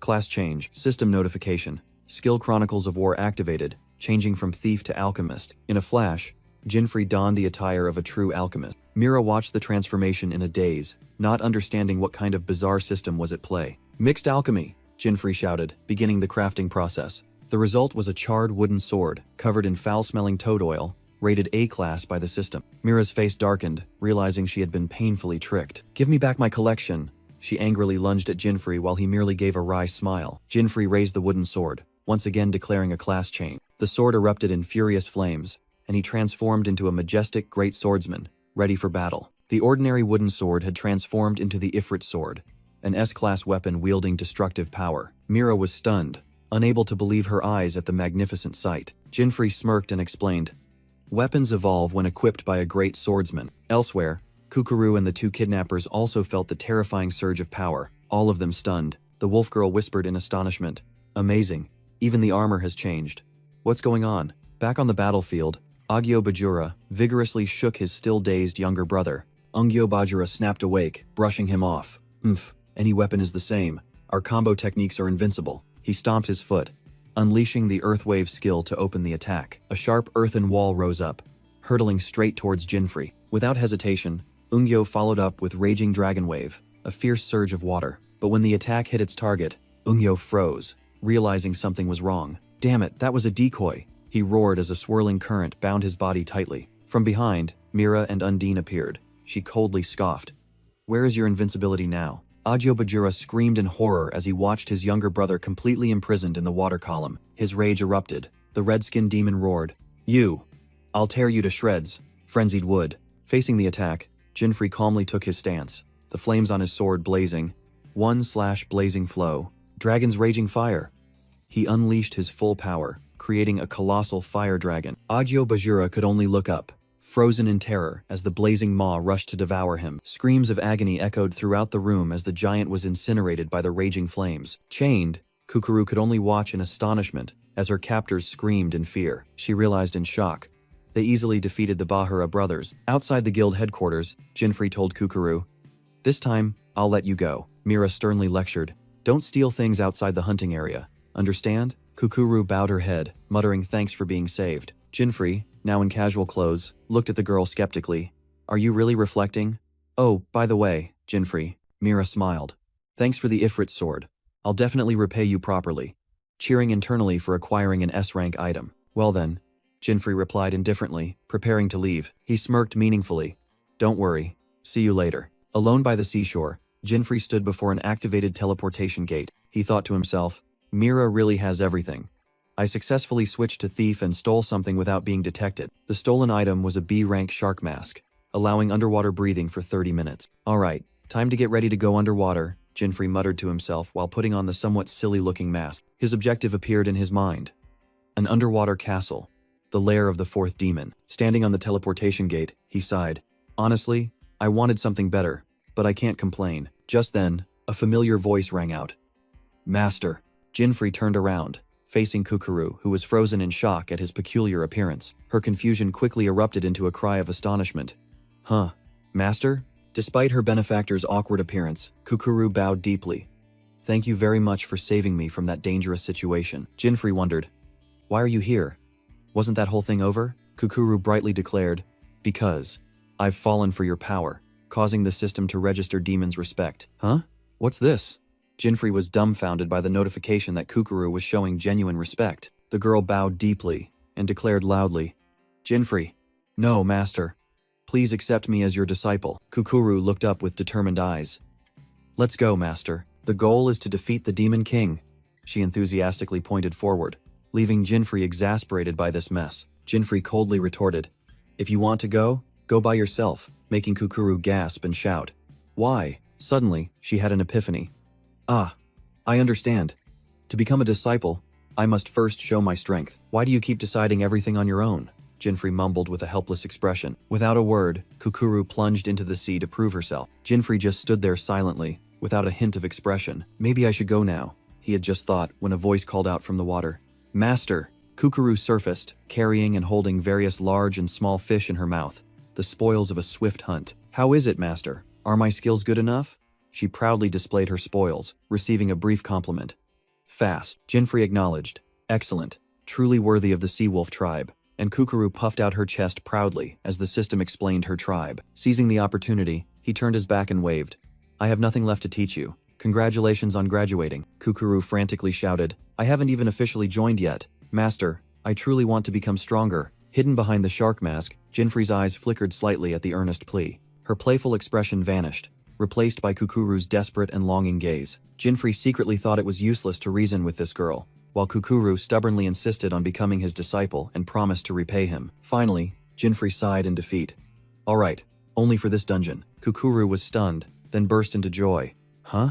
You're really taking me as your disciple? I can't waste time. And besides, I don't want you to get revenge and steal my stuff again, Jinfrey coldly explained. Hearing the confirmation that she was only accepted for a limited time, Kukuru still jumped for joy. Thank you, master. Don't call me that. Call me that again and you're out. Kukuru immediately saluted militarily, responding loudly, Understood, sir. I get it, Jinfrey. Good, let's move, Jinfrey ordered, and both stepped into the glowing teleportation circle. The destination appeared.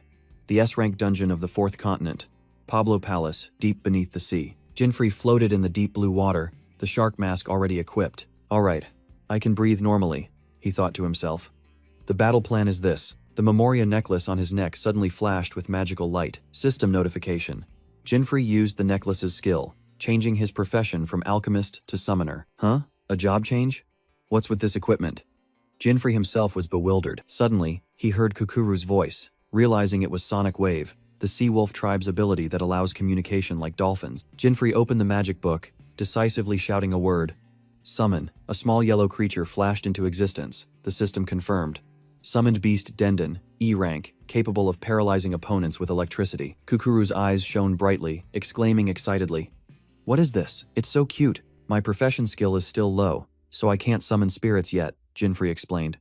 But this is a pretty decent summoned beast. At the bottom of the ocean, Jinfrey ordered, Hey Kukuru, lure a suitable creature here. Kukuru cheerfully responded, and immediately darted away like a blue arrow through the water. Watching her silhouette, Jinfrey secretly thought his leveling plan was progressing smoothly. He turned to Dendon, stating firmly, Now I can level up Dendon efficiently. Not long after, Kukuru returned, calling out loudly, Jinfrey, I brought it back! But what she brought back wasn't just one, but an entire army of sea monsters, leaving Jinfrey stunned. Without a moment's hesitation, he pointed forward, ordering his summon. Go! Electric bulb. The ferocious monsters charged forward, unaware of the trap awaiting them. Dendon immediately responded, its entire body flashing with brilliant yellow lightning. A terrifying electrical explosion spread, engulfing the entire monster horde in astonishment. At that moment, Jinfrey summoned the Demon's Club, ready for the sweep. He swung the massive weapon, smashing one monster while the others were still convulsing. The entire monster horde had been completely paralyzed by Denden's electricity. Jinfrey analyzed that although the damage wasn't high, the paralysis effect was the key to this strategy. The system panel appeared, Denden leaping from level 1 straight to level 12 inches a single blow. Jinfrey explained that thanks to cooperative combat, Denden would continue to gain experience and level up. And just as expected, another notification appeared. Denden had reached level 18. Good pace, Jinfrey said, satisfied, then urged, Kukuru, more. And the girl happily obeyed. Looking at the spiked club in his hand, he suddenly remembered. By the way, I still have Mira's borrowed weapon.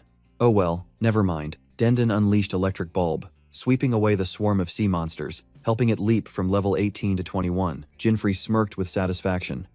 Good, at this rate I can max out its level, when he suddenly heard a shout. From a distance, Kukuru excitedly shouted, I've brought a big one. Jinfrey's eyes gleamed mischievously.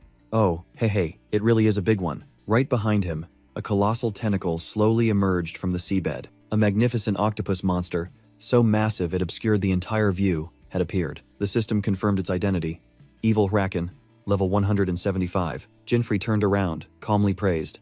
Well done, Kukuru, leaving the girl bewildered, not understanding what was happening. While Kukuru was still blushing from the praise, Jinfrey began to explain.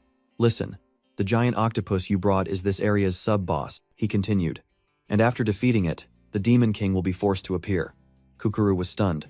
Demon King? Evil Kraken roared, shaking heaven and earth, interrupting their conversation. It slammed a colossal tentacle down, making the entire seabed tremble violently. Jinfrey and Denden were pushed far away by the powerful current. An unexpected accident, but it saves time, Jinfrey calmly remarked, then called out.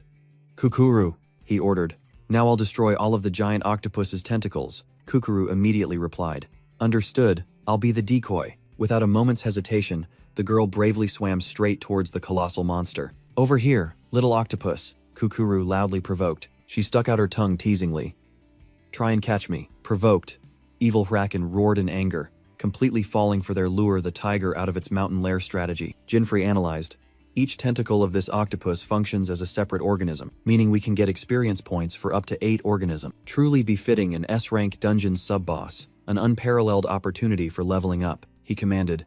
Electric Bulb, and a bolt of lightning immediately shot out from Denden. Seizing the moment the tentacle was paralyzed, Jinfrey swung up the demon's club. With a resounding shout, he poured all his strength into the attack. A heaven-shattering blow crushed the target in an instant. Immediately, Denden leaped from level 21 to 27. The rain of experience continued to pour down, causing its level to increase non-stop. Using the same strategy, Jinfrey systematically cleared out each tentacle. From a distance, Kukuru quietly observed, waiting for her moment. The girl exclaimed in admiration, Amazing! You've destroyed all the tentacles! Jinfrey smiled with satisfaction. Seeing that Denden had reached level 45, he called out loudly, Kukuru! And she replied, Got it, then dashed off. Kukuru swiftly darted around, provoking the main body of Evil Kraken. Now, only a direct confrontation with the colossal monster remained, Jinfrey confidently declared. And now, Denden, having surpassed level 40, has unlocked another skill. He shouted, Denden! Lightning transformation. The demon's club was enhanced by the lightning attribute, ready for the final blow. Jinfrey gathered lightning, charging straight towards Evil Kraken's colossal body. Let's finish this quickly and get to the Demon King battle, he roared, his fist erupting with lightning. With a shout of Thunder Fist, he delivered a devastating lightning blow to the monster's head. Amidst the lingering electrical currents, Jinfrey stood tall, the colossal boss completely defeated. Kukuru cheered happily. You did it. Has Denden leveled up yet? Thanks to that, it has reached its maximum level. Standing on the spoils of war, Jinfrey declared, All right, the conditions for the battle with the Demon King have been met. His eyes sharpened, his focus intense for the upcoming battle. Suddenly, a colossal and violent whirlpool began to form on the seabed. Ah, Kukuru gasped, but Jinfrey calmly replied, It's here. The swirling currents grew more frantic, signaling a terrifying presence. Jinfrey remained unfazed, standing firm in the eye of the storm, ready to face anything. He unleashed a second Thunder Fist, aimed directly at the heart of the ocean's fury. From within the whirlpool, a commanding voice echoed, Whoever disturbs the sea shall not return alive. Kukuru froze, terrified by the immense pressure radiating. Jinfrey looked directly at his opponent, Denden's thunderous power converging around him. 4 Heavenly King Neptunus, the level 200 mysterious sea god, officially revealed himself with his trident in hand. That's a 4 Heavenly King. Such an overwhelming presence, Kukuru stammered, trembling. In stark contrast, Jinfrey flashed a confident smile. I'll finish this quickly as well. The status window appeared, confirming Jinfrey, the level 123 summoner, was ready for battle. A colossal figure rose from the deep sea Neptunus, one of the 4 heavenly kings, Jinfrey mused. So far, every demon king has acted in unpredictable ways.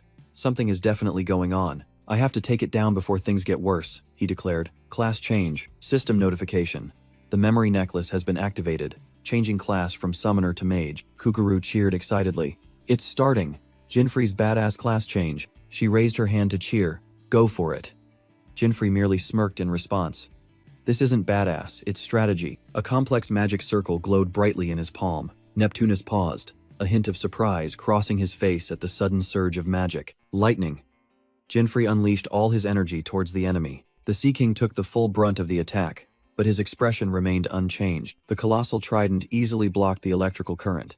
The power of the 4 heavenly kings was not to be underestimated. Jinfrey was pushed back slightly, but his gaze remained resolute. What a pathetic attack, Neptunus scoffed. He swung his gigantic hand, determined to crush the challenger. Gale teleport. Jinfrey vanished in a flash, narrowly dodging the attack. He reappeared right behind Neptunus, his fist already glowing with lightning. Lightning fist. A thunderous punch landed squarely on the Sea King's back. Neptunus roared, fury flaring in his eyes. In a flash, Jinfrey teleported again, appearing in front of the stunned enemy. Lightning fist. The second punch, enveloped in lightning, slammed directly into Neptunus's face. A flurry of lightning punches rained down on the 4 heavenly kings' body. A final lightning strike slammed directly into Neptunus's chest. Witnessing the scene, Kukuru cheered. Amazing. That's Jinfrey for you. But Neptunus merely smirked. You think that can defeat me? The giant froze when Jinfrey suddenly vanished. Huh?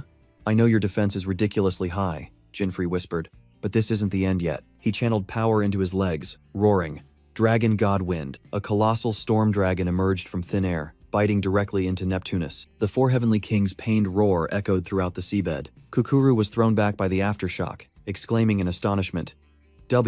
What? Did you defeat the Demon King? She asked excitedly, but Jinfrey just shook his head.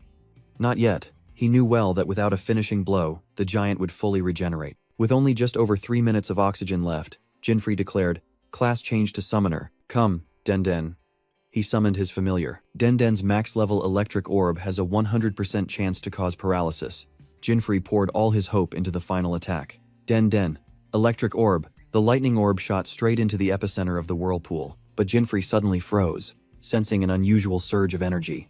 Gah! This is. Kukuru also froze, dumbfounded by the terrifying power spreading around. What is this? The water dispersed, and Neptunus stood tall, his entire body absorbing the electrical current. He burst into maniacal laughter.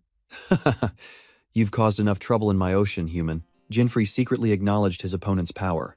I'm very impressed that you dared to face me head-on alone. However, suddenly, colossal tentacles emerged from the darkness, lashing out fiercely towards him. Jinfrey was stunned.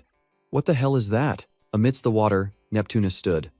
Behind him, the phantom of the defeated Kraken. He realized in shock, the evil Kraken I just defeated? This is another unprecedented development in the game. Before his eyes, the colossal monster's body began to fuse with the Sea King.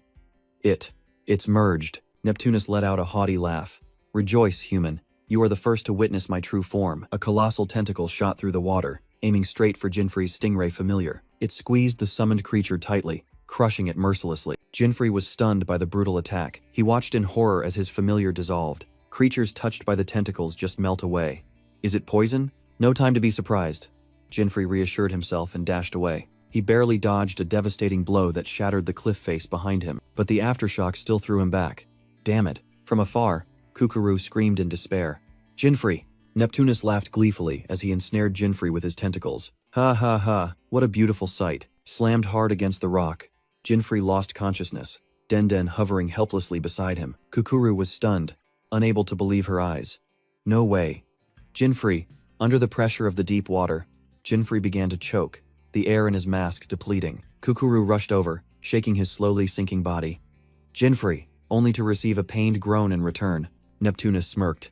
Oh, you're still alive? Impressive. Meanwhile, Jinfrey was slowly losing consciousness, desperately thinking, I'm in trouble. He knew that touching those tentacles meant death, and the oxygen in his mask was almost depleted. With no way out, Jinfrey resolved, I can't hold back anymore. He roared, activating his last trump card. The memory necklace glowed, and the system announced, Class changed from summoner to pugilist. Equipped soul vantage.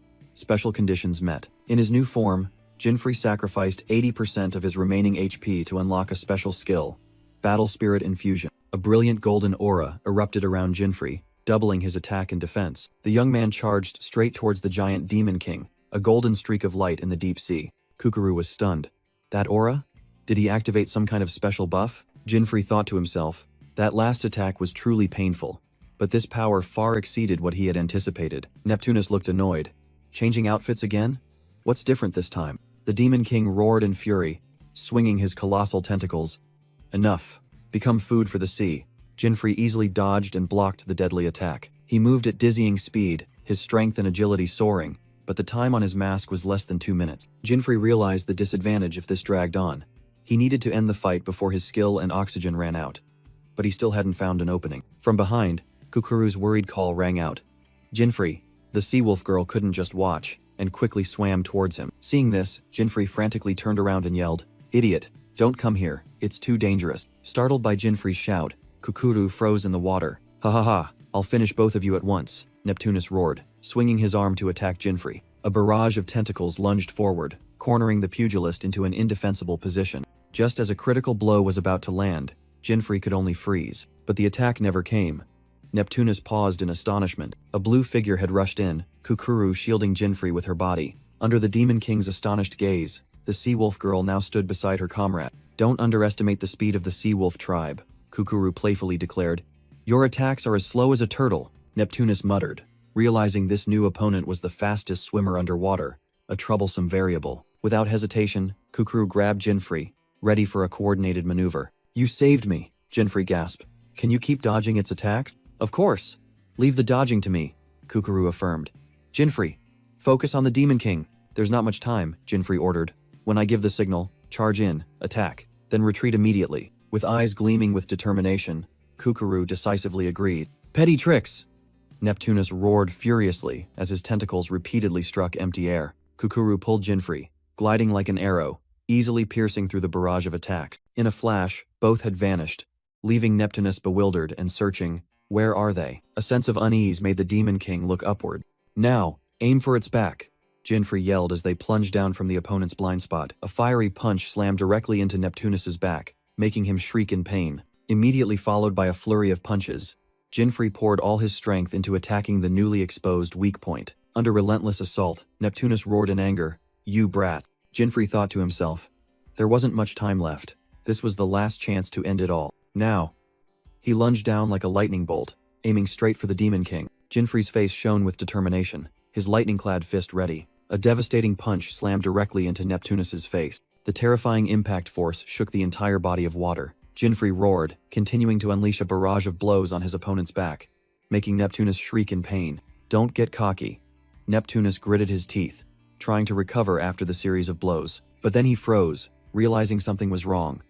Looking for this? The Demon King was stunned to see Kukuru holding his important item. "I have a bad habit of accidentally taking things," the sea wolf girl grinned. "My apologies." Neptunus was speechless, his eyes wide with disbelief. "My weapon?" he yelled, while Jinfrey casually taunted. "More than just a little, wouldn't you say?" "Well done, Kukuru," Jinfrey praised, then growled. Thunder Fist. He unleashed his ultimate technique.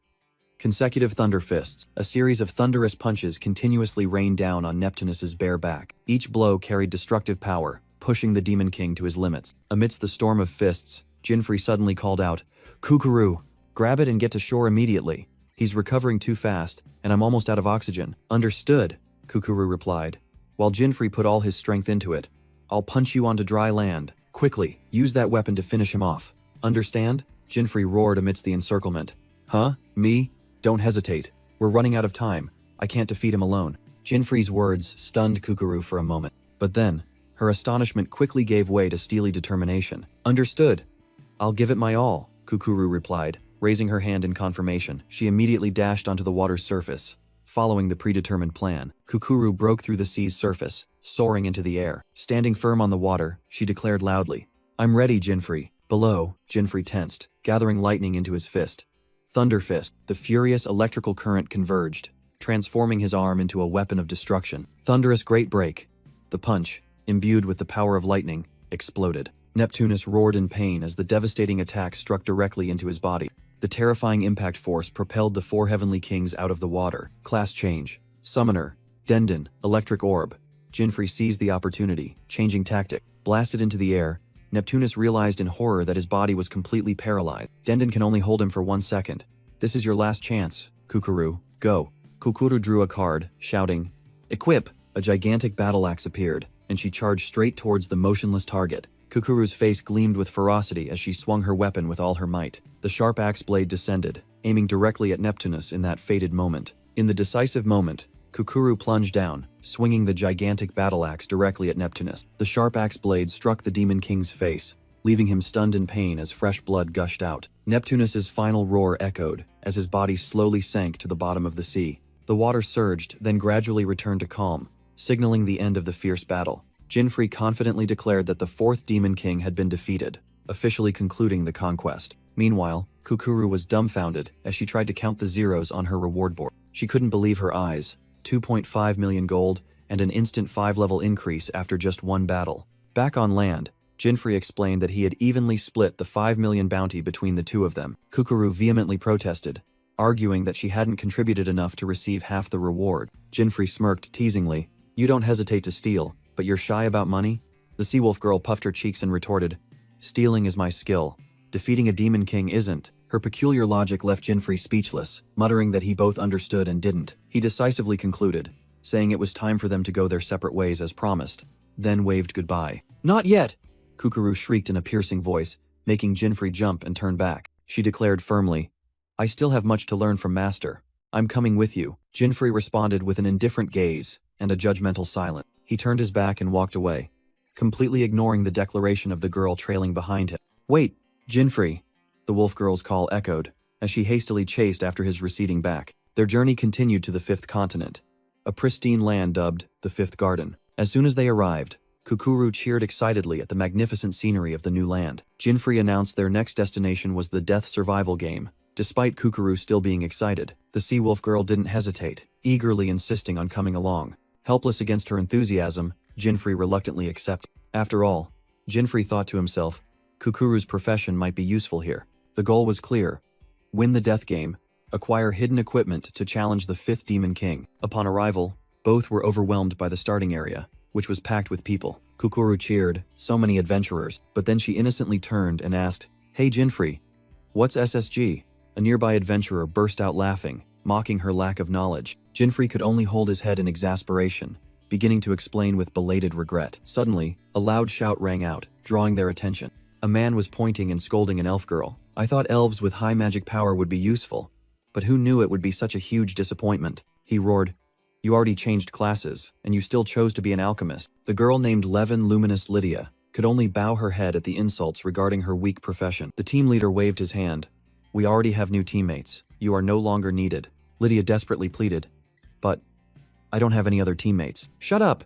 If you want teammates, go find them yourself, you idiot," the man yelled as he pushed her. Just then, a voice rang out. "Looking for teammates? Why not join us instead of those losers?" The team leader and his companions turned around, stunned by the person who had just interfered in their business. Jinfrey turned back, a smirk on his lips. "Oh? Who are you guys?" "SSG is a team survival game, 3 people per team. We're also short one." Lydia looked up, her voice trembling with hope. "Time is almost up. Will you really take someone like me?" "Of course," Jinfrey affirmed, then turned to Kukuru. "Right?" The wolf girl enthusiastically replied, "If Jinfrey has decided, I have no problem with it." An announcement echoed throughout the forest. Jinfrey turned to Lydia. "The game is about to begin. Are we both ready?" Lydia's eyes welled up with gratitude, while Kukuru put an arm around her, thinking to herself, "This girl really doesn't understand anything." Lydia's former team leader growled, "Taking a useless person into your team. Are you stupid? Be careful not to get eliminated early." In response to the provocation, Jinfrey remained silent, a stillness more terrifying than 1,000 words. "Time's up. SSG officially begins." Immediately, a glowing red crystal heart emblem appeared on the chest of each player. Lydia and Kukuru flinched as they felt the strange object suddenly appear on their bodies. Jinfrey calmly glanced at his emblem, as if everything was within his calculations. "Good luck, everyone." As he finished speaking, a fierce magic circle erupted beneath Jinfrey's feet. "Huh, what's going on?" Kukuru and Lydia were also enveloped by similar teleportation circles. Numerous pillars of light shot skyward, carrying the adventurer teams to unknown locations. In a hidden corner of the forest, a flash of light appeared and then faded. Jinfrey's team landed on the ground, the magic circles beneath their feet dissolving into the air. Whoa, where are we? Kukuru looked around in confusion. Is it just the three of us? The wolf girl spun around, finally asking, Hey Jinfrey, what the hell is SSG anyway? Jinfrey sighed. Listen carefully. Within 48 hours, the team that collects the most heart emblems wins. If your emblem is stolen, you'll be eliminated. But stolen emblems can be used to revive teammates. Upon hearing this, Kukuru's eyes lit up, and an excited smile appeared on her lips. Kukuru excitedly summarized the rules, while Jinfrey turned to the elf girl to formally introduce himself. The elf girl smiled back. My name is Levin, then glanced towards the sea wolf girl. And the noisy one over there is Kukuru. Wasting no time, Jinfrey immediately ordered, Levin, let's start round 1. Craft something for me. Levin was bewildered by Jinfrey's sudden request, not understanding what he intended to do. Despite her confusion, she replied, Yes, I always carry a lot of herbs. Jinfrey pointed forward. Then use alchemy to create an exploding grass and throw it in that direction. Levin confirmed the request, then focused her energy, beginning the magical crafting process. A green glow enveloped her hands, and a new item gradually formed. System notification. Grade A exploding grass, a plant that explodes on impact, has been successfully created. Just throw it in that direction, right? Levin mumbled, then wound up. Here I throw. Following Jinfrey's instructions, the exploding grass was thrown with a perfect trajectory. Suddenly, a terrifying explosion ripped through the forest tranquility, sending 3 adventurers flying into the air. Jinfrey smirked with satisfaction as the enemies fell right in front of him, while Levine's eyes widened in astonishment. The stunned team leader struggled to his feet, muttering, What the hell? Where did that explosion come from? Jinfrey coldly approached, his voice full of disdain. Heh, we meet again. Now, your heart, I'll take it. Realizing the attacker was Jinfrey, the team leader could only stammer in shock. You, he roared in anger. You bastard, what the hell did you do? Jinfrey calmly replied, How does it feel to be hit by Levin's exploding grass? The team leader's furious gaze shifted to Levin, making her flinch in fear. Don't mess with me, you little elf, he yelled. Why didn't you say you had that skill sooner? He gritted his teeth, his voice full of regret. Otherwise, we would have kept you on the team. Just as the team leader was distracted, Kukuru darted forward like lightning, aiming straight for his heart emblem. With a mischievous grin, Kukuru held up her prize, a newly acquired heart emblem. Jinfrey thought to himself. It seemed everything was going according to plan. Meanwhile, the attack team was stunned, realizing in shock that the emblems on their chests had vanished. The whole team celebrated their swift victory. Jinfrey could only chuckle to himself at their impressive debut. The team leader roared furiously, reaching out to reclaim what was his, but his desperate attack only left a faint streak of light in the air. Kukuru calmly explained, Lose your heart, and you're eliminated. You'll be forced back to the starting point. She turned to Lydia, unable to hide her excitement. So that's how it is. And you were amazing just now, Levin. Lydia quickly waved her hands, shyly replying, No, not at all. Kukuru snatching 3 hearts in the blink of an eye is what's truly impressive. Praised, Kukuru became even more fired up, her eyes gleaming as she spotted the next target. Really? Then I'll take even more. Ignoring Lydia's call, she shot off like an arrow. I've spotted prey. Kukuru closed in on the unsuspecting trio of adventurers with astonishing speed. In the blink of an eye, she snatched an emblem from one of the group members. Whoosh! But a strange sensation made Kukuru freeze. She stared in shock at her chest. Her own heart was no longer there. Facing her, all 3 adventurers wore sinister, calculating smiles. From afar, Jinfrey could only cover his face in helplessness. What an idiot. That's the consequence of rushing in without thinking. Kukuru turned around, completely bewildered by what was happening. The new team leader held up a bunch of emblems, smirking. Heh, you don't even know about heart counterstealing. What a rookie. This guy even has 3 more hearts. Lucky us. Kukuru was stunned when her heart badge was snatched away, as the rival captain sneered, explaining his expensive counter item. Levin Luminous Lydia exclaimed in shock. No way. She could only scream in despair as her teammate fell. Kukuru, standing behind them, Jinfrey Vanrade sighed in exasperation, completely helpless at the wolf girl's naivety. He thought to himself, thieving skills are powerful, but precisely because of that, countermeasures are fundamental in this survival game. Preparation, knowledge, and cunning are the keys to victory. Meanwhile, the smug rival team charged forward, their captain yelling, Her teammates? They don't look special at all. Take them all out. Jinfrey merely stood still, a surge of electricity coursing through him, ready for a swift counterattack. In an instant, all 3 enemies froze, horrified to realize their chest badges had vanished. Jinfrey held up a bunch of crimson badges, coldly telling the bewildered Levin, "No need for thieving skills, speed alone is enough." Other players witnessing the scene from afar couldn't believe their eyes either. They could only exclaim, "He snatched all our hearts in the blink of an eye." Jinfrey heard them and was speechless. After the team regrouped, Kukuru was revived. The wolf girl hung her head, softly promising, "Next time, I'll be more careful." Jinfrey accepted the apology and then ordered, "It's getting dark, prepare to rest. Levin, concoct a few things according to the list I gave you." Levin Luminous Lydia clenched her fist, her eyes burning with determination. "Understood." As night fell, the team set up camp by the fire, Levine diligently working while Kukuru was fast asleep. Jinfrey lay there, eyes half closed, yet still sensing the chaos and screams echoing from elsewhere. He opened his eyes and looked up at the night sky, a smile of amusement briefly appearing on his lips. Tonight is truly lively. Tomorrow will surely be fun. And as expected, one of their traps had yielded its first prize. Jinfrey smiled at the spoils, acknowledging that Levin's thiefgrass traps had worked effectively throughout the night. His gaze turned sharp, signaling a new day full of challenges. Meanwhile, Levine and Kukuru were still sound asleep until a voice rang out.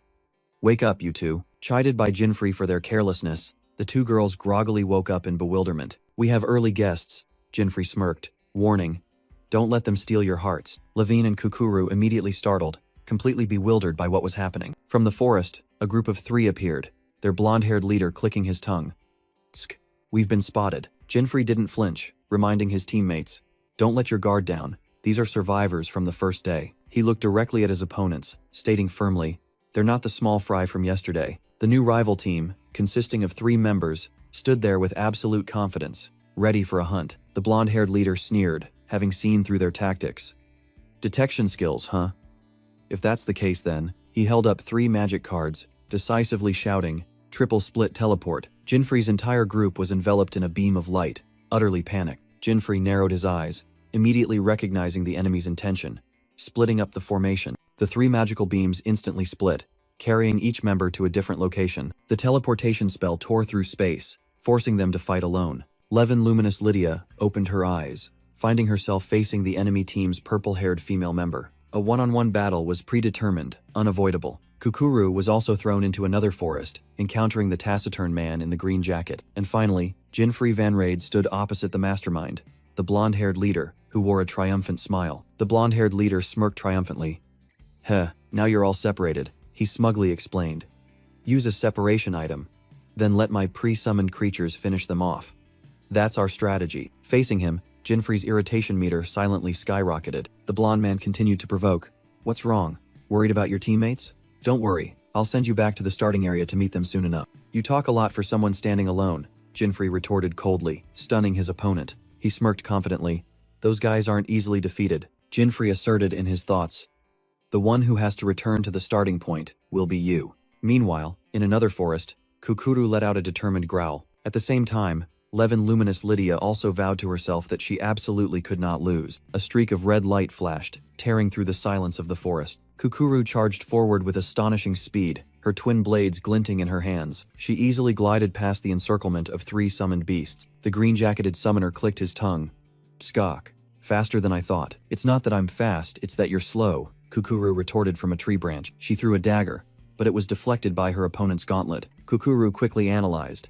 If she just took down the summoner, the monsters would disappear. "All right, I'll take him down quickly and snatch that heart." Immediately, she dove down like an arrow, aiming straight for her target. Her dagger was blocked by the opponent's sturdy shoulder armor. "You're fast, but your attacks are weak," he scoffed. But Kukuru merely bared her fangs and snarled. "Then why don't you try blocking without a shield? Don't be such a coward, you brat." Provoked, the man in the green jacket ordered his monsters to tear her apart, but surrounded by 3 beasts, Kukuru merely offered a defiant smile. In a flash, blood splattered everywhere. With a spectacular flip, she dodged the attack and cut down one of the beasts in an instant. Kukuru landed, scoffing. "At that speed, you'll never catch me." The man flew into a rage, yelling at his useless monster, but then he suddenly froze, bewildered. Where had the girl gone? "I told you, you're too slow." Kukuru suddenly appeared behind him, her rogue skill stealth activated. The man only had time to realize the imminent danger with a look of horror. A devastating punch to the face left him no time to react. His large body collapsed to the ground after the lightning-fast attack. "Huh? Who's the one with the flimsy attack now?" Kukuru held up the emblem she had just snatched. With a triumphant smile, she declared, "And just like that, I win. Your heart is mine now." But as she turned away, she froze. The monsters were still there, glaring at her. Wait, isn't this guy a summoner? A terrifying thought flashed through Kukuru's mind. She had made a huge mistake, thinking he was just a cowardly summoner hiding behind a shield. A grave miscalculation.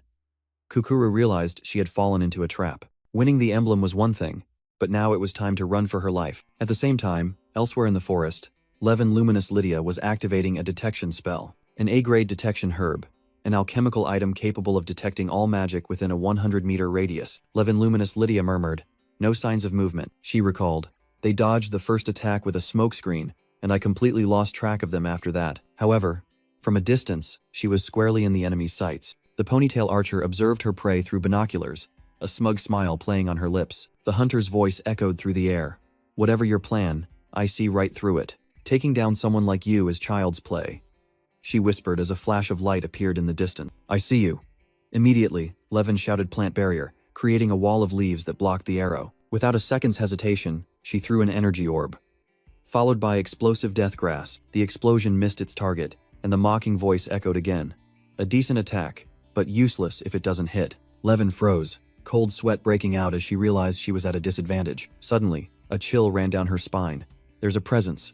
Right behind me." 3 hideous summoned beasts had surrounded her without her noticing. The 3-eyed boar and the giant toad growled, charging straight at her. At their master's command, they simultaneously unleashed smoke grass, engulfing the entire area in a thick fog. When the smoke cleared, the prey had vanished, leaving the bewildered beasts searching. In that instant, a volley of arrows pierced the tree trunk where Levin had just stood, just inches away. The archer thought irritably, "What a tough prey. Let's see how much longer you can dodge." Images of Jinfrey and Kukuru flashed through Levin's mind, and she told herself, "I can't become a burden to them." With burning determination, she pulled out her trump card, the A-grade alchemical item, Lure Grass. An enchanting scent wafted out, and all 3 beasts immediately turned their heads, completely drawn in by Levin's trap. "Take this." Levin Luminous Lydia threw an alchemical item. The summoned beasts bewilderedly watched the strange object flying towards them. The alluring scent immediately made them fall into an illusion, cravingly thinking of food. From the bushes, the charcoal-haired archer was stunned, unable to believe her eyes. "The beasts have been neutralized," Levin confidently declared. "Now it's one-on-one." Acting clever, the archer gritted her teeth, trying to appear calm. Levin taunted. "But didn't all your arrows miss? Shut up. Those were just warning shots. I can't lose either." Levin decided to unleash another trump card. An A-grade super bright grass was thrown into the air, accumulating an immense amount of energy. A blinding flash of light erupted, making the archer panic. "Wah, what is this? My eyes." She stumbled, her vision completely enveloped in darkness. Losing her balance, the archer screamed and tumbled off the cliff. "What did that brat do to me?"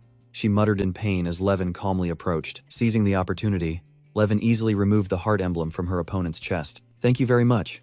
She smiled brightly, her hand clutching the prize. "I'm leaving now." Levin casually turned away, leaving her opponent still clutching her head in a daze. "Hey, wait!"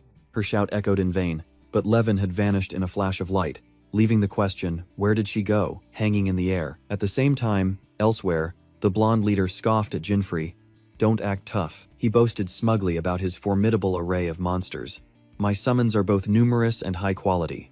You stand no chance of winning." Jinfrey smirked. "Stop monologuing, it's annoying. But thanks to you, I've had enough time." The blonde leader was confused, not understanding what was happening. His formidable summoned beasts were still surrounding him, ready to fight. But in the blink of an eye, they all turned to surround Jinfrey, astonishing the summoner. "You, how can this be?" he frantically yelled. "What the hell is this? Those are my summoned beasts. What skill did you use, damn it?" Jinfrey calmly replied as the bird-like beast nuzzled him. "Looks like they like me." With a provocative smile, he retorted. "Don't you think so?" All 3 beasts now stood obediently beside Jinfrey, openly betraying their former master. A system notification appeared. "Jinfrey's skill has evolved after 20 hours of continuous use." Jinfrey wasted no time, raising his hand to command. "All right, attack him. Go." Hearing their new master's command, the beasts roared and charged straight at the summoner. Cornered, the blonde man clicked his tongue and hastily opened a magic book. "Take this." A gigantic Oni general was summoned from the book. The Oni general immediately charged to attack, completely overwhelming the 3 traitorous beasts. In just a few blows, it brutally defeated all 3. Standing victorious, the summoner laughed loudly. "Ha ha ha, this is the price for defying your master." He pointed at Jinfrey, his voice full of menace. "Next, it's your turn." But a sudden growl echoed, wiping the smile off his face. He turned around and froze. All 3 beasts he thought were defeated were now standing tall, without a single scratch. The summoner stammered in horror. They revived? Impossible. The blonde leader was stunned. Hey, what is this? What kind of monstrous skill did you use? Jinfrey smiled as his clones appeared. You have more allies than me. So, I guess we're even now, aren't we? Surrounded by an army of Jinfreys, the summoner was speechless. He frantically looked around, realizing he was completely outnumbered. Clones? The blonde man yelled in helplessness. This isn't fair at all. Refusing to accept defeat, he growled, opening his grimoire. You're underestimating me. Summon! A muscular giganto-orc appeared, letting out a sky-shattering roar. The beast swung its gigantic battle axe. The sharp axe blade came down without hesitation. A sweeping slash tore through Jinfrey's clones with ease. Lifeless bodies lay scattered on the ground in pools of blood. The triumphant leader scoffed. Huh, what's this? Just a bunch of paper tigers? But then, the ravaged bodies began to stir, slowly standing up. The blonde man's smile froze on his lips as he witnessed the army of Jinfreys revive right before his eyes. Two clones declared in unison. Enough talk. I need to reunite with my teammates. So let's end this. The summoner's face changed color, contorting in extreme horror. At the same time, the previously defeated summoned beasts were also rising from the dead. A gigantic shadow, a lich with a scythe, silently appeared behind the blonde man and the orc. Space seemed to shatter before its presence. The summoner fell backward onto the ground, terrified as he watched Jinfrey gently land in front of him. Jinfrey smirked with satisfaction. Truly worthy of the name Illusion of the Nameless Realm. This evolved skill allowed him to create illusions on multiple targets simultaneously, from humans to summoned beasts. The unlock condition was 20 hours of continuous combat, a requirement almost impossible outside of this SSG event. Decisively, he took the last heart badge from the defeated opponent's chest. This guy had quite a few hearts, Jinfrey muttered, looking at the blonde leader sprawled on the ground. Now, it's time to reunite, he thought to himself, a golden flash signaling the end of the hunt. As soon as Kukuru saw Jinfrey, she rushed over, cheering excitedly, while Lydia calmly asked, Are you two both safe? The team had a bountiful harvest, evidenced by Kukuru's wide grin and an unfortunate adventurer being caught by the carnivorous plant trap. Jinfrey calmly held the spoils of war in his hands, ignoring the defeated opponents screaming behind him. Suddenly, a notification echoed throughout the space. Time's up. SSG ends. Everyone will be returned to their starting point. In the blink of an eye, the adventurers were teleported to a gathering area with lingering light. Jinfrey, Kukuru, and Lydia stood among the chaotic crowd, awaiting the final results. Let's announce the results. A voice rang out, drawing everyone's attention. Third place, with 46 hearts, Team Dolgo. Team Dolgo raised their hands in celebration amidst cheers. Next, second place, with 55 hearts, Team Jessica. Team Jessica, consisting of a cool female leader and two twin members, posed in celebration of their victory. The crowd was stunned. 55 hearts? The previous record was 50, so they broke the record. That's Jessica, the infamous random killer, and now, the most glorious position belongs to Team Jinfrey, with 108 hearts. 108? The entire arena fell silent, unable to believe the number that had just been announced. Someone in the crowd realized, I heard about Jinfrey on the news. It's him. This is my first time seeing him in person. Jinfrey's team, the champions of the tournament, will receive a reward of 100 million G, along with a mysterious item. The Hayless chest, rarity F. Levin Luminous Lydia was confused. Me, I really get all 100 million G? Jinfrey chuckled, while Kukuru excitedly said, Keep it, we don't need money. The black-haired young man pointed at the chest. As promised, all I need is this item, Lydia explained with relief. With this money, I can gather the most precious alchemy ingredients. That's settled, Jinfrey said. But before you go, please craft one last thing for me from these ingredients. After the agreement was made, the three waved goodbye, promising to meet again. Night fell. At the inn where Jinfrey was staying, Kukuru was fast asleep, in a posture that couldn't be more outrageous. In a hidden corner of the forest, Jinfrey quietly acted alone under the moonlight. He mumbled as he looked at the item's information. Alright, the noisy one is asleep. Time to deal with this. Thanks to the memory necklace, Jinfrey had secretly changed his profession from alchemist to summoner. With a short incantation, he summoned a small spirit beast. Summon Den. This chest was the reward for collecting 100 hearts, and its secret was about to be revealed. Jinfrey, in his summoner guise, raised his hand, ordering his spirit beast to begin. The small creature gathered energy, roared, Den's shadow, and unleashed a powerful bolt of lightning. Next, he used two items he had asked Lydia to craft, flamegrass and icegrass. As the three attributes of fire, ice, and lightning simultaneously struck the chest, its invisible lock began to open. Inside was an equipment with immeasurable power.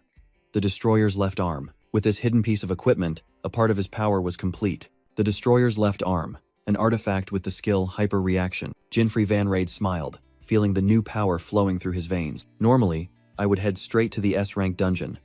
But there's a problem, and that problem was loudly calling his name.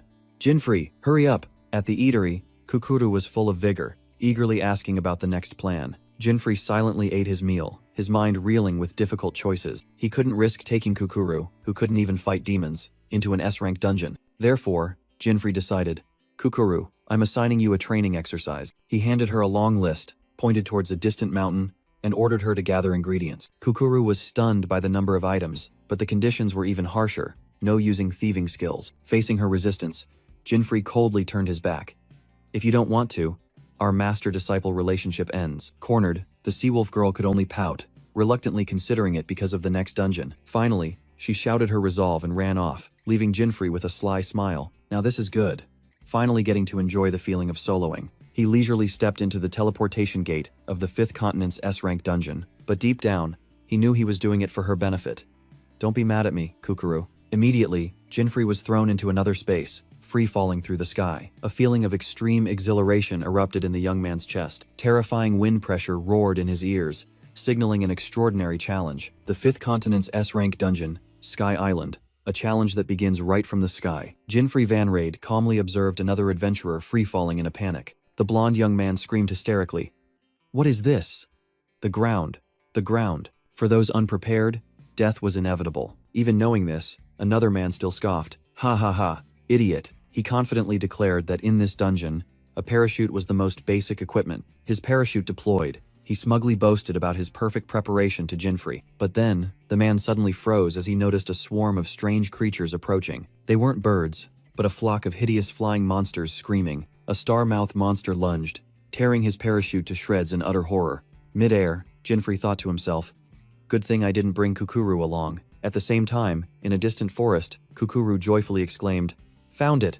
Finally found it!" The monster's screams pulled Jinfree back to reality, his gaze sharpening. The sky monsters tore apart what remained of the parachute, drowning out the adventurer's screams. Without a hint of hesitation, Jinfree extended his hand forward. The destroyer's left arm on his hand subtly glowed with immense power. A green, multi-eyed monster charged straight at him, bearing its sharp fangs. Jinfree calmly raised his left hand, ready for battle. The skill anti-gravity ring was activated.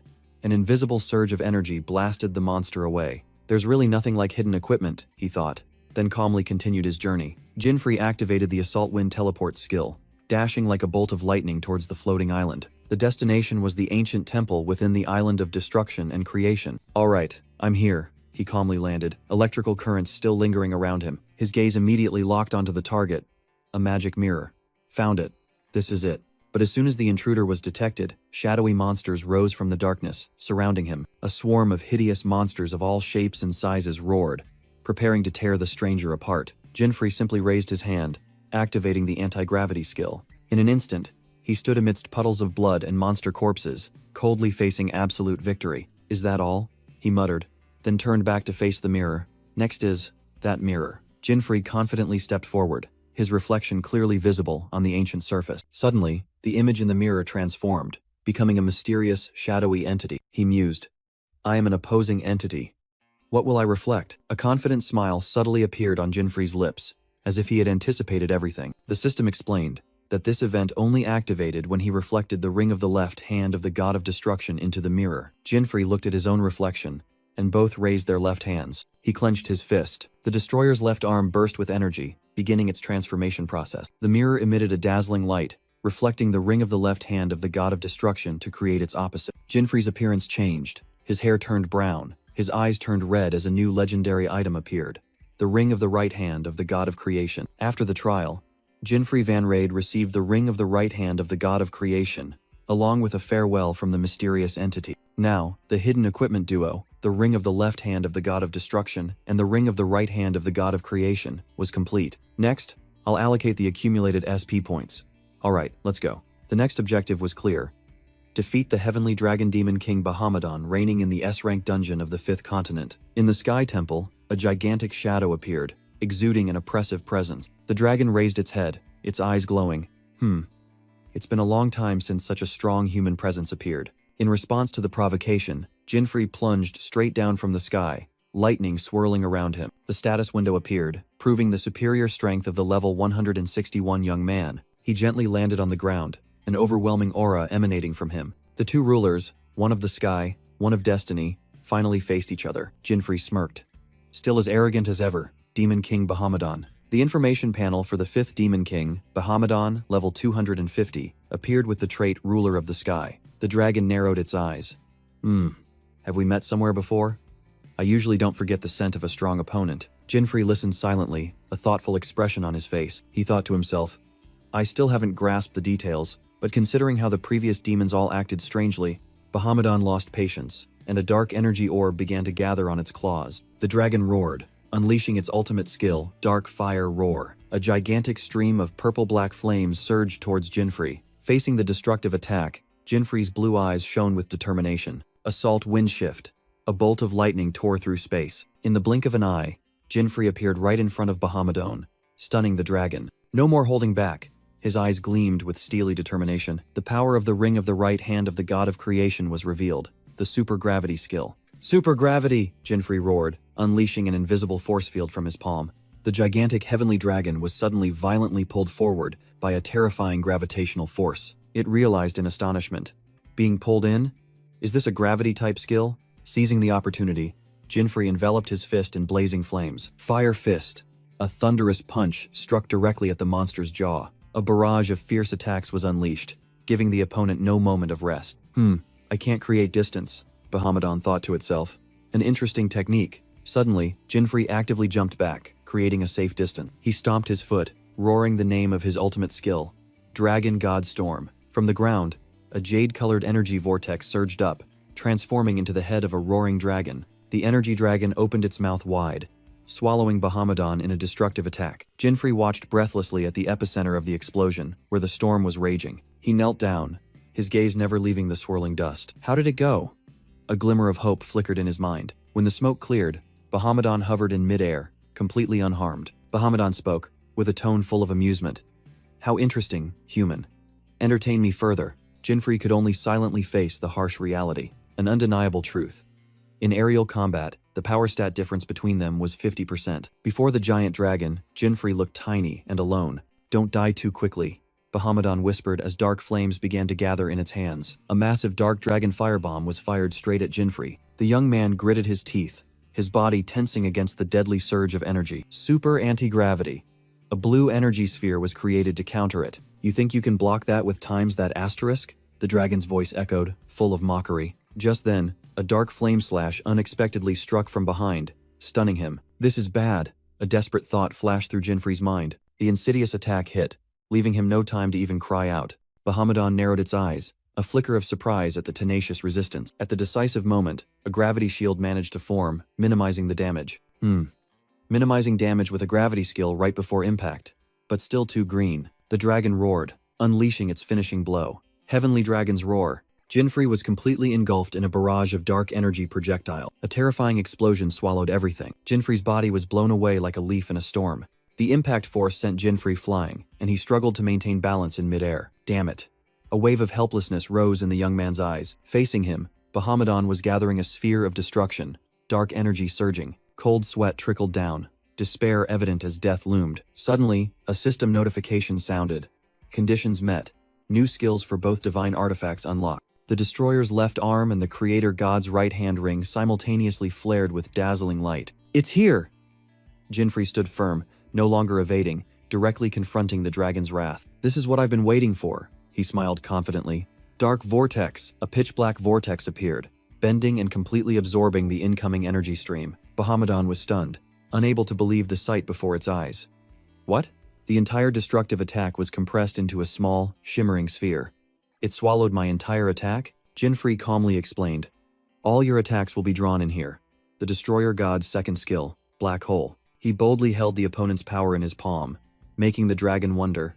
He absorbed it? Bahammadan lowered its head, still skeptical. Does such a skill truly exist? You seem to be panicking. Jinfrey smirked provocatively. The dragon growled.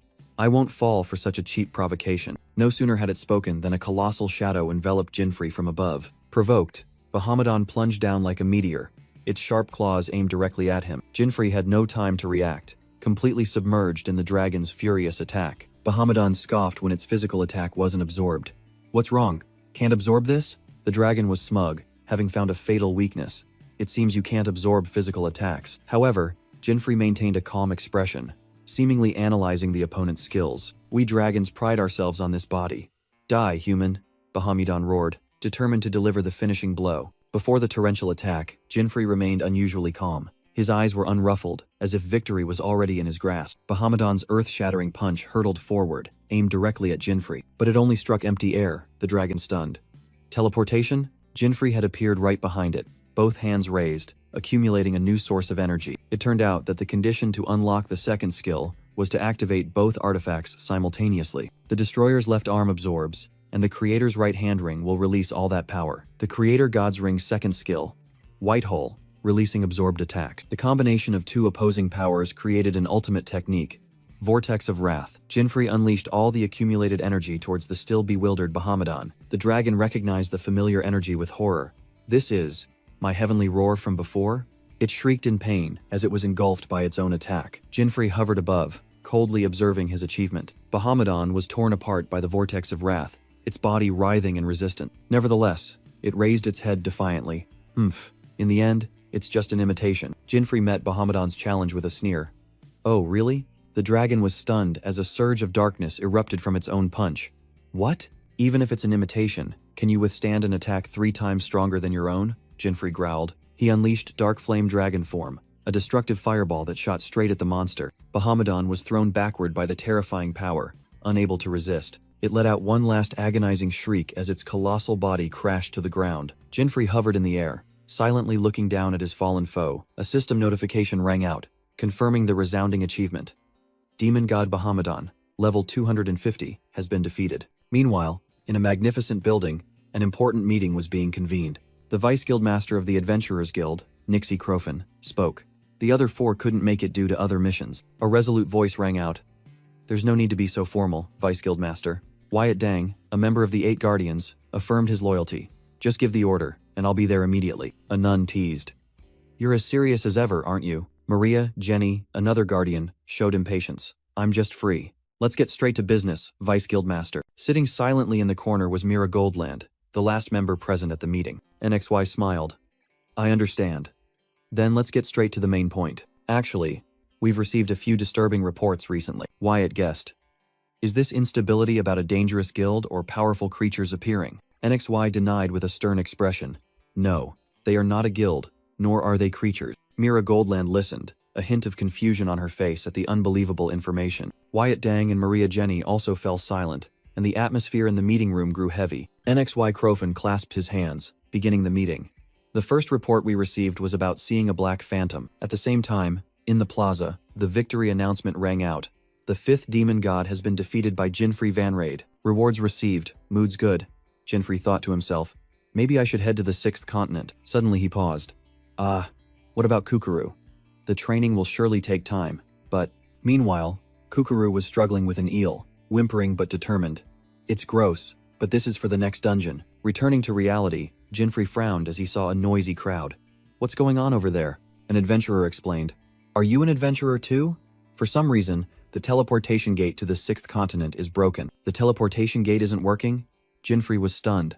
There was never a bug like this in the game. Back in the meeting room, NXY continued. A black shadow, like mist or something, he emphasized with a stern expression.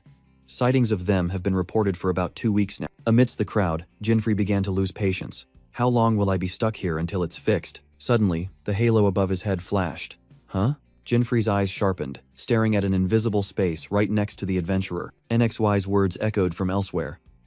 Clearly, they are not human. He calmly took a sip of tea, trying to maintain composure before the coming storm. They are neither demons nor creatures. They suddenly appeared, and then began attacking humans. Just then, a distorted black shadow began to form from the air, right next to Jinfrey. Jinfrey Vanraid fell silent, his expression hardening as he sensed an unusual aura. It's unclear who or what their purpose is, he thought to himself, but they are definitely a threat.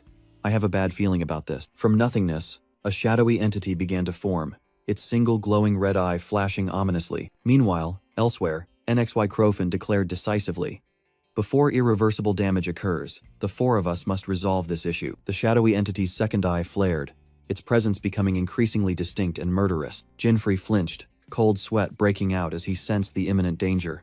Even if we don't know what the enemy is, we still have to defeat them. NXY mused, hands clasped, giving a name to the new threat. The nameless entities. The phantom's red eyes swept through the space, as if searching for prey to attack. Jinfrey was stunned, trying to calm himself.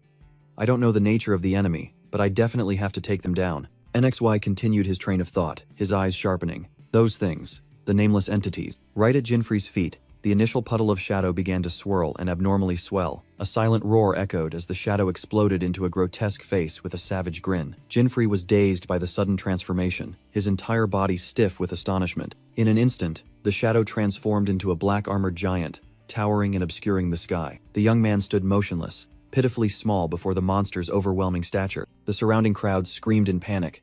What the hell is that? How can a creature like this be in the middle of the city? The shadowy giant let out an earth-shattering roar, purple dark energy radiating from its body. What is this thing? Jinfrey realized in horror. I've never seen a creature like this before. He desperately searched his memories. It's not in the game. What the hell is going on? In the middle of the plaza, a colossal shadowy monster materialized, spreading extreme terror. A young adventurer collapsed, desperately crying for help amidst the chaos. The towering phantom of death advanced, ready to claim the lives of innocent people. But at that very moment, a skill was activated.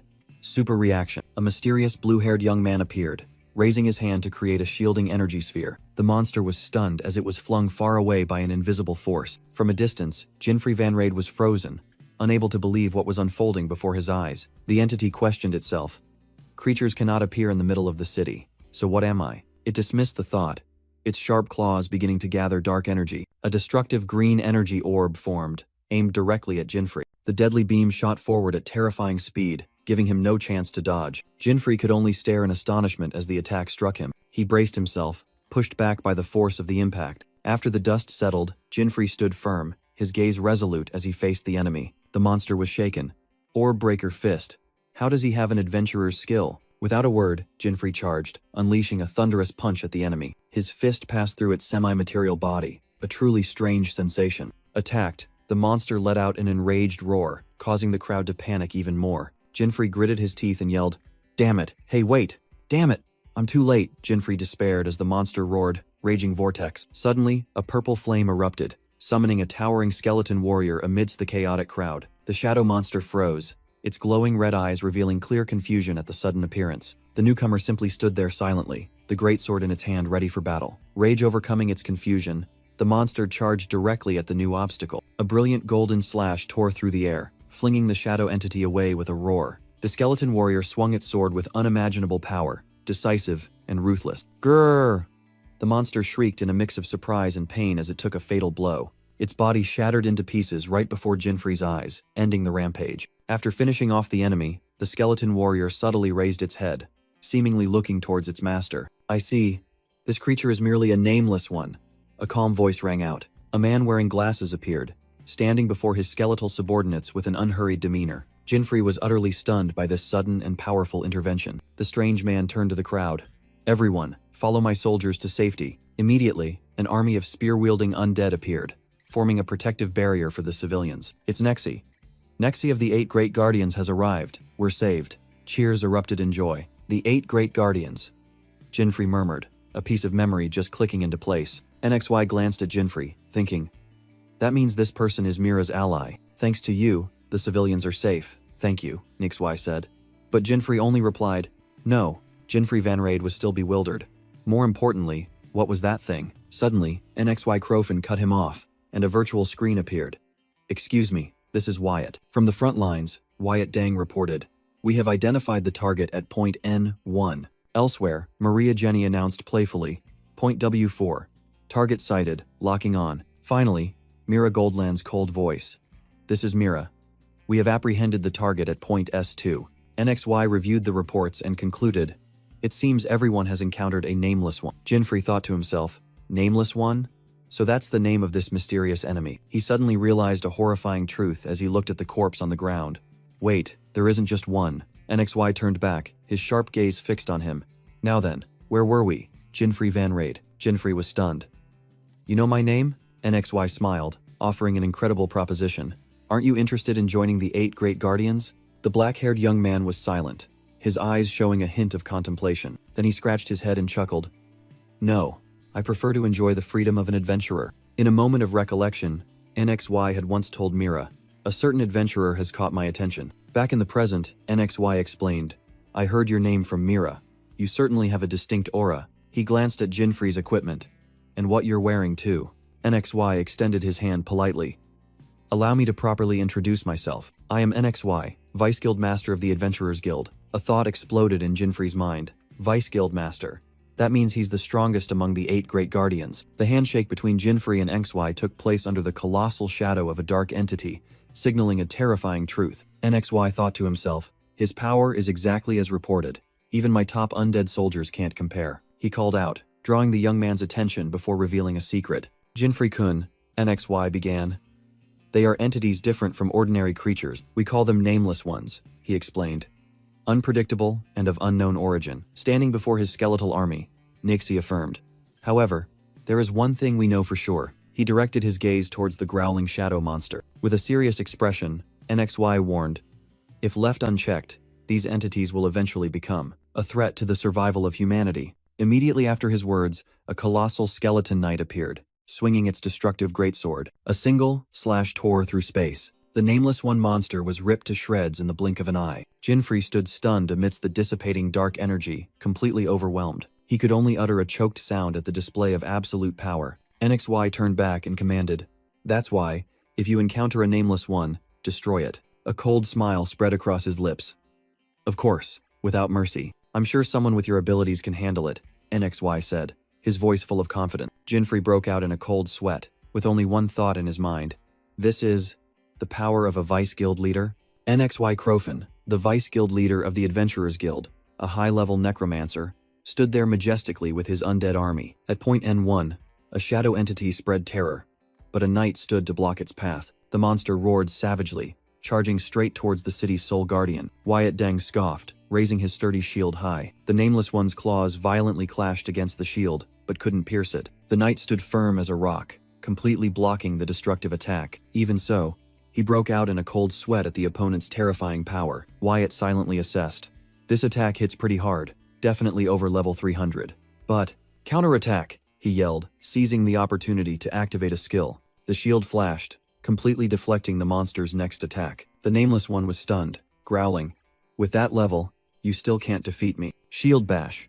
Wyatt retaliated with a thunderous counterattack. The attack, based on absolute defense, struck the monster's body directly, making it shriek in pain. The shadow entity smoked profusely, its body beginning to disintegrate. In just a moment, the Nameless One had completely vanished at the Guardian's feet. Wyatt Deng, one of the 8 Great Guardians, said coldly, target eliminated. Must contact the Vice Guild Master immediately. At the same time, at point W4, another Nameless One was staggering before a nun. Nun Maria Jenny puffed on her cigarette, uttering contemptuous words. Oh, you filthy and defiled flesh, bringing calamity to this world.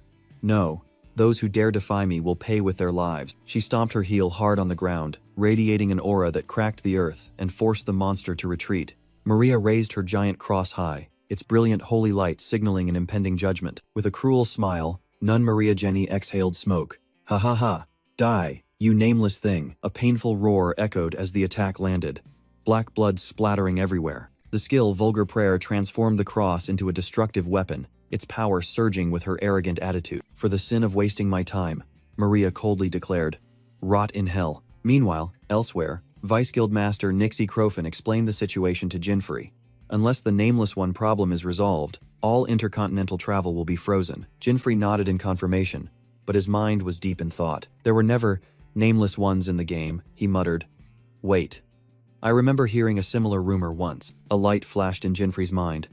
If that rumor was about these guys, I could get never-before-seen hidden equipment. Just then, Nixie looked at the communication screen and praised. As expected, well done. He was surprised by the speed of the report. That was fast. This is Maria, but an urgent message appeared. Maria's voice full of remorse. I'm sorry, the target escaped. NXY was stunned. Maria, the strongest of the 3, let the enemy escape? A signal from another guardian cut in. It was Mira Goldland. I'm fine, tracking them with spirits. Heading to point S5, NXY immediately ordered. Understood. Everyone, gather at point S5. I'll come too. Jinfrey unexpectedly spoke up, interrupting the instructions. he explained clearly. We need information about the enemy, and being stuck here is a big problem. NXY listened in silence, then admitted. That's right. Your help is very useful, NXY said. However, he looked directly at Jinfrey, asserting, all decisions on site will be made by me. We are responsible for your safety. Jinfrey agreed, and NXY nodded. Then let's go, Jinfrey. At point S5, Mira and her team's pursuit of the Nameless One was fiercely underway. Suddenly, a giant shadow entity appeared, roaring. Wait, Mira angrily yelled. Trying to run? This time I won't let you escape. The entity turned to mock Maria. Letting a small fry like that escape is truly disgraceful. Maria could only grit her teeth, enduring the bitter sarcasm about her previous failure. Wyatt Dang appeared in time to reassure her. Unexpected situations can happen at any time, Maria. He activated defensive magic, asserting, We 8 Great Guardians are a team. We support each other. Finally, the 4 Guardians successfully cornered the Nameless One. Just then, Nixie and Jinfrey also arrived, making Maria secretly think that the forces were fully assembled. Mira recognized those present, but then paused. Vice Guild Master, Wyatt, Maria, and... Huh? She pointed in surprise. Why are you here, Jinfrey? Which made him just scratch his head and give a wry smile. NXY Crofin immediately corrected. That can wait. Now let's focus on taking down the target first. But Mira hastily grabbed Jinfrey, reporting shocking news. Wait, Vice Guild Master. That Nameless One just spoke. NXY turned back in shock. Spoke?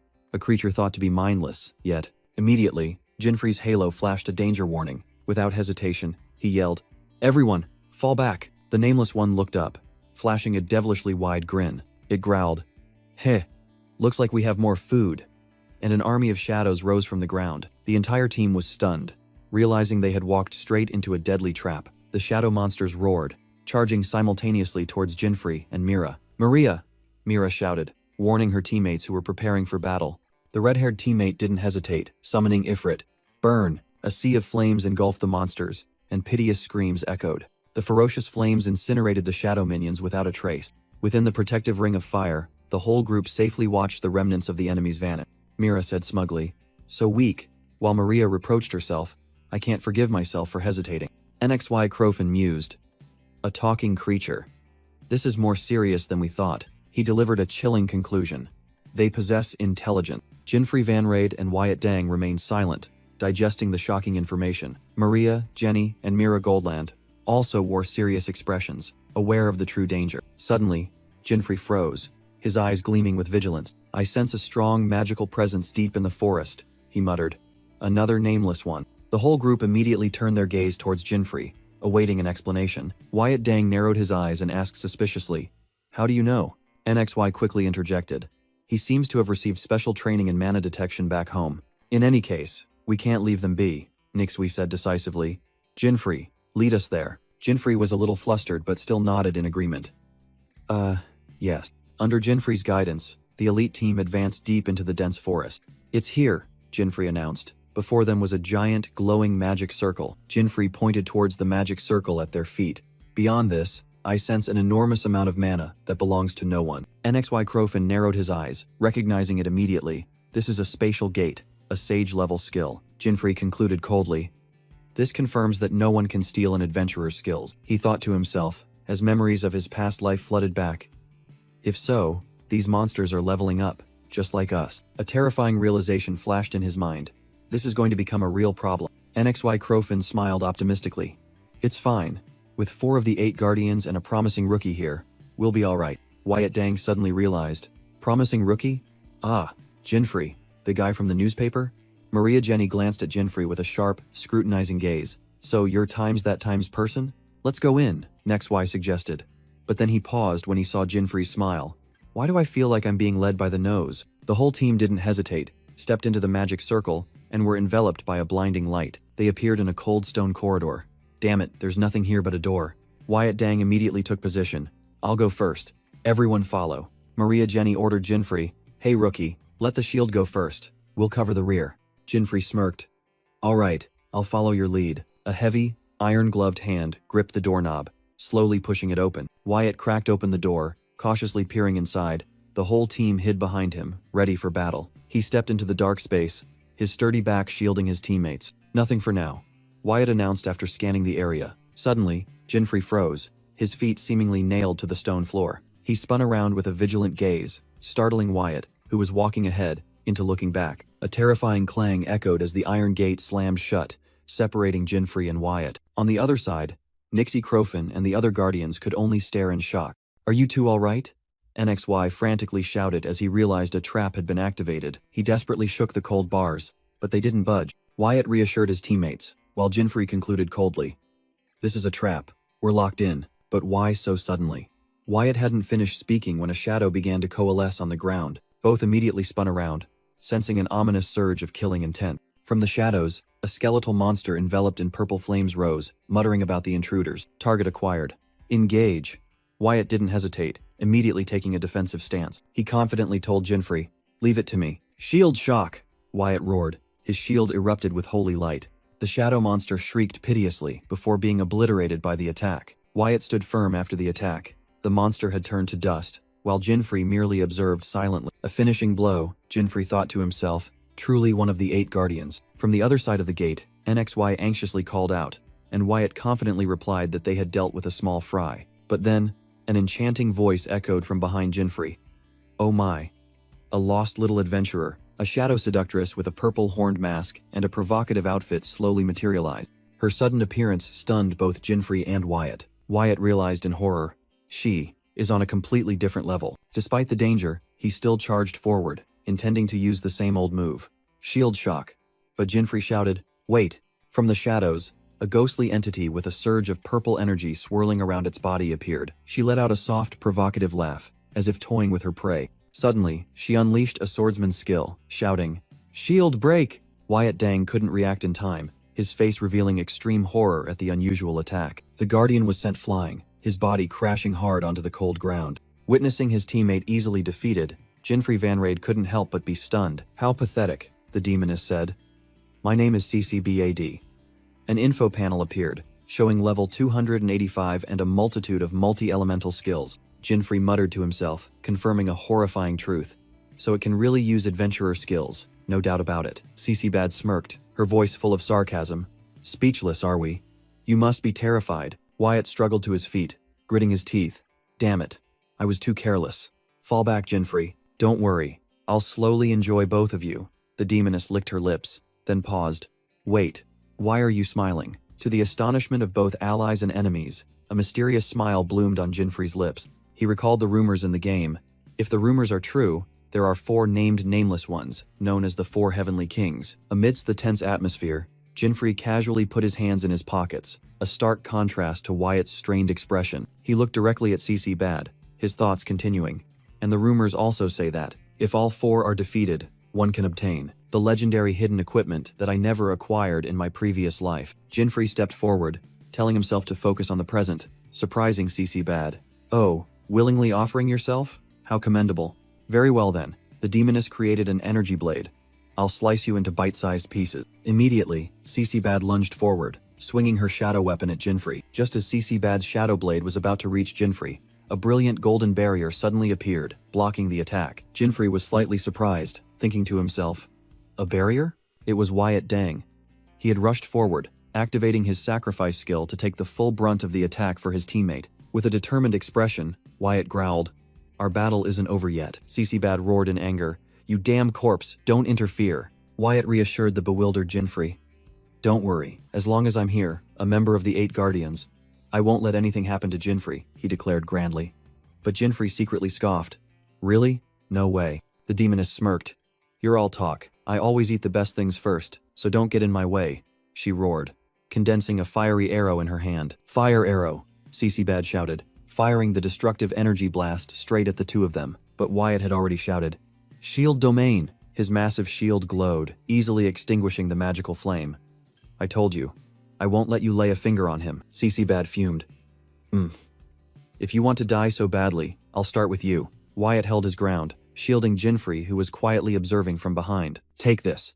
The demoness poured all her strength, activating both critical strike and shield break skills simultaneously. Wyatt braced himself, preparing for the direct impact. CCBAD charged like a storm, swinging her enhanced shadow weapon at the shield. She followed up with another fire arrow. Wyatt cried out as he struggled to withstand the fierce assault. He gritted his teeth, sweat pouring down, secretly astonished. "She's far too accustomed to combat." Wyatt growled, his shield vibrating as it blocked another fire arrow. He was pushed back, suddenly realizing, wait, fire arrow should have a cooldown. His heavily armored feet slid across the ground under the terrifying pressure. Oh my. A ghostly voice echoed as CCBAD appeared from the purple smoke behind him. She smiled behind her mask. You block attacks quite well. I'm quite surprised. You're better than I thought. Immediately, she split into two, stunning Wyatt. What? The Guardian couldn't believe his eyes. She split into two? Standing behind, Jinfrey coldly analyzed.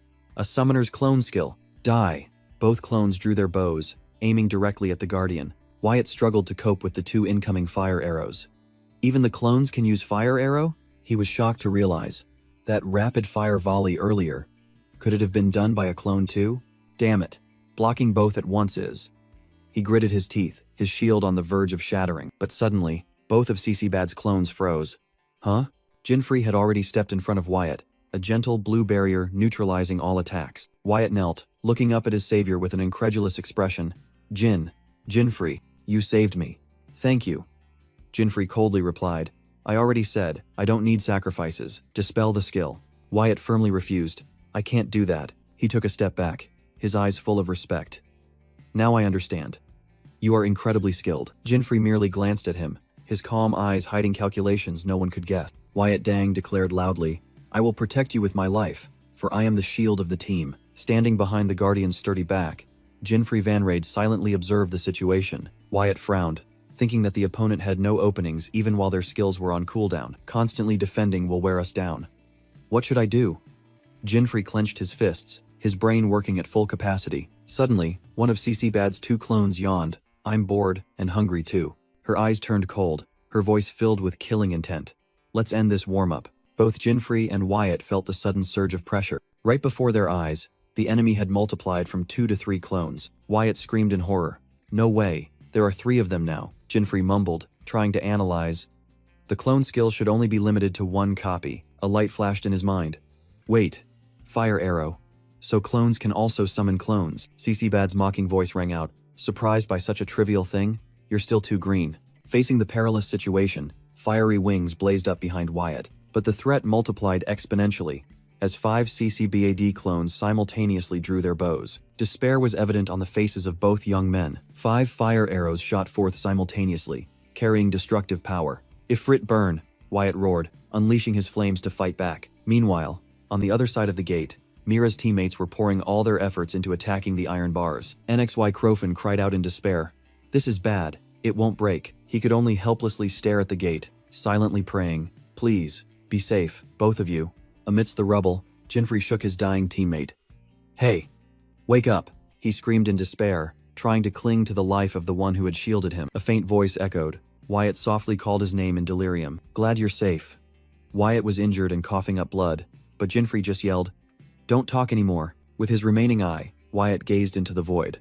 I am the shield. That is my pride. Jinfrey glanced at the enemy. 3 CCBAD clones were still standing there, observing coldly. Damn it! He gritted his teeth, feeling helplessness gnawing at his mind. All escape routes were cut off. Teleportation was exhausted, and defensive gear couldn't withstand it either. A tear rolled down his cheek, symbolizing utter despair. Memories of the piercing attack flooded back, fresh blood staining his vision red. Jinfrey realized with a shock that the fatal attack. Wyatt had taken the full brunt of it for him. I'm sorry. This shield couldn't protect you.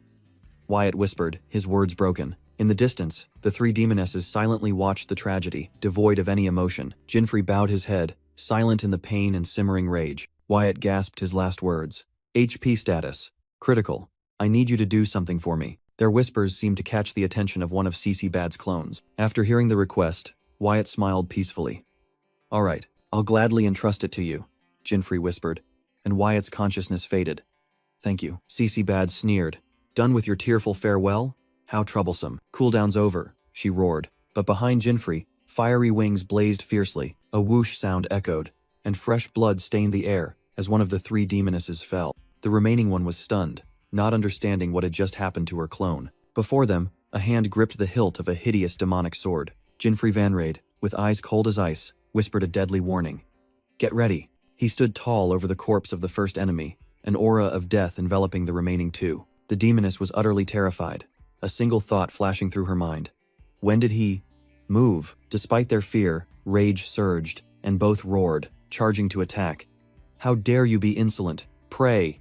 Die! But Jinfrey was faster. He shot past their heads like a harbinger of death. The sharp blade of Centipede slashed down, giving the opponents no chance to resist. A single sword strike finished off the second one.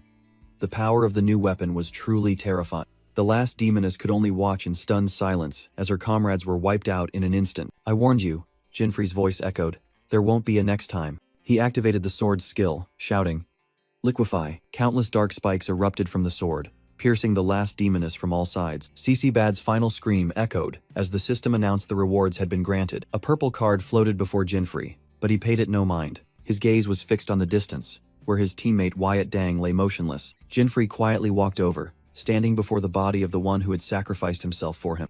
In his mind, Wyatt's dying wish echoed, I have a request. Blood dripped from the wound.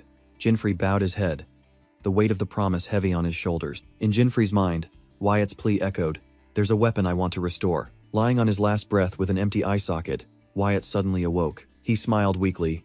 Weapon soul transfer, right? It was an ultimate skill, usable only once in a lifetime, and Wyatt realized. So, there's still hope. With a serene smile, he accepted. Understood.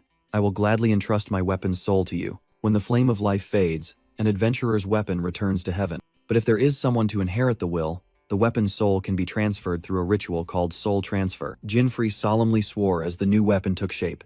I will accept your will, without a moment's hesitation. Wyatt took his last breath, his face strangely peaceful. Suddenly, a loud noise echoed.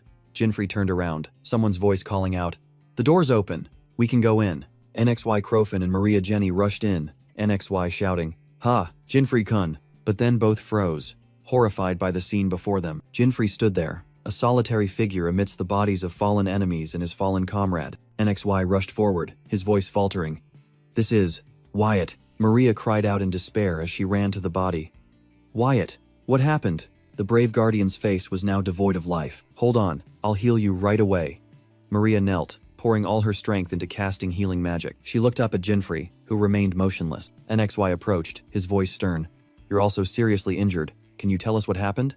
Jinfrey bowed his head, looking down at his sacrificed comrade, and whispered the painful truth.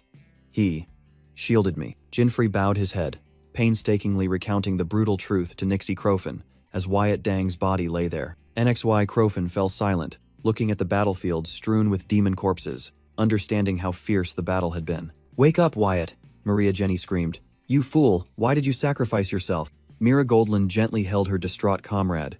Maria, he's gone. In the heavy silence, NXY Crofin turned away, while Jinfrey could only stand there with a heavy gaze. Maria Jenny collapsed beside her fallen comrade, sobbing his name, Wyatt. NXY Crofin's words echoed over the image of Wyatt Dang with closed eyes. I've heard everything from Jinfrey. You are the pride of the 8 great guardian stars. Nixie Crofin bowed his head. Rest in peace. Pain turned into fury. Mira Goldland's and Maria Jenny's eyes became sharp and resolute. Jinfrey also suppressed his grief, his gaze firm as he looked straight ahead. The entire team stood solemnly as a skeleton knight carried Wyatt's body away. NXY Crofin swore, We will definitely avenge you. Before them, another door appeared. A new challenge awaited. This time I'll go first, Nixie Crofin declared, taking on the vanguard role. The heavy wooden door slowly pushed open, revealing the darkness within. The group cautiously stepped through the doorway, the atmosphere as tense as a drawn bowstring. Maria Jenny noticed something unusual. The door isn't closing. That's right, but it seems we still can't refuse this warm welcome. An army of shadows was already waiting. Everyone step back. I'll handle this. Nixie Crofin stood in front of the team. What the hell are you talking about? Maria Jenny growled. I'm still boiling with rage. Mira Goldland also didn't back down. Me too, Vice Guildmaster. NXY Crofin agreed with his teammates' surging desire for revenge. That's right. Everyone feels the same way. He stood before a new force, a mighty army that had just been summoned, the Immortal Army. The remaining shadow monsters shrieked in despair as they were torn apart by slashes of light. Maria Jenny, her eyes burning with hatred, roared, I'll deal with anyone still lingering. NXY observed the sweep, thinking to himself, we must destroy them completely, for Wyatt. The Vice Guildmaster turned to Jinfrey Van Raid, who was lost in silence. Jinfrey, are you alright? NXY asked, breaking the heavy atmosphere. Jinfrey hesitated before replying, No, I was just thinking. Your team is truly reliable. NXY saw through his thoughts. You mean Wyatt, don't you? Jinfrey bowed his head, his voice full of torment. Because of me. A member of the 8 Guardian Stars had to die. NXY listened in silence, empathy clearly visible on his face. Did Wyatt leave any words of resentment? He asked directly. No, Jinfrey replied, his voice firm. Memories flooded back, Wyatt lying there with a contented smile, and NXY affirmed, that's right, he was that kind of person. He protected you, Nixie said. Continuing his will is the best tribute. After a moment, NXY decisively stated, we're done here. Let's move on. The group, now more united than ever, advanced together into the deep darkness. Ahead of them, the dungeon path suddenly split into two. They stopped, facing a difficult choice. What should we do? Splitting up seems dangerous. NXY, in his role as commander, began to carefully analyze the situation, weighing every risk. In the dark corridor, NXY Crofin made a bold tactical decision. No, we will proactively split into pairs here. He explained clearly.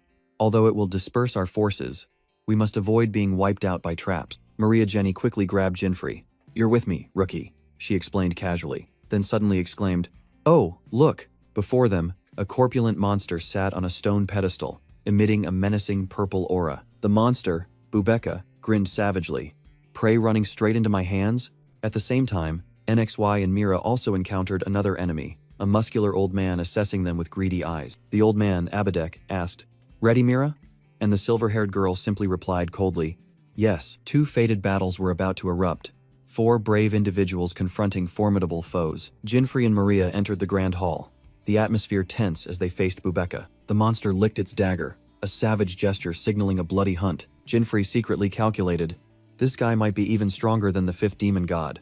I need to probe first. His gaze sharpened, all his senses heightened to maximum alert. But suddenly, Maria shot past him like an arrow, leaving Jinfrey only enough time to utter a surprised, huh? He stared dumbfounded at her, retreating back, a terrifying thought flashing through his mind. Could it be? With a face contorted in hatred, Maria roared.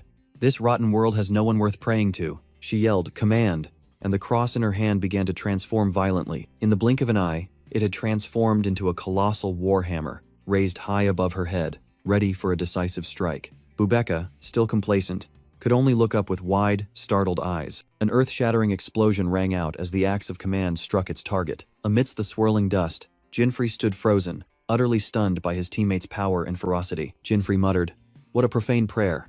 Wait a minute. Maria stood over the fallen enemy, provoking. Too slow to react, fatty. Let me help you lose some weight. Jinfrey secretly assessed. Reckless indeed, but the attack was incredibly precise. Worthy of the 8 guardians. Her blue eyes gleamed with iron determination. The young man retracted his words. Damn it, she chose the wrong weapon. In the end, she's still just a reckless fool. Unexpectedly, Bubeka spoke in a strange voice as he began to stand. A powerful human has arrived. The monster licked its lips, baring its ghastly fangs. This prey is mine. Maria frowned. Did his thick layer of fat numb his pain? Or did he manage to defend in time? She gritted her teeth. He may not look it, but his level is very high. No wonder Wyatt struggled so much, if that's the case. Maria roared. Merciful God, I thank you for your will. She raised her glowing weapon high. I shall offer you the feast of this wicked one's flesh and blood. Command. Swinging her weapon carelessly, she accidentally knocked down Jinfrey, who was standing nearby. Hesitation means death, rookie, she warned coldly without even looking back. Jinfrey watched in a daze as the girl charged straight at the enemy with terrifying power. Damn it, no time to complain. He decided to join the fight, summoning his weapon. Centipede. With the centipede sword in hand, Jinfrey plunged into the chaotic battle. Perfect timing, rookie, Maria yelled.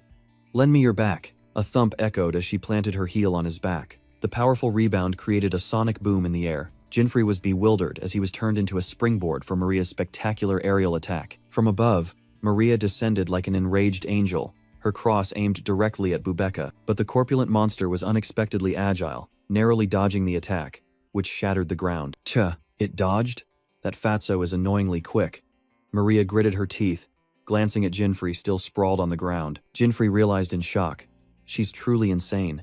I can't believe Wyatt used to be a shield for a girl like this. A notification appeared, confirming Maria's emotions were solely rage and sorrow, and Jinfrey seemed to understand it all. Without a moment's rest, Maria continued to swing her weapon, pressuring Bubeka with a barrage of attacks. Her eyes gleamed with iron determination, her sole focus on the enemy before her. Witnessing it all, Jinfrey knelt on one knee, muttering, I understand. Meanwhile, Nixie Crofin mused, inheriting the will of the deceased.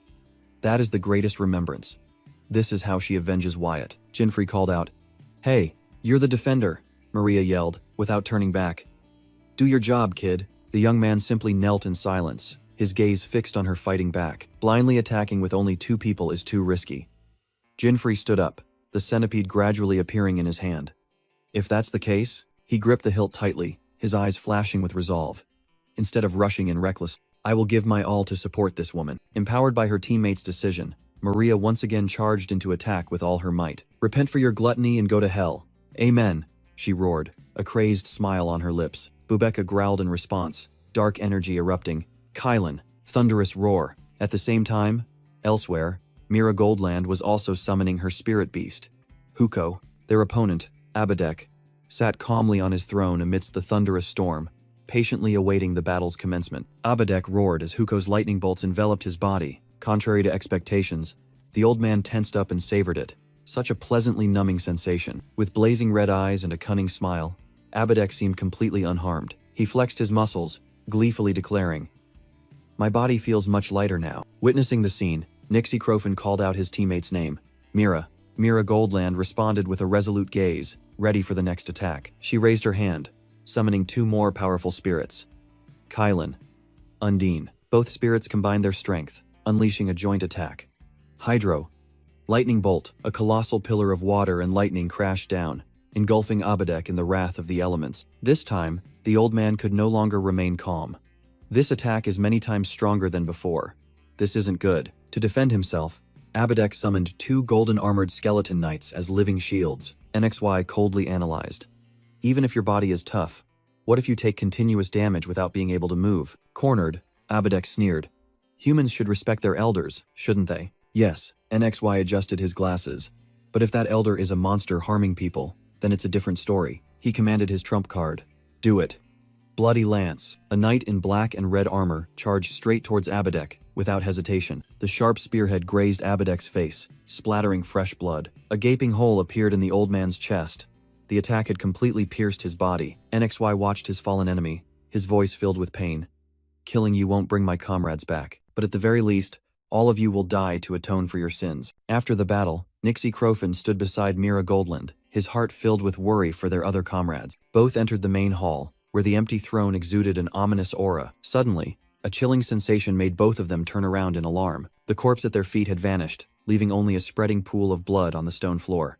A black shadow darted down from the ceiling, its target all too clear. Fresh blood splattered. An arm flew into the air amidst utter astonishment. Abadek, thought to be dead, landed arrogantly, and Mira only had time to scream her comrade's name. NXY collapsed, clutching his bleeding shoulder stump, the pain tearing through the silence. The old monster let out a savage laugh, reveling in his successful ambush. In the critical moment, Mira summoned Undine to heal Nixie, her mind racing to analyze the situation. He stole those skills, Nixie gritted his teeth, and he can use them all at once. Abadek smirked, savoring their despair and uttering a sarcastic warning. His tongue flicked out disgustingly.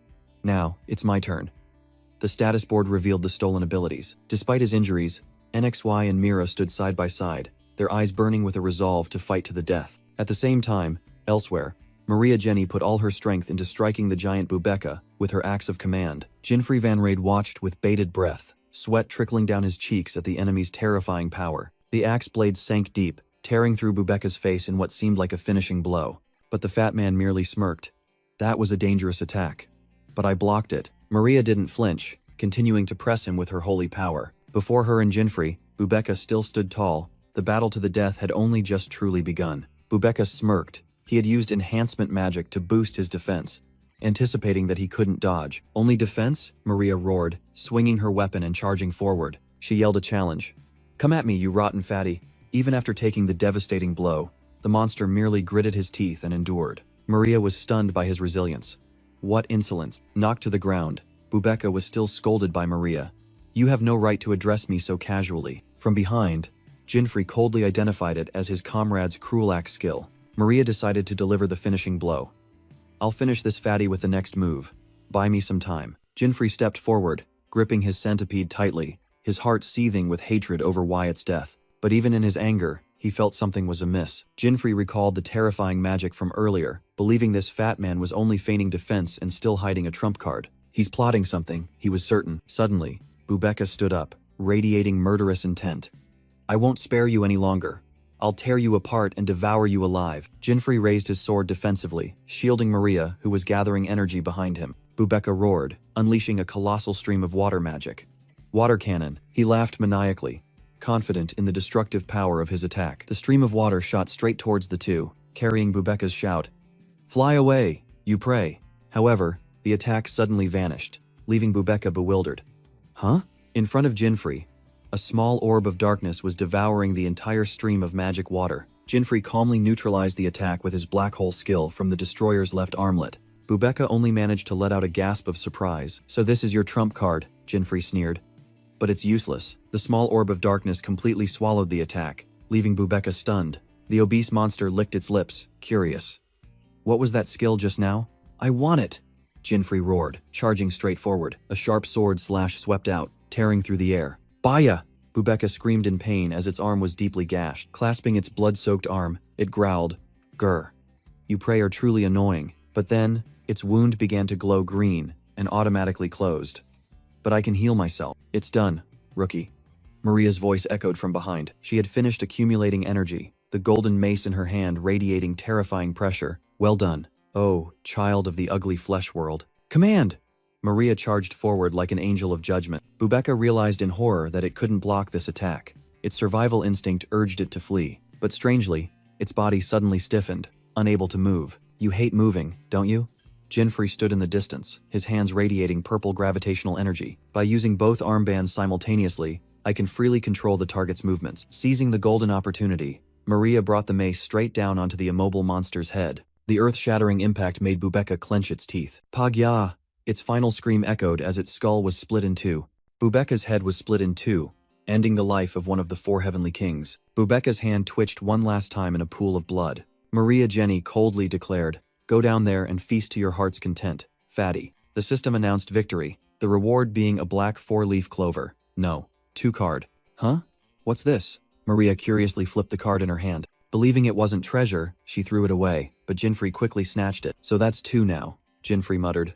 Halfway there, Maria stood silently behind, observing her mysterious teammate. She secretly thought about the skill that had locked Bubeka down, admitting that Jinfrey's true strength was not just a rumor. With the enemy defeated, both continued deeper inside. They walked in silence through the cold stone corridor. "Dead end," Maria turned back irritably. "I thought you knew the way." An argument erupted as both realized they were completely lost. "Damn it, rookie." Maria lost her temper, grabbing Jinfrey's collar. "At times like this, you're supposed to lead the way." The nun's wrath poured down on the bewildered young man. Suddenly, Jinfrey watched in astonishment as an object in his hand crumbled and glowed. An eerie silence enveloped the corridor. Purple light flared, engulfing both of them in a teleportation vortex. "Where are we?" They realized in panic that they were in a completely unfamiliar place, until Maria screamed. On the floor, Nixie Crofin and Mira Goldland lay motionless. The talented vice president had fallen. In the cold hall, Mira Goldland lay slumped, unconscious. "Mira!" Maria screamed, while Jinfrey Van Raid rushed at full speed towards his teammate. Jinfrey frantically helped her up. "Hey, Mira, wake up. Are you all right?" With a faint breath, Mira only managed to call his name, J. Jinfrey. An old, mocking voice echoed from the shadows. "Ho ho ho, you should thank me." From the steps, a muscular old man with an eerie purple aura appeared. It was Abadek. He sneered, "For the sake of you weaklings, I have brought your teammates here." Jinfrey was stunned, only now understanding everything. So the teleportation was his doing. Jinfrey muttered to himself, looking at the smug enemy. A terrifying truth flashed in his mind. In this dungeon, everything is under their control. At the same time, Maria had run to another person, Vice President. She helped NXY Crofin up, hastily reassuring him. "Hang in there, Vice President. I'll heal you right away." As Maria prepared to cast her healing magic, she declared confidently, "You'll be fine. Your arm will return to normal." But a sudden attack from the shadows pierced through her. Everyone, even those gravely wounded, was aghast at the horrifying sight. Maria spat out a mouthful of blood, her eyes wide with pain and disbelief. Jinfrey's desperate scream echoed throughout the hall. "Maria!" The fatal wound made her body contort in agony. Before Nixie's eyes, Maria collapsed into her own pool of blood. Jinfrey and Mira froze at the horrifying sight. An evil voice echoed, "Almost. Don't even think about healing your comrade, young lady." The enemy revealed himself, a muscular old man, gathering a deadly aura in his hand. "Maria, are you all right?" Jinfrey yelled in despair. On the ground, Nixie and Maria could only whisper in regret. "It's my fault.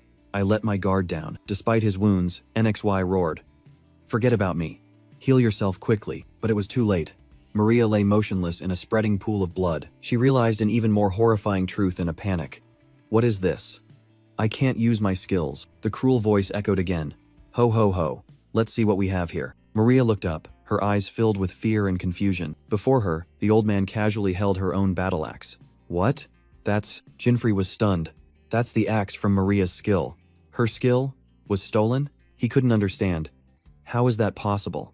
Isn't the condition for hunting that the target must die? The old man tauntingly raised the weapon, while Maria weakly screamed, "Give it back! That's my axe!" Her rage caused her wounds to burst open, blood gushing out. Maria! Jinfrey realized the critical situation, thinking, "This is bad.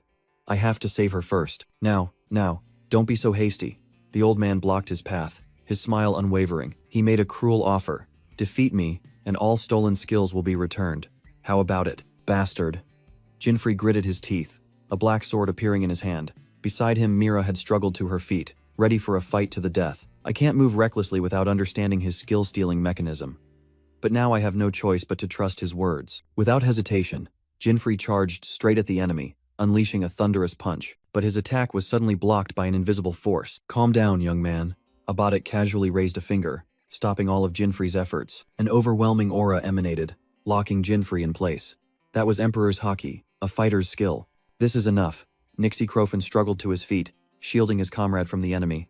"I won't let Maria fall into your hands. Don't underestimate our unity," he roared, gathering magic power at his fingertips, casting Shadow Blade. A sharp blade of shadow shot towards Abadek. However, the attack only passed through an illusion. The real target remained unharmed. "Don't be so impatient, young man," Abadek scoffed. "And as I said, you should learn to respect your elders. A toxic old man like you belongs in a grave." Mira Golden retorted coldly, stepping forward. She raised her hand, and 3 mighty elemental spirits, fire, water, lightning, simultaneously manifested at their master's command. The power of all 3 merged into a destructive orb, unleashing the Elemental Burst Trio skill. Abadek merely smirked. That attack looks dangerous. I think 5 layers are enough, right?" He raised his hand, and a defensive energy began to form. The Shield-Bearer's Iron Wall skill activated, the sturdy energy barrier completely blocking the full-force attack. Mira was stunned, unable to believe her eyes. He erected multiple shields, she realized in horror. Continuous activation without any delay. Abadek smirked. "I didn't expect such power in that state." Youth truly is different. Before the old man, a colossal blue-armored knight stood tall, challenging his authority. Mira roared, summoning her strongest spirits. "Ifrit, Undine, Kirin," she commanded. "Lend me your power." And the spirits immediately channeled energy into the greatsword. The colossal knight's sword glowed, converging the power of all 3 elements. The elemental hymn skill activated. A destructive slash carrying the power of the spirits struck directly at Abadek. NXY gritted his teeth, his eyes filled with indignation. "Respecting a wicked old man like you only harms society." An earth-shattering explosion engulfed the battlefield in dazzling light. As the smoke and dust slowly cleared, Nixie and Mira stood there, holding their breath, awaiting the result. Did it succeed? I don't know. Don't let your guard down. Suddenly, a dark blue energy slash tore through the smoke. The swirling energy stream appeared before NXY and Mira, freezing both of them. NXY exclaimed in shock. "Just now, wasn't that?" Mira also realized in horror, the vice captain's skill. From within the smoke, Abadek emerged, coldly announcing the name of the skill he had just stolen, Shadow Blade. With glowing red eyes and a sinister smile, he growled, "Let me return it to you." But then, Abadek suddenly paused, turning to look at Jinfrey, who was still motionless behind him. The old man muttered in confusion. How did he manage to steal that?" Meanwhile, Jinfrey gritted his teeth helplessly. "Damn it, I still can't move." Jinfrey's eyes widened, sensing a deadly threat approaching. "Behind you, both of you, dodge!" Jinfrey yelled as Abadek suddenly appeared right behind Enxi and Mira. In response to the warning, Mira roared. "Ifrit!" A blazing blue flame shot out to block the attack. Even so, the aftershock of the attack still sent both Nixie and Mira's Ifrit spirit flying to the ground. Abadek calmly remarked, "Ho. So you summoned a spirit to take the hit, and then counterattacked immediately." The fire spirit Ifrit struggled to get up, bravely shielding its 2 exhausted teammates. The old man flashed a sinister smile. "Not bad. I'm a little surprised myself." NXY gritted his teeth in fury, seeing Maria had fallen. "Don't you dare use my skill so casually, you damn old man." Turning his greedy gaze towards Mira, Abadek declared, "Now, let me devour your skill as well." NXY frantically screamed in despair. "Mira, run!" Abadek's golden staff descended with unstoppable force. NXY could only watch in horror. From a distance, Maria also shrieked her teammate's name. Mira. Mira was stunned, completely helpless against the incoming finishing blow. But suddenly, an invisible pulling force yanked NXY backward. My body? It's being pulled, he realized in shock as the ground cracked open. Even Abadek had to stop, struggling to resist the mysterious pulling force. At the epicenter, Jinfrey stood, a protective sphere enveloping him and the recently pulled NXY. On Jinfrey's right hand, the creator's right hand ring shone, activating the supergravitation skill. Abadek sneered. Oh, it seems you can move now. What kind of skill is that? NXY Crofin looked at Jinfrey in surprise. Is that you? Thanks, but Jinfrey merely ordered coldly. The three of you, step back. I'll handle this. But next we still hesitated, unable to believe his eyes. Meanwhile, NXY began to analyze. The conditions for him to steal a skill are, he must see it and obtain the owner's blood.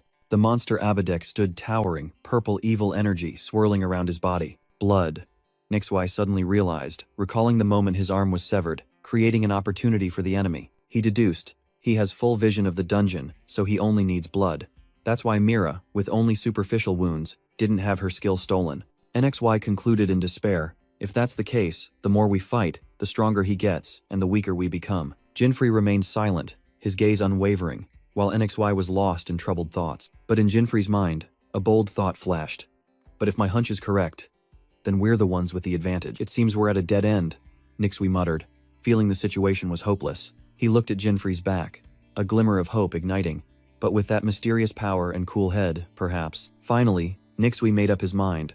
All right, as one of the 8 guardians, though it pains me, I entrust everything to you, Jinfrey. Don't worry, Jinfrey replied concisely, his confidence like a calming balm. Abadek looked at the new obstruction.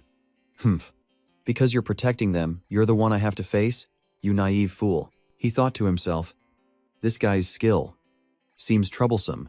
So I used my overlord's aura, but Jinfrey stood shielding NXY and Mira, thinking to himself, this might be more troublesome than I thought. Perhaps I should deal with him quickly? Abadek decided to launch a preemptive strike, clasping his hands to gather power. Before that, just to confirm, Jinfrey unexpectedly spoke. If I defeat you, will the skills truly return to their original owners, right? Abadek froze. Abadek sneered. Theoretically, as long as the target isn't dead, the skills are just borrowed temporarily. He scoffed arrogantly. But I've never lost, so I can't be sure. Jinfrey maintained his cold expression, while his injured teammates were right behind him. He thought to himself, there's still one more. I can't waste time. I have to finish this quickly. Just as Jinfrey finished his thought, Abadek charged like a beast. The monster roared.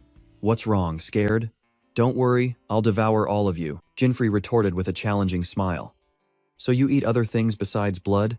Don't underestimate me. In a flash, a cerulean energy sphere erupted from Jinfrey's hand, knocking Abadek away. Hit by the surprise attack, Abadek only managed a cry of pain. An invisible pushing force sent him flying backward, unable to resist. The new skill was revealed. Repulsion, the ability to control gravity to push targets away. Abadek growled. Now it's repulsion? What a troublesome skill. But precisely because it's troublesome, it looks so delicious. His eyes blazed with a covetous desire to seize it. Without a moment's hesitation, Abadek gathered his strength and charged for a second attack. But this time, he crashed into an invisible force field, unable to advance another step. Jinfrey calmly activated the opposing skill, supergravitation, pulling everything towards him. The ring on his hand glowed brightly, unleashing a terrifying gravitational pull. Abadek was pulled uncontrollably, hurtling straight towards Jinfrey's waiting fist. Centipede! Jinfrey summoned his demonic sword, ready for the finishing blow at close range. Jinfrey swung the centipede, unleashing a powerful slash towards Abadek. Ha! The old monster simply stood still, using his bare body to block the blade. A smug smile appeared clearly on Abadek's wrinkled face. He was completely unharmed, the dark purple aura still swirling around his body. Abadek scoffed. That's quite an attack, stronger than those earlier moves. Jinfrey realized the difficult situation. His defense is stronger than I thought. Thinking of Maria in danger, he resolved, I have to risk it. There's no other choice. Suddenly, Jinfrey put away his sword and called out loudly. Hey you! This sudden action made Abadek confused. He put away his weapon? Jinfrey coldly questioned. Are you going to apologize to the people whose skills you stole? Abadek replied with a cruel philosophy. The weak are born to be plundered. In the distance, NXY and Mira listened in horror, while Maria was still unconscious. Apologize? Fool! Abedek burst into a savage laugh. Jinfrey's eyes turned cold. I see. Then I won't hold back anymore, he whispered, activating a hidden ability. Class change, Grand Swordsman. The necklace on Jinfrey glowed, his outfit transformed into a master swordsman's attire. NXY and Mira couldn't believe their eyes at this sudden change. Abedek sneered. Oh? What's this, a show? You are the one dancing, Jinfrey retorted, and I will bury you without hesitation. Abedek charged forward, his staff raised high, intending to finish Jinfrey with one blow. That threat is useless, he roared. You're the one who's going to die, rookie. A spray of blood splattered. Abedek shrieked triumphantly. I've taken your blood. Die and become my nourishment. Blood spurted from Jinfrey's mouth, but his opponent seemed to notice nothing unusual. Despite the wound, Jinfrey looked up with unusually calm eyes. I got it, Abedek laughed gleefully, believing victory was in his grasp. But then, his smile suddenly vanished as a harsh truth dawned on him. What? I can't take? Abedek stared in horror at his hands. His plundering ability had completely failed. Enraged, his body transformed. Sharp claws sprouted amidst furious growls. Jinfrey thought to himself, just as expected. He can only steal class skills, not skills from equipment. A system notification rang out, confirming new weapons and special skills had been unlocked for the Grand Swordsman. Two pitch-black, spiky centipede swords appeared in Jinfrey's hands, emanating a deadly aura. From afar, Mira and Inexui were stunned to notice the change. Two swords of the same type. Abedek scoffed.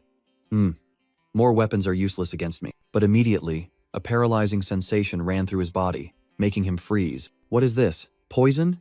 He panicked as purple electrical currents enveloped him, nullifying all his skills. One strike, and it will all be over, Jinfrey declared, standing at the epicenter of the poisonous fangs zone. The plan had succeeded. Jinfrey had neutralized the opponent's ability to use skills. Impossible!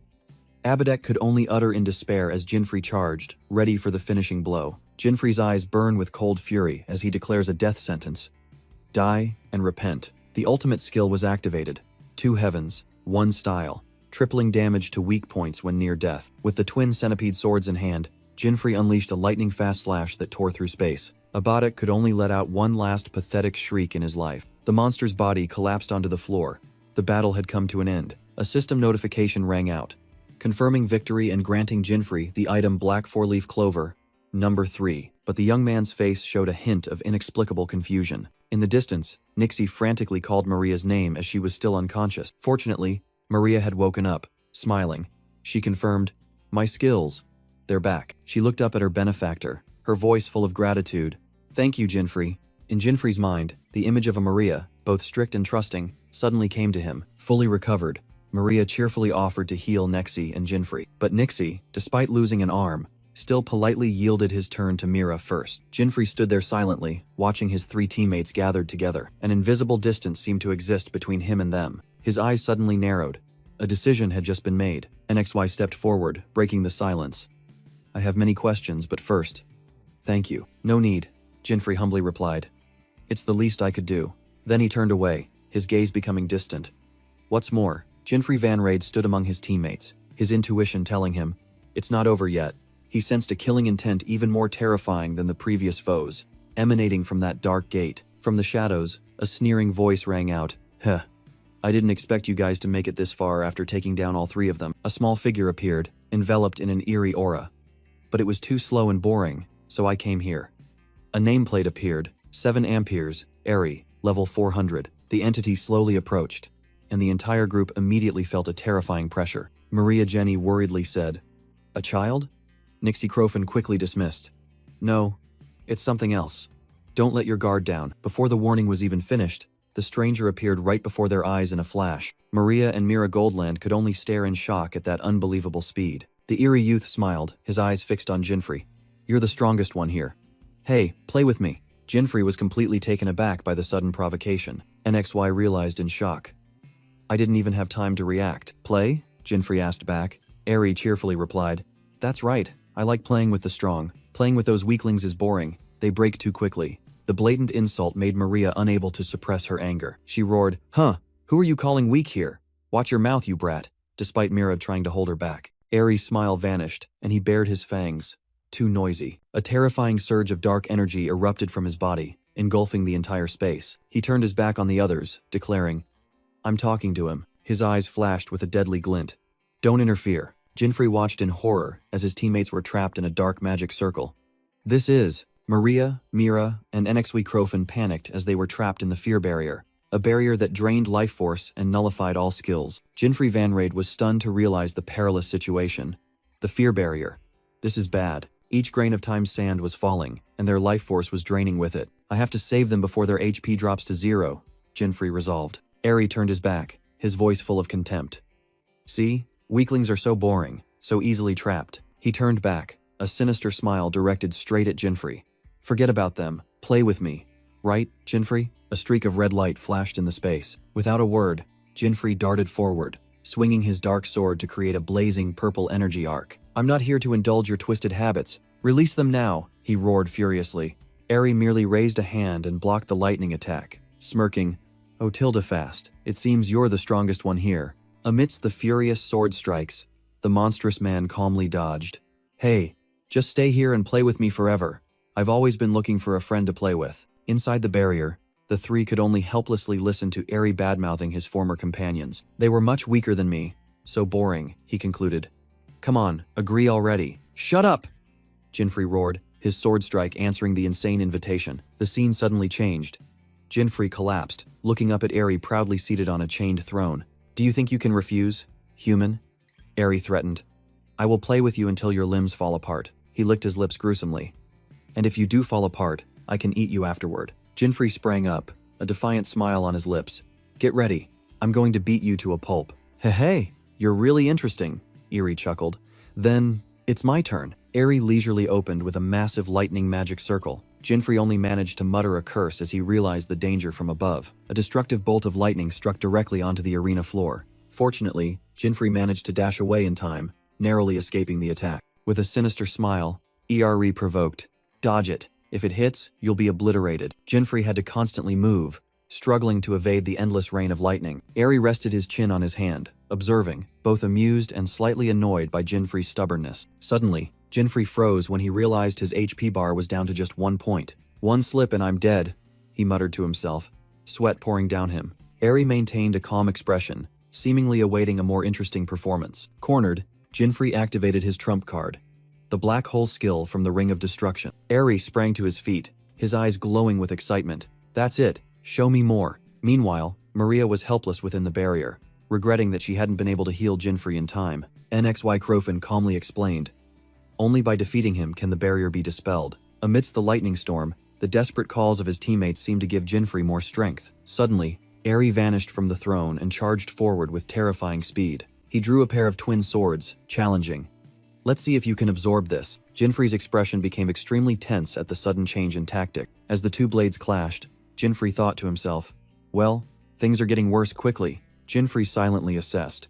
He's still attacking while maintaining the barrier, and his strikes are too heavy. Useless weapons, huh? Then how about this? Eri laughed loudly, unleashing his quadruple fireball skill. Facing the 4 fireballs, Jinfrey remained confident. If this is all there is, but Eri merely smirked.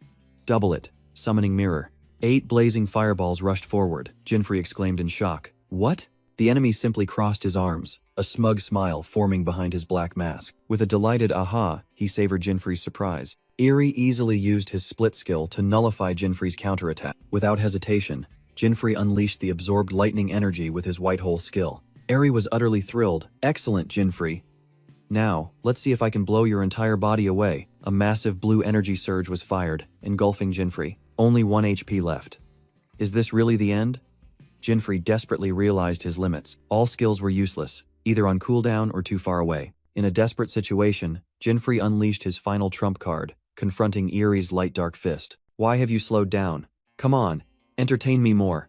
Eri roared, charging forward. 2 opposing streams of power collided, creating an earth-shattering explosion. In that instant, a glint of light flashed in Jinfrey's eyes. That's it. He let out a shout before being thrown back by the terrifying aftershock. Eri looked down at the fallen Jinfrey. Huh? Have you reached your limit? He yelled in disappointment. And here I thought you were strong. Come on, entertain me more. Jinfrey gritted his teeth, muttering in despair. Damn it, motherfucker. I'm done for. In the vast arena, one stood, one knelt. The disparity seemed all too clear. What, you're giving up? Eri scoffed. How boring. I'm disappointed. Suddenly, Jinfrey raised his head, a smirk appearing on his lips. It truly is boring. I didn't expect your power to be only this much. Eri froze at the sudden change in attitude. Are you calling me weak? He roared. You're the one getting beaten to a pulp here. His rage flared. Eri bared his fangs. I am strong. By what right do you dare call me weak? Jinfrey calmly explained. A truly strong individual is one who can use 6 or more attributes. You only know lightning, fire, wind, light, and dark. Jinfrey shrugged. That's only 5. Seriously, Eri grinned, his anger turning into extreme amusement. I thought you had given up. Then let me help you eat your words. He raised his hand. As water attribute energy surged and gathered, a sharp glint flashed in Jinfrey's eyes, an undeniable triumphant smile on his face. Eri unleashed his full power. A massive torrent of water shot straight towards Jinfrey. But contrary to expectations, Eri only saw an unbelievable sight that left him speechless. He took the bait, Jinfrey said, the necklace on his chest glowing brightly after absorbing the entire attack. I didn't expect you to fall for such a cheap trick. He turned away. Thanks, kiddo. He absorbed it. Eri was stunned. Why? The previous attack was even stronger, yet he couldn't. Jinfrey calmly revealed. That light, dark power fist just now. It was just bait. All to lure you into unleashing a weak attack. He smirked as a new power awakened. The energies of creation and destruction converged.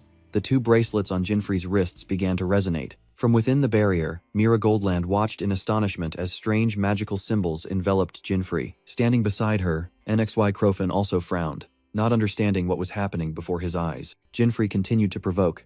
You're strong, but just a naive child. If you had dared to truly use them as hostages, I might have lost. His pride wounded, Eri roared. Don't underestimate me. I don't need such dirty tricks. He pointed towards the barrier. They are only there to be spectators to my victory. This isn't over yet, Eri shrieked, summoning twin swords, radiating intense, killing intent. Facing the enraged enemy, Jinfrey calmly replied, No, it's over. At least for you. He flashed a supremely confident smile. This time, I win. Eri froze, his golden eyes burning with extreme resentment at his opponent's attitude. Losing all reason, he charged forward. Shut up. I'll chop off your limbs and devour you alive. But Jinfrey merely raised his hand, and a miniature universe appeared.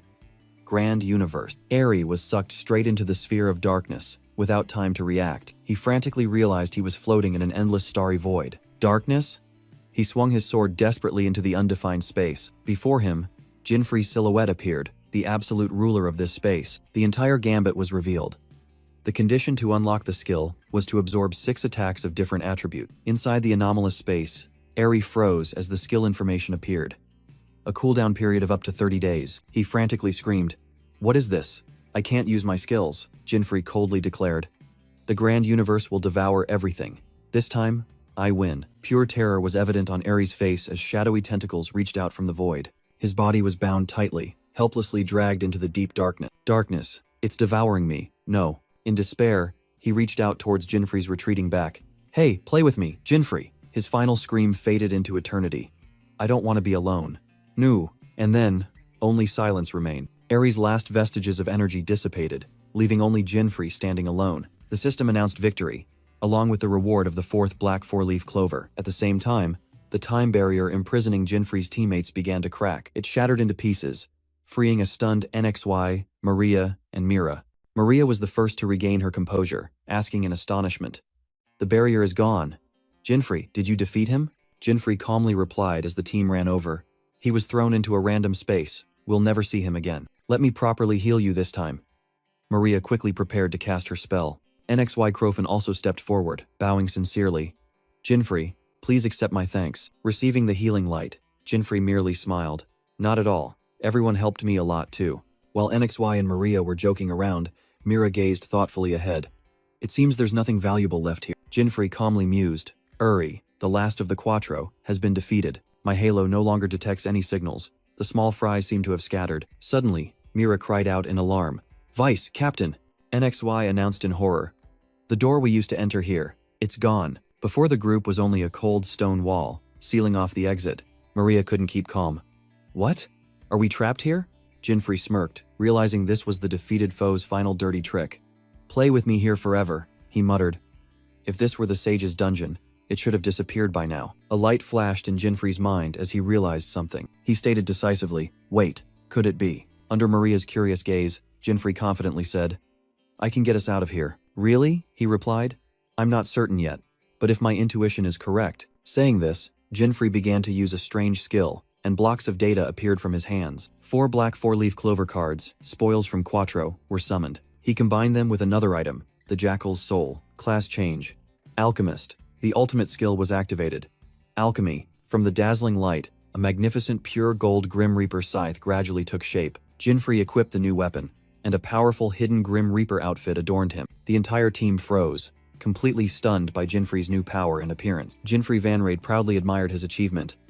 One of the 8 hidden equipment, Grim Reaper. Immediately, a frantic voice echoed from the scythe itself, disbelieving its own existence. The skull on the weapon roared, savoring the fresh air after millennia of imprisonment. The whole team froze as the scythe uttered a phrase full of delight. Mira was skeptical of the strange weapon, while Maria angrily shouted, only to be snapped back at by the scythe itself. The scythe recognized Jinfrey as its new master and burst into a savage laugh. NXY Crofin was stunned, confirming the rumors were true, while Grim Reaper began to tease and gossip about the entire team. Although its power was undeniable, its noisiness made the whole group painfully cover their ears. From now on, I look forward to working with you, partner. The scythe officially declared their partnership. With a single slash, Grim Reaper tore through space, opening an escape route.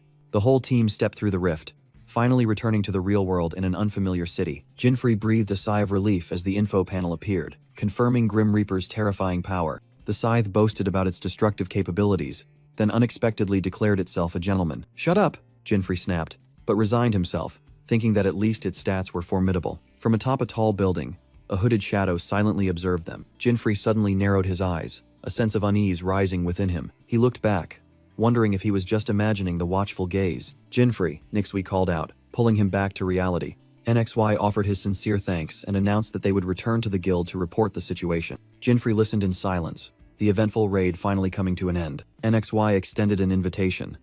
Since you also contributed, I wonder if you could come to the guild with us for a bit. Jinfrey flinched, thinking to himself, damn it. NXY continued, I also have a few things I want to ask you, but first, Jinfrey guessed. If the Vice Guildmaster is asking, it must be about the hidden equipment. He planned his escape. If I go with them, they'll definitely hold me for questioning, or worse, confiscate my equipment. No, better make a quick exit. But Nixui played his trump card. The chairman also wants to speak with you. Jinfrey froze. Wait, the chairman you mentioned. Is the chairman of the Adventurers Guild who wants to meet me? NXY explained. That shows how seriously the guild is taking this Nameless One incident. Of course, we won't force you, but it would be great if you agreed. The invitation from the guild's leader himself made Jinfrey reconsider. A mysterious smile suddenly appeared on Jinfrey's lips. He had made his own decision. Meanwhile, in a distant land, the 8th continent, a subordinate knelt, reporting to 4 powerful shadows. My lords, the Si Tianwang, including Air, have been annihilated by a surprise attack from humans. The 4 entities on their thrones fell silent, a terrifying stillness enveloping the grand hall. The messenger continued. Among them, there was a human wielding a divine weapon. That name was like a fuse, and one of the leaders roared, It's been a millennium since I last heard that abominable name. They dare to stand in our way again. Amidst the chaotic space, an oath echoed. No matter what, we will fulfill the wish of the Lord of the Abyss. A venomous curse from the shadows rang out. Whoever stands in our way shall die. While Jinfrey and his group calmly moved forward, they had arrived at the Adventurers Guild headquarters, and NXY announced, Chairman, we have arrived. Inside the luxurious office, the group faced a dignified old man, the guild chairman. Zingsman Zhou, a berserker, praised them. You all did very well in defeating the Nameless One. NXY, Mira, Maria. And, NXY replied, and Chairman Zhou continued in a somber tone. Indeed, what happened to Wyatt is truly regrettable. Chairman Zhou began in a somber tone, mentioning Wyatt Dang. We have lost a talented individual, both for the guild and personally. Then he turned to Jinfrey, his eyes full of gratitude. On behalf of the guild, I sincerely thank you. Jinfrey secretly assessed the man before him, Zingsman Zhou. This aura, he's no ordinary person. The chairman officially introduced himself. I am Zingsman, and the reason I called you here is because you are the one we are interested in. Hearing this, Jinfrey involuntarily broke out in a cold sweat. Zingsman Zhou's expression changed, becoming serious. But truthfully, this incident is not over yet. A giant holographic screen suddenly appeared in the middle of the office, drawing everyone's gaze. Jinfrey and NXY couldn't help but be astonished by what was being displayed. On the screen was a horrifying sight, a horde of various monsters rampaging through the city. NXY and Maria exclaimed in shock. Monsters in the city? How can this be? Mira also couldn't believe her eyes, blurting out, That's absurd. Originally, All cities were protected by sturdy, impenetrable walls against monsters. Jinfrey immediately thought, could this also be related to the appearance of the Nameless One? As if reading his mind, Zingsman Joe confirmed. Exactly as you see, he explained. After you defeated the Nameless One, monsters flooded into cities on the 6th continent. We have dispatched reinforcements and are evacuating civilians. NXY quickly grasped the situation. So we should also go to the 6th continent and rendezvous with the forces there? The chairman nodded. You're sharp. How are you all doing, Nix? Thanks to Maria, we are ready, Nixie confidently replied. I apologize for assigning a mission immediately, but the situation is urgent, Zingsman Joe said. We are short on talented and reliable individuals. He looked directly at Jinfrey, his voice full of urgency. I know this is a difficult request, but please go to the scene immediately. Without a moment's hesitation, Jinfrey replied with a single word. Understood. Maria Jenny lit a cigarette, beginning to analyze the situation. Well, if we're looking at the images, she exhaled a puff of smoke, her eyes sharp. Many monsters have appeared, but it seems the Nameless One hasn't shown itself. Chairman Zingsman Joe confirmed. According to the reports, that's correct, which made Maria briefly relieved. That's good then, but he immediately extinguished that optimism. I'm afraid it's too soon to let our guard down, Maria. The chairman's expression hardened. We haven't had any reports of them appearing, not yet. He continued to warn the group, but there's no guarantee that they won't appear, or that this isn't a trap. His words startled Jinfrey, who recalled his old enemy's words. They are intelligent beings. NXY Crofin redirected the conversation. Chairman, what about the situation with the other 8 guardians? The chairman began to report a glimmer of hope. Earlier, Guardian Luluka defeated a C-rank boss, and all related monsters in the city disappeared. Maria and Mira Goldland were simultaneously astonished, quickly piecing things together. So if we defeat all the dungeon bosses, the monsters will disappear? That's our assumption, the chairman admitted, but then posed a difficult question about the monster's respawn loop. The complexity of the problem made Maria's head feel like it was about to explode. NXY mused. The correlation between this incident and the Nameless One is still unclear, but both Maria and Mira fell silent. Focusing on his analysis, he delivered a firm conclusion. Currently, we have no choice but to quell the monster surge in the cities. That is our objective. Chairman Joe agreed and updated. Luluka has moved to the A-rank dungeon. He continued to list the other guardians fighting on all fronts. Leon, Gigant, and Ryu. NXY quickly calculated. So we're left with the F-rank dungeon and the S-rank. Let's hurry. Meanwhile, Jinfrey was secretly sighing in relief. Good thing. The vice captain didn't report about the hidden equipment, but his relief didn't last long before the chairman unexpectedly called his name. Ah, Jinfrey. May I have a word with you in private? In the office, Nixie Crofin watched anxiously, while Maria Jenny merely glanced, seemingly accustomed to such matters. Chairman Zingsman Joe began. You helped us eliminate the Nameless One. For that, I thank you. Jinfrey Van Raid humbly replied. It was nothing. In another corner, both Maria and Mira Goldland secretly sighed, their instincts telling them that trouble was brewing. Suddenly, Chairman Joe began to exert his power, his cloak billowing unnaturally.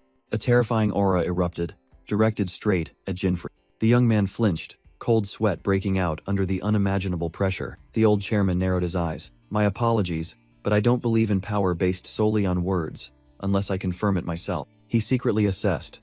He is certainly the strongest I've ever met, even stronger than air. Jinfrey smirked, also calculating. Even if I use all my hidden equipment, this is still a 50/50 chance. The chairman's sharp gaze gleamed with interest at the young man's composure. NXY rushed forward in a panic. Chairman, now is not the time. Ha ha ha. My mistake. Just an old habit. The chairman laughed heartily, retracting his aura before placing a hand on Jinfrey's shoulder. Lend us your strength once more. His eyes were full of expectation, awaiting the young man's answer. He believed he couldn't overlook such extraordinary potential, someone who could accomplish things that even NXY found impossible. Jinfrey replied coldly. I have no obligation to the association, but I owe the vice captain a favor, so I will cooperate. NXY paled at his bluntness, while Chairman Joe merely smirked with amusement. Of course, Jinfrey continued, I guarantee I'll bring back more achievements than even the 8 guardians. As for my hunting area, I'll take the most difficult one, the S-rank dungeon. Chairman Joe's smile deepened, his eyes gleaming with utmost satisfaction. After some deliberation, Jinfrey Van Raid and Chairman Zingsman Joe finally reached an agreement. With sharp eyes, the old chairman declared, Very well, I agree to your terms. Good. Then let's not waste any more time, Jinfrey replied, immediately turning to action. Without a moment's hesitation, he plunged straight into battle, lightning surging around his body. Deep down, Jinfrey knew he had to act quickly to collect the next hidden equipment before the enemy appeared. With the new demonic sword in hand, He mercilessly swept aside the monsters blocking his path. After clearing out the minions, Jinfrey faced a towering armored giant. The giant unexpectedly spoke, his voice full of sarcasm. "You're quite diligent, aren't you?" After the battle, Mira Goldland approached, wondering, "Is it because of the conditions you gave the chairman?" Amidst the battlefield littered with monster corpses, Jinfrey explained it was just a safety net, making Mira even more suspicious of his true intentions. Shouldering his sword, he smirked. "I'm helping the association. This is a mutually beneficial relationship, isn't it?" Just then, a communication device next to Mira began to ring, interrupting their conversation. She quickly answered, "Mira here." Meanwhile, Jinfrey was engrossed in calculating how to farm rare materials from the ancient creatures in this dungeon. On the other end, Chairman Joe appeared on screen, asking, "How's the situation, Mira?" Amidst the roars of monsters and Jinfrey's attacks, Mira reported the situation, making the chairman concerned about just the two of them. Jinfrey immediately interjected, his voice full of confidence. "No need to worry. If we can't handle this much, how can we prove our strength?" Hearing this, Chairman Joe nodded confidently. "I understand. Then I'll leave it to you two." Mira politely thanked him and ended the call. She sighed softly, thinking to herself, "Jinfrey is just as eccentric as the chairman." Amidst the battlefield littered with monster corpses, Mira secretly marveled. "I have to admit, he truly is talented." She began reporting to Chairman Joe. "I'll give a quick update on the other high-level dungeon. Leon's, Gigant's, and Ryu's teams are all progressing smoothly, about to face their bosses." "I see." Mira smirked, pleased with the news. However, her expression suddenly darkened. She asked with a hint of worry, "What about Luluka?" Chairman Joe replied, "Nothing has changed. He's completely unreachable." Mira thought to herself, "Right, there's another eccentric on par with Jinfrey and even the chairman." Joe continued, "The last contact was before he entered the A-rank dungeon. He's probably going solo." Both shared the same thought. "If it's him, there's no need to worry. Luluka, Alvis, the strongest among the 8 guardians, he's more than capable." Chairman Joe instructed, "All right then, report to me immediately if anything happens." "Understood." No sooner had Mira finished speaking than Jinfrey's voice came from behind. "Are you done yet?" She startled and turned around, the communication screen having just vanished. Jinfrey gave her a determined look. "Then let's go. To the boss." Meanwhile, in another dungeon, Chairman Joe contacted the remaining guardian. Leon roared excitedly, "No problem at all. These guys are all weaklings." Elsewhere, Ryu stood silently beside his black dragon amidst a sea of enemy corpses. Gigant's team also calmly reported, "Everything's fine here. We're almost at the boss." Zingsman Joe smiled contentedly, listening to the promising reports from all fronts. Zingsman Joe smiled, satisfied with the reports he was receiving. Suddenly, a call came from the strongest guardian. "You finally decided to call, Luluka." Luluka Alvis appeared on screen with a wide grin. "Ha ha ha, can't be helped with that. I just arrived at the A-rank dungeon," he announced amidst a majestic mountain landscape. Chairman Joe wondered, "A bit late for you, isn't it?" "Ran into a little trouble on the way," Luluka casually replied, a giant monster's corpse lying at his feet. After hearing the reports, Joe issued his final instructions to all active guardians. "And one last thing," he said with a meaningful expression. Meanwhile, Leon burst out laughing. "What an arrogant rookie, but I like that audacity." Ryu maintained his cold, expressionless face. Gigant, on the other hand, was furious. "He's utterly detestable, daring to speak so disrespectfully to the chairman. So arrogant. He clearly doesn't know who he's dealing with." Zingsman Joe gently appeased.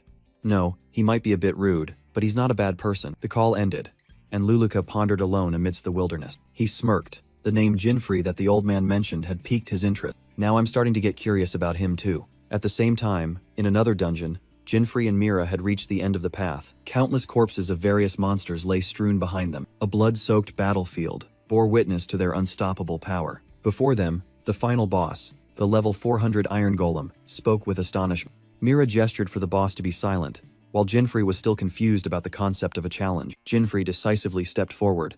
"Mira, sorry, but this one's mine." "Yeah, whatever you say," Mira replied indifferently, then suddenly paused as she sensed something. Suddenly, a figure swooped down from above, landing directly in front of them. Jinfrey and Mira were both startled and astonished by the uninvited guest. The stranger looked up with an arrogant smile. "So you're Jinfrey, huh? Let's see. What interesting things you have." Between them and the Iron Golem, Guardian Luluka Alvis stood blocking the way, his eyes fixed solely on Jinfrey. Jinfrey was confused, thinking, "Who is this person?" He immediately felt the terrifying power emanating from Luluka, a completely different level. Mira recognized the familiar face, exclaiming in horror, "Why are you here, Luluka?" The name Luluka jolted Jinfrey. He remembered this person's identity, one of the 8-star guardians. Luluka casually explained, I heard there's a rookie daring to challenge the association. Found it interesting, so I came to check it out. He gave Jinfrey a meaningful and provocative look. Jinfrey remained silent, cautiously assessing the situation. Mira still couldn't believe it. The chairman just said you went to an A-rank dungeon. Luluka curtly replied. Finished up there, so I came over. That extraordinary speed and power made Mira break out in a cold sweat, utterly stunned. Hello, I'm Luluka. He extended his hand, strangely friendly. Mira secretly marveled.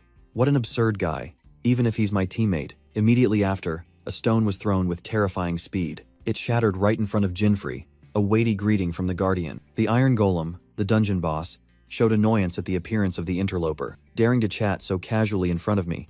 Clearly, you're looking down on me. Luluka Alvis replied sarcastically. Haha, my bad, demon. In the blink of an eye, the Guardian was seated on a high rock. Alright, I'll just sit here and watch. The rest is up to you, Jinfrey-chan. Mira Goldland couldn't believe it. Just to watch? Are you seriously here just to be a spectator? Jinfrey ordered coldly. You too, step back, Mira. Mira Goldland was still stunned, pointing towards Luluka. Aren't you annoyed with that guy over there? But then she suddenly realized the terrifying killing intent emanating from Jinfrey himself, a pressure that made others not dare to interfere. The Iron Golem roared. What is this? Are you planning to face me alone? It continued to scoff. Even if that woman joins, it wouldn't make much difference. Fine. I accept your challenge. Mira Goldland became furious seeing Jinfrey deliberately provoke the monster. She yelled, Hey, I told you to step back. Despite everything, Jinfrey Van Raid stood alone, facing the armored giant. His gaze turned up towards the man leisurely observing from above. Luluka Alvis smiled smugly, thinking to himself, well, there's only one real way to take down an S-rank demon. Let's see what our rookie will do. Immediately, Jinfrey shot forward like an arrow. The Iron Golem roared in surprise at the enemy's speed. Jinfrey's dagger blade clashed, sparking, with the monster's iron gauntlet. Seizing the opportunity, he stepped on its arm and lunged straight for its head. With a battle cry, Jinfrey Van Raid shot into the air, bringing the dagger down. The blade violently struck the Iron Golem's head, but the giant merely snorted in disdain. The monster was secretly astonished. This guy. After fighting all the way here, he still has so much strength? Not giving the opponent time to recover, Jinfrey unleashed a series of purple energy slashes. He landed on the ground, thinking to himself, so tough. Could it be due to the nameless incident? Meanwhile, the Iron Golem had finished its analysis. His level was originally only 350, but now it has shot up to 400. Even so, Jinfrey still strained and roared against the opponent's overwhelming power. He struggled to block a devastating punch, while the Golem coldly compared. Same level, but he's still far inferior to Ia. The armored giant growled, seemingly also struggling against Jinfrey's resistance. From a distance, Mira Goldland silently observed the uneven confrontation. She secretly assessed, that toughness is no joke. The 6th S-rank demon might be weak in attack, but its defense is a fortress. Her gaze darted up to the high rock, where Luluka Alvis was leisurely observing the fierce battle from afar. From above, Luluka had an overview of the fierce battle unfolding. He sighed in exasperation. I thought the rookie that old man was keeping an eye on would be something special. Turns out he's just a brute. After a moment of silence, the Guardian pouted. How boring, Luluka admitted. It's true that no rookie has ever gotten this far. He clearly surpasses ordinary adventurer. But that's all, he concluded. I don't understand what the old man saw in this guy. Back on the battlefield, two auras clashed once again, signaling an even fiercer collision. From above, Luluka Alvis slightly frowned. In the dungeon, an attack tore through space, striking the giant directly. The Iron Golem roared, its chest armor shattered, revealing its beating mechanical heart. I see it. Jinfrey Van Raid smirked, a calculating smile on his face. Oh? More effective than I thought, Luluka muttered, then paused. Wait. Huh? He turned to his silently observing teammate. Mira, did you teach that rookie how to hunt demons? Huh? No, I didn't. Luluka mused. If he's a rookie, this must be his first time facing a demon outside the tutorial area. So how the hell does he know that? His question hung in the air, because Jinfrey knew clearly. This demon's core would determine the reward rank based on the power used to destroy it. One centipede strike is enough. But this time, I'll deliberately go bigger. He raised his hand, summoning a dark greatsword, a Grim Reaper scythe. I'll put everything into this. To prove my strength, I'll go all in. The skull on the weapon suddenly opened its eyes wide, laughing maniacally. Ha ha ha, looks like it's my time to shine. Oh? It suddenly turned to Mira Goldland, who was standing with her arms crossed coldly. So this is the real deal, dating in a cave? Not bad, buddy. Noisy as always. Shut up. Luluka was still analyzing. Maybe it's just luck. A weapon with a special mechanism? Rare, but then, his eyes sharpened. The real fight begins now. Let's see if he can get an S rank reward. In the past, only I, the old man, and a few others achieved S rank. The Grim Reaper Scythe exclaimed, "Whoa, this guy is amazing. He even unlocked Skill 2. As a system notification appeared before it, he even knew the conditions to unlock Skill 2. Exactly as the information stated. Taking advantage of the demon's power-up, he turned danger into opportunity. On the rock outcrop, Luluka Alvis froze, unable to believe his eyes. His astonishment quickly gave way to an intrigued smile. Jinfrey roared, pouring all his strength into the decisive blow. Sensing mortal danger, the iron golem's core emitted a frantic light. A verdant slash tore through space, striking directly at the giant's weak point. The mechanical core shattered into pieces before the explosion engulfed everything. Amidst the shower of debris, Jinfrey Van Raid stood firm, coldly observing the result. The iron golem let out a final roar as its body began to disintegrate. Luluka could only smile in admiration at the spectacular performance. Jinfrey subtly smirked, his gaze flicking towards Mira Goldland, who was observing from afar. The giant golem's head detached from its neck, officially ending the battle. The young man stood tall upon his enemy's corpse, his aura soaring. A system notification appeared. Core attack rated S. Corresponding conquest reward has been granted. As Jinfrey examined the sealed core stone, the Grim Reaper Scythe beside him burst into gleeful laughter. "See, my friend? That's my power. But this is only the beginning." At the weapon's ridiculous suggestion, Jinfrey coldly ordered, "Scram." From above, Luluka watched Jinfrey's back as he examined the spoils of war. "Well," Luluka muttered. "What a crazy weapon that is." Jinfrey smirked, muttering, "Saving the best for last, huh?" From above, Luluka Alvis mused. "I didn't expect him to achieve S-rank power with just that blow, and even break my own record." He chuckled softly, a subtle irritation stirring within him. Meanwhile, Jinfrey confidently thought to himself, S-rank reward, obtained as planned. With this, the next step will be... His thoughts turned towards the imposing guild hall. In the meeting room, Chairman Zingsman Joe announced, "Thanks to everyone's help, we have successfully prevented the monster outbreak in the city." He bowed in gratitude. "My sincere thanks to all." Maria, Jenny, and Mira Goldland listened in silence. Luluka maintained his mysterious smile, while Gigant stood behind him with a stern expression. Leon burst into arrogant laughter. "Ha ha ha, with enough passion, I alone am enough to clean up this mess." Chairman Joe turned to his aide. "Nixie." "Yes, sir." NXY Crofin presented the reward summary. "These are all the spoils obtained from the recent conquest. The power of the 8 Great Guardians is truly no joke," NXY remarked, then continued. "Next is Jinfrey's turn." Hearing his name, Jinfrey remained standing in a corner with his arms crossed, his expression unchanged. Gigant approached, his voice full of provocation. "Ah, so you're that ill-mannered brat?" The old man growled. "Let me tell you, I have no intention of getting along with someone who doesn't realize their reckless actions are disrespectful." Chairman Joe immediately intervened. "Stop it, Gigant. Jinfrey is one of our key players in this campaign." Jinfrey coldly retorted, "I'm not here for your recognition. I'm only here to fulfill my promise to the chairman alone." With that, he summoned a magic console right in front of the stunned Gigant. Jinfrey decisively placed the information panel on the table in front of Nixy. Leon, Maria, and Ryu were stunned by the sight before them. The conquest reward for the 6th demon god. An S-rank item had appeared. Gigant roared, "Don't tell me you registered an S-rank attack, just like the chairman and Luluka. That's absurd." Luluka smiled, confirming, "It's true. I saw it with my own eyes.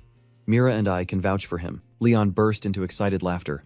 "Oh, you've shown us your passion, rookie." He delivered a thunderous slap to Jinfrey's back. "Well done," making the young man wince in pain. While Gigant gnashed his teeth, Chairman Zingsman Joe merely smiled profoundly. "Not only did you account for the number of monsters you defeated, but you also brought back an S-rank conquest reward," he said with satisfaction. "Excellent. All right, as per our agreement," the chairman declared. "I will let you choose anything you want first." Before a myriad of precious items, Jinfrey calmly stepped forward, under the curious gaze of the Guardians. "Then, I accept your offer," Jinfrey replied, his gaze resolute. He thought to himself, "With this many rewards, there's bound to be." His blue eyes quickly scanned the items, searching for one specific thing. "There it is!" Jinfrey cheered in his mind as he spotted a seemingly ordinary item. He picked up the card, which clearly displayed the information. Cord Monkey's Tail F rank, low-quality material, unsellable. The entire room was stunned, unable to believe Jinfrey's choice. Leon laughed maniacally. "What are you going to do with that useless material?" While Maria panicked. "Jinfrey, why?" The chairman calmly asked again. "Are you sure you want to choose that?" Jinfrey nodded without hesitation. "Yes." With a knowing smile, he affirmed, I need this. Luluka narrowed his eyes, pondering. Look at him. That expression definitely means he's got something planned. Guild Chairman Zingsman Joe made a surprising offer. Do you want to join the 8 Great Guardians? The other Guardians each had their own reactions, from Leon's wide grin to Gigant's stern expression. Maria, Jenny, and Mira Goldland also couldn't hide their surprise at this prestigious invitation. Sorry, Jinfrey Van Raid replied with a slight smile. He explained. I don't think I'm the type of person suited for group activities. Only Luluka Alvis seemed amused, humming a soft tune. The chairman chuckled. Huh. You're probably the first person to refuse such an offer. The meeting concluded, leaving lingering echoes in the guild building. Jinfrey looked at the seemingly worthless cord monkey's tail, pondering the recent Nameless One's incident and the monster. A confident and calculating smile appeared on his lips. All right, time to get the next hidden equipment, Jinfrey declared and set off. Meanwhile, in an S-rank dungeon on the 7th continent, a dark force was rising. A ruler on the throne revealed that they had lent power to the 6th continent, yet they were completely annihilated. The news of the defeat stunned the subordinate. Pathetic. The ruler's cold voice echoed, devoid of emotion. The commander trembled, speechless under the terrifying pressure. New orders were issued. Focus all efforts on the resurrection ritual and gathering sacrifices. He furiously swore to personally eliminate that human and reclaim the divine weapon. The mastermind listened to the oath with soulless, cold eyes. Of course, that is the sole purpose of your lowly existence. In the darkness of the sanctuary, the overlord touched the subordinate's face, and a surge of purple energy began to gather. A painful scream echoed as the punishment was carried out, dark lightning cruelly scourging the body of the failure. Chi, don't follow and lose footsteps, the icy voice rang out. You are not allowed to fail. Understand? The one called Chi slammed his fist onto the floor, absolute obedience etched with fury. With fiery eyes he looked up and replied, Yes, my lord. Meanwhile, elsewhere, Jinfrey Van Raid had begun his own plan. First were the rare materials obtained from the S-rank dungeon. Next was the F-rank junk he had deliberately chosen from the guild, the cord monkey's tail. Confirming materials, initiating transformation, everything merged in a brilliant golden light, creating a completely new item. The 13th cat-eye scope, an A-rank equipment, was born from seemingly unrelated items. Now, equip it. Immediately, the world through Jinfrey's eyes completely changed. I see it.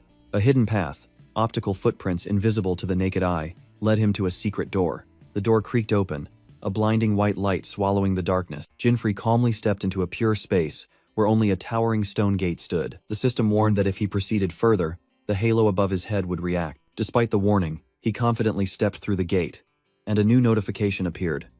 Magic item detected. The halo is vibrating. The only item in this room.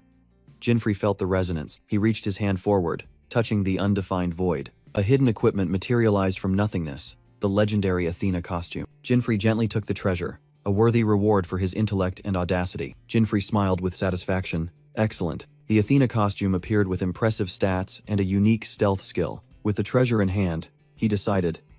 Time to head to the 7th continent. The new land appeared, a majestic fortress with a distinct eastern style. Jinfrey silently stood on the hilltop, gazing towards his objective. Finally here, he thought to himself as an interface screen popped up, but the silence was quickly broken by an unexpected call from Kukuru. Jinfrey, I've gathered all the materials you requested, she reported excitedly. On the other end of the line, Kukuru suddenly paused with a bewildered expression. She panicked when she saw a new request for double the quantity had just been sent. Jinfrey casually used the next dungeon as bait against her complaints. Hearing the 2 words dungeon, all of Kukuru's annoyance vanished, replaced by eagerness. After successfully luring her, Jinfrey slyly ended the call. Good luck. He stood in the middle of the desert, silently apologizing that the upcoming battle wasn't suitable for her, because the 7th continent required continuous dungeon conquering, a challenge too overwhelming for Kukuru. The young man approached the colossal gate of the F-rank dungeon. Athena costume, equip, he commanded, and the new armor immediately enveloped his body. In his new appearance, Jinfrey resolutely stepped through the gate, entering the challenge. He smirked. Let's aim for a new personal record. Immediately after, hordes of monsters from F-rank to E-rank dungeons were torn apart in the blink of an eye. Jinfrey coldly stepped over the corpse of the snake monster in the D-rank dungeon. Even the werewolves in the C-rank dungeon were torn to shreds in an instant. Amidst the pool of blood, he stood unfazed. Everything is progressing too smoothly, he thought to himself. Athena's stealth skill truly is top-notch. Just as he was about to press on and conquer the B-rank dungeon, a loud voice suddenly rang out, making him stop short. Before him was a burly redhead commanding an army of beastmen. Jinfrey narrowed his eyes. That guy is. Memories suddenly flooded back. One of the 8 guardians. I think his name was Leon? Leon roared out orders for his team to begin the investigation, completely unaware that Jinfrey was observing from the shadows. "Understood, sir." His army, Ultimate Fang, replied in unison. The entire team rushed off to search, one member even bumping into Jinfrey without realizing it. "Oh right, I'm in stealth mode," Jinfrey reassured himself. But then he had a bad feeling. Suddenly, Leon stopped, sniffing the air. This scent. The scent of pure passion. He burst out laughing heartily, then suddenly pointed directly at Jinfrey's location. "We meet again, Jinfrey." Jinfrey froze, Leon's finger like a spear aimed straight at his heart. "What?" He broke out in a cold sweat, unable to believe his eyes. "Are you kidding me? I'm still in stealth mode?" He panicked, while Leon was still shouting challenges. Jinfrey quickly analyzed. It's not like he used a skill. Could he have found me with pure intuition? "Dispel," he whispered. The Athena costume vanished, returning him to his familiar black attire. Jinfrey sighed, getting a headache thinking of how to explain this stealth incident to the troublesome guardian. Leon's eyes narrow, a glint of recognition flashes through them. "I knew it." Leon patted Jinfrey's shoulder, curious about the costume and deducing his purpose on his own. Jinfrey breathed a sigh of relief when Leon came to his own conclusion, luckily escaping a troublesome explanation. Leon's expression turned serious as he revealed the mission: to investigate the missing adventurers. Jinfrey listened in silence, the information about the missing people giving him pause for thought. "Be careful," Leon warned, then his spirit ignited. "If you encounter enemies, just crush them with passion." He cheerfully waved goodbye. "Well, I'm off. See you later." Leaving Jinfrey to return a forced greeting. Watching his energetic back, Jinfrey thought to himself, he truly is special. Shaking off the unexpected encounter, he decided to continue his work in the dungeon. Before him, the B-rank boss, Acid Werewolf, appeared, growling menacingly. "There you are," Jinfrey muttered, drawing his centipede, ready to finish off the boss to advance to A rank. But a terrifying killing intent from behind startled him into alertness. Between him and the werewolf, a gigantic dragon head slowly emerged from the shadows. The A-rank boss Hresvelger majestically appeared, leaving Jinfrey stunned. "Huh?" The wall collapsed. Leon burst in and laughed loudly. "Running from enemies? You lack too much passion." Leon snorted, then exclaimed, "Oh, we meet again, Jinfrey," leaving Jinfrey utterly shocked. Leon "see you later" promise echoed in his head. He never expected it to come so quickly and ironically. Jinfrey froze between the two bosses and the Guardian, wondering what the hell was going on. "Sorry for the interruption." A hand reached out in front of him, cutting through his chaotic thoughts. Leon put an arm around Jinfrey's shoulder, explaining, "I was investigating when this guy jumped out. I gave it a beating, and it ran in here." Jinfrey Vanrade was still bewildered by Leon's explanation. "A little. Huh?" Meanwhile, Leon looked at the trembling Hresvelger, and disdainfully thought it was probably just a minor boss. The situation was truly ironic. Leon stood with his arms crossed confidently. Jinfrey was frozen, and the acid werewolf growled at the two uninvited guests. Cornered, the two bosses from two different dungeons turned to snarl at each other. Jinfrey noticed the abnormality, while Leon had already begun training the B-rank boss. "You're pathetic if you can't do anything by yourself. Let me teach you a lesson." "Hey!" Leon called out loudly, summoning his war spear with an arrogant smile. The redhead stood alone before the two gigantic monsters, his aura completely unfazed. Provoked, both Hresvelger and Acid Werewolf simultaneously let out an earth-shattering roar. Leon stomped his foot, the ground cracking as he gathered momentum and shot forward. He soared into the air, the spear in his hand ready for a finishing blow. "Take this!" Leon roared, energy exploding around his weapon. Yihua Guanzi. A fiery beam of light shot forth from the spear tip, aimed directly at both bosses. Screams of agony echoed throughout the room as the spear pierced through both creatures, fresh blood splattering everywhere. With a single blow, Leon pinned both monsters down, ending the battle swiftly. Jinfrey was stunned, muttering, he defeated two bosses with just one blow. Leon smiled smugly, thinking to himself, this guy is too strong. But a thought suddenly flashed in Jinfrey's head. Wait a minute, he realized with a shock. If Leon had defeated both the A-rank and B-rank bosses, then his condition for challenging the S-rank boss might have been ruined. While Jinfrey was sinking into despair, Leon burst out laughing heartily. "Gaha! There are no opponents at all." Oh, a message from the chairman. From his office, Chairman Zingsman Joe contacted him. "Well done, Leon. Did you find any clues?" Leon reported. "The cause is still unclear, but I just took down an A-rank boss that shouldn't have been here." Chairman Joe couldn't help but be surprised by this anomaly. Looking at the corpses of Hresvelger and Acid Werewolf on the screen, Leon casually replied, "Who knows?" While behind him, Jinfrey was sinking into despair. Chairman Joe's sharp gaze suddenly noticed the reluctant companion. "Oh, Jinfrey." Leon turned to look at his companion, who was trying to force a smile. "You're coming along too?" Jinfrey awkwardly denied it, but Chairman Joe had already noticed his lifeless expression. While Jinfrey was secretly planning to start over, Chairman Joe suddenly interrupted. Sorry for the sudden request, but Leon, Jinfrey. Jinfrey snapped his head up, curious about the upcoming command. Leave the investigation to the Legion, Chairman Joe ordered. I want you two to go straight to the S-rank area, he explained vaguely. It's still uncertain, but a phenomenon potentially caused by the Nameless Ones has appeared. Both Guardians were stunned. Knowing that the other Guardians were busy, Leon immediately accepted the order with enthusiasm. Understood. Anyway, I'm really curious about these Nameless Ones. Leon turned to Jinfrey. Let's form a party. The red-haired young man grinned, extending his hand as an irresistible invitation. A notification panel appeared before Jinfrey, making him hesitate for a moment, but then he realized this was a golden opportunity to qualify for S-rank challenges, and Leon had already eagerly rushed off. The two quickly arrived at the S-rank dungeon of the 7th continent. Standing before a majestic Torii gate, Leon took a deep breath, sensing the challenging aura. Ho ho, smells like fun, Jinfrey thoughtfully remarked.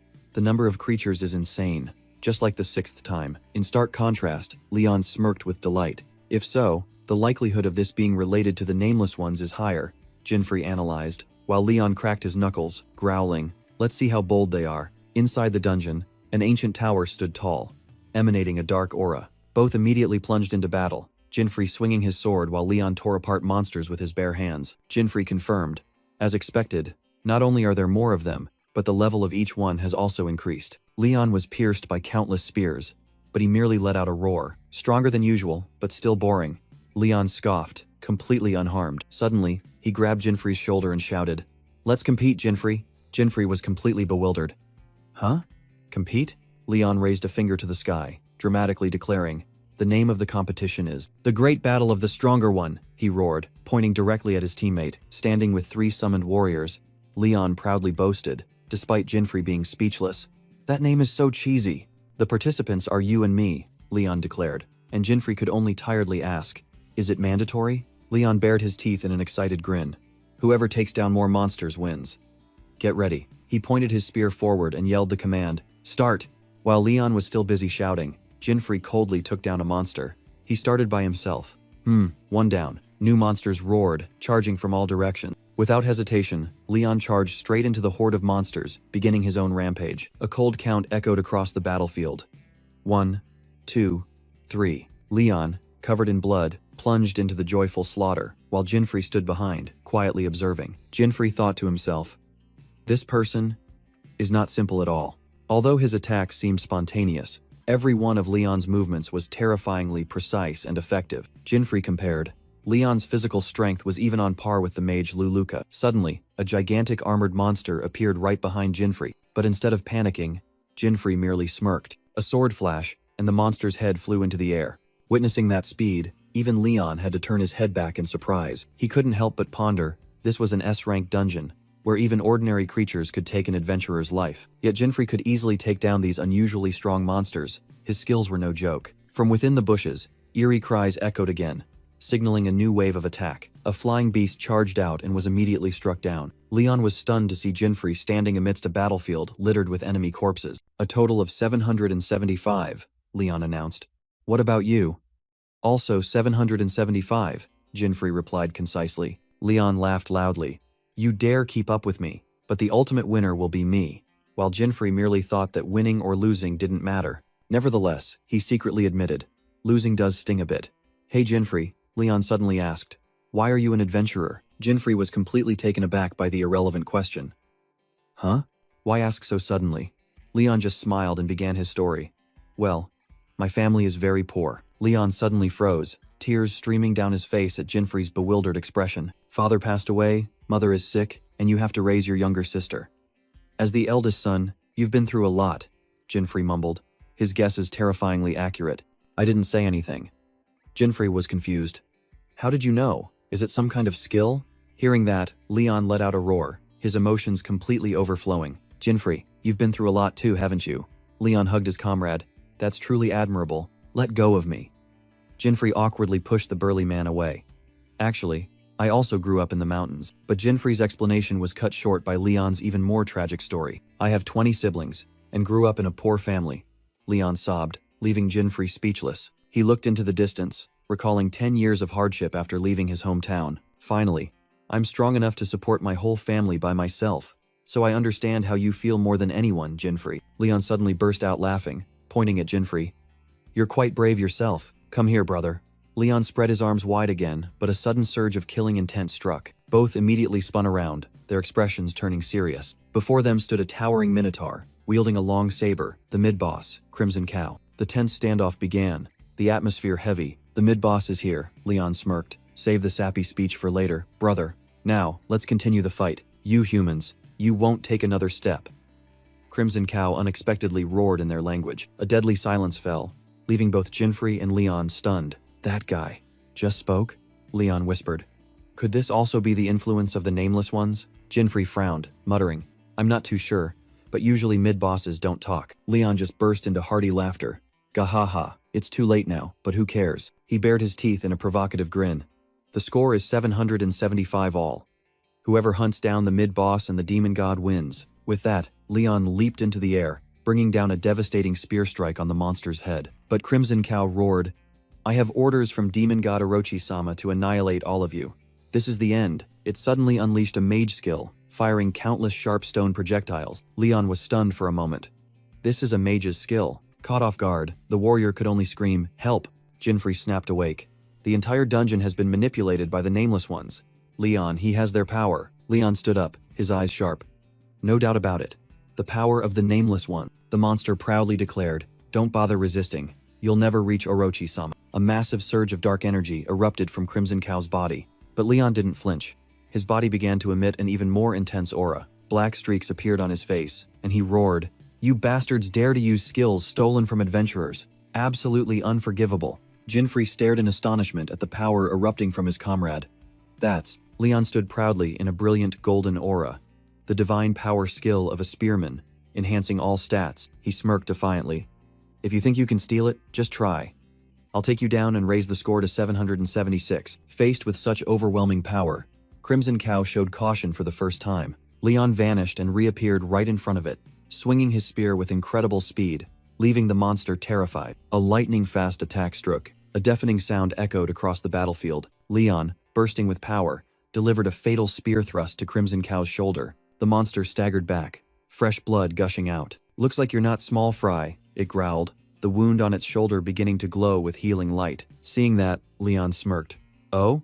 You even have a healing skill? Stolen from another adventurer too? He growled, fury blazing in his eyes. Heh, just consider it a reward I conveniently picked up, Crimson Cow arrogantly retorted. Immediately, Jinfrey yelled, Got it. Be careful, Leon. The condition for them to steal skills is eye contact and blood absorption. Leon froze, his eyes turning cold. Blood absorption, huh? Pretty sneaky. If you're so good, try stealing mine. He poured all his strength, his aura exploding violently, ready for a rampage. Leon! Jinfrey cried out in alarm at his comrade's reckless action. Without hesitation, Leon charged in, unleashing a storm of spear techniques, tearing through Crimson Cow's defenses. Gah, a human. How can he be this strong? No chance to counterattack, the monster exclaimed in horror. What's wrong? What's wrong? Come on, try to steal my skill. You're good at that, aren't you? Leon provoked wildly. From behind, Jinfrey silently watched Leon's overwhelming solo performance. Amazing. Even a mid-boss can't touch him. The power of divine power pushed to this extent is truly insane. Hearing the warning, Leon turned back and laughed loudly. Sharp eyes, Jinfrey. My divine power isn't ordinary. I've enhanced it with innate ability. Jinfrey broke into a sweat, refuting Leon's insane logic. I've never heard of such reasoning. If it gets stolen, the risk is too great, isn't it? Leon glanced over, his tone condescending. If you're always afraid of having your skills stolen, then the future battles with demon gods will be tough. Jinfrey was speechless, dumbfounded by his comrade's recklessness. Suddenly, Leon smirked. Who knows, you might even be able to use my cherry divine power. Jinfrey. All right, I'll share it with you. The sudden declaration made Jinfrey look up in surprise. Share? Jinfrey suddenly remembered the party mechanism, and Leon immediately confirmed. That's right, we've met the condition of defeating 500 monsters together. Leon grinned widely, declaring grandly, Normally I don't share with anyone, but now you're family, so I'll share it with you. As soon as he finished speaking, he pressed the spearhead firmly onto Crimson Cow's head. Don't worry, you'll be able to use it right away, Jinfrey. Just call me Big Bro if you want. Leon jutted his chin, even as Jinfrey remained stunned by this absurd power. The Spear Knight's divine power is a high-efficiency skill that boosts all stats, Leon explained. Come on, brother. Then held out his hand. A brilliant golden aura enveloped Jinfrey as the system notification appeared. Leon's divine power skill has been shared. He felt the new power, but Leon warned. Learning it takes time, and mastering it in combat requires serious practice. It's fine, everyone starts from zero, Leon encouraged excitedly. Just try it, there's nothing to be shy about. Jinfrey muttered to himself. It's not that I'm shy, it's just that being shared doesn't mean I can use it easily. But then, a confident smile suddenly appeared on his face. Normally, I would. Oh, Leon exclaimed, noticing the change in Jinfrey's eyes. Jinfrey burst into hearty laughter, imitating Leon's demeanor. Gahaha, that's more like it, Jinfrey. Leon leaned closer, his smile turning sly. But that's only 1/10 of my divine power. Put your all into it, shout it out. Jinfrey grimaced at the sloppy instruction, but then resolved. Even if the teaching method is a bit bad, if I master it, it'll be very useful. Alright, let's fight. Jinfrey frowned, trying to exert power in vain. He realized that knowledge alone wasn't enough. Practical training was needed. Not like that, Leon roared, demonstrating with an earth-shattering yell. You have to put your whole guts into it. Jinfrey sighed, thinking to himself that it was easier said than done, and mastering divine power would take a lot of time. But Leon gave him no chance to falter. Of course, that's why you have to grit your teeth and learn quickly. Try again.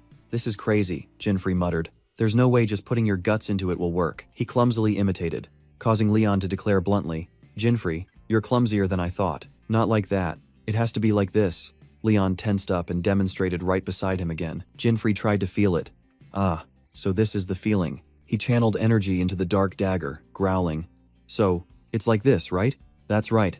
Leon's voice was full of excitement. It's like adding your guts to your burning fighting spirit. Though he didn't understand this guy's guts theory, Jinfrey decided to try again. And then, in a moment, he suddenly realized, but I'm starting to feel it. A brilliant golden aura erupted around his body, stunning Jinfrey himself. Leon burst into hearty laughter, patting his shoulder vigorously. Well done, Jinfrey. Amazing. Jinfrey looked at his hands, feeling his stats soaring with each surge of heat. Just as expected. You've achieved 1/50 millionth of my power, Leon boasted, ignoring Jinfrey's speechless state. Even though he knew this was only half of the shared power, Jinfrey still felt the surging energy flowing through his veins. All right.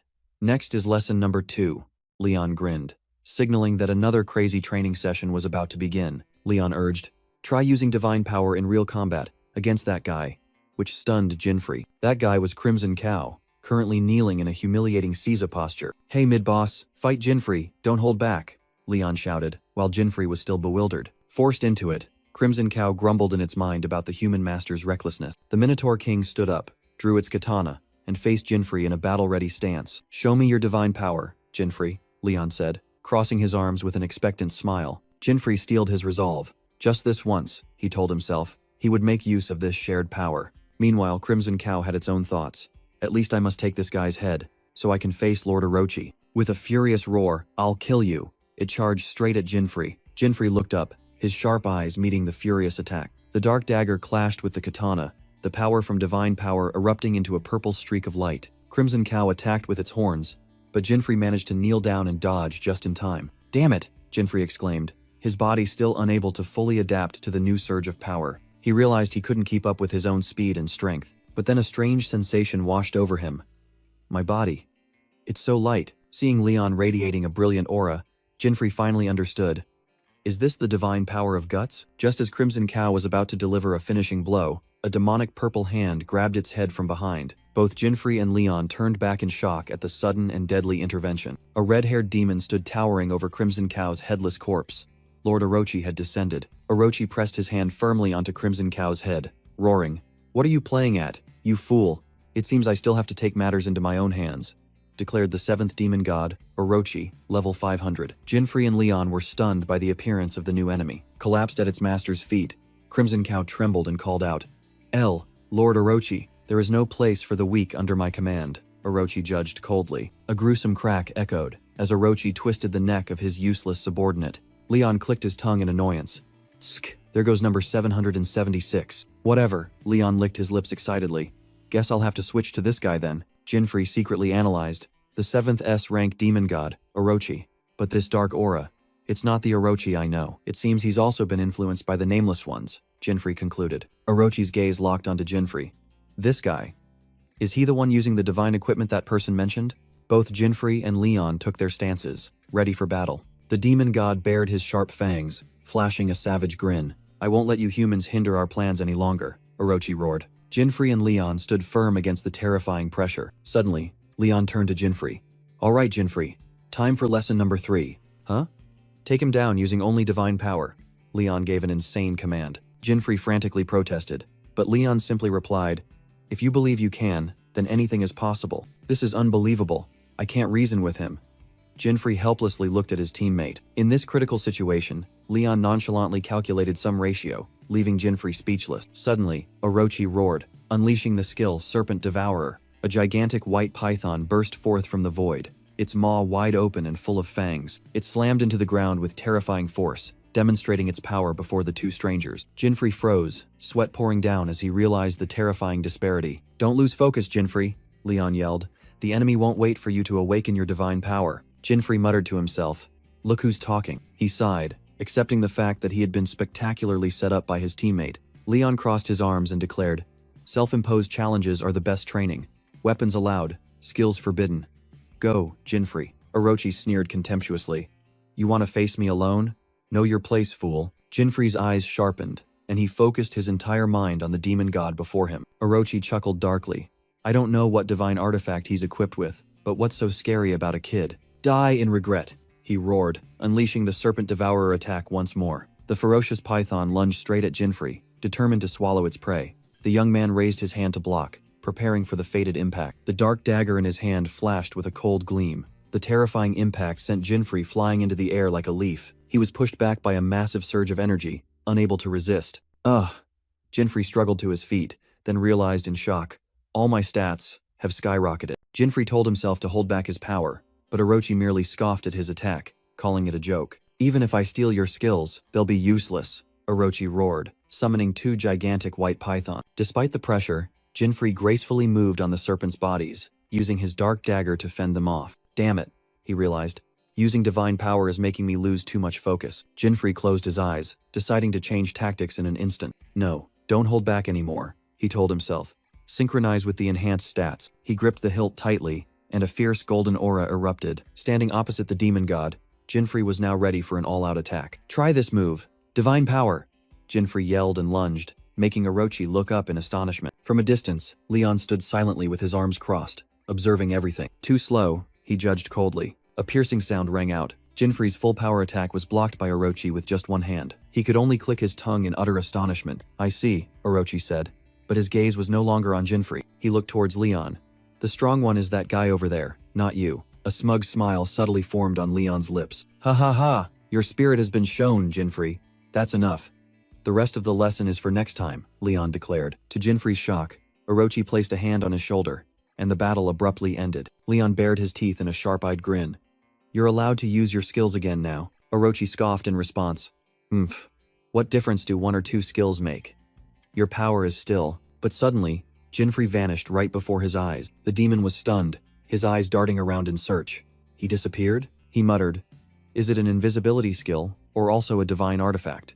If so, I'll use an area of effect attack to sweep them all away. But before he could act, a spray of blood erupted. Orochi stared in astonishment at the fresh gash on his chest. From behind, Jinfrey smirked.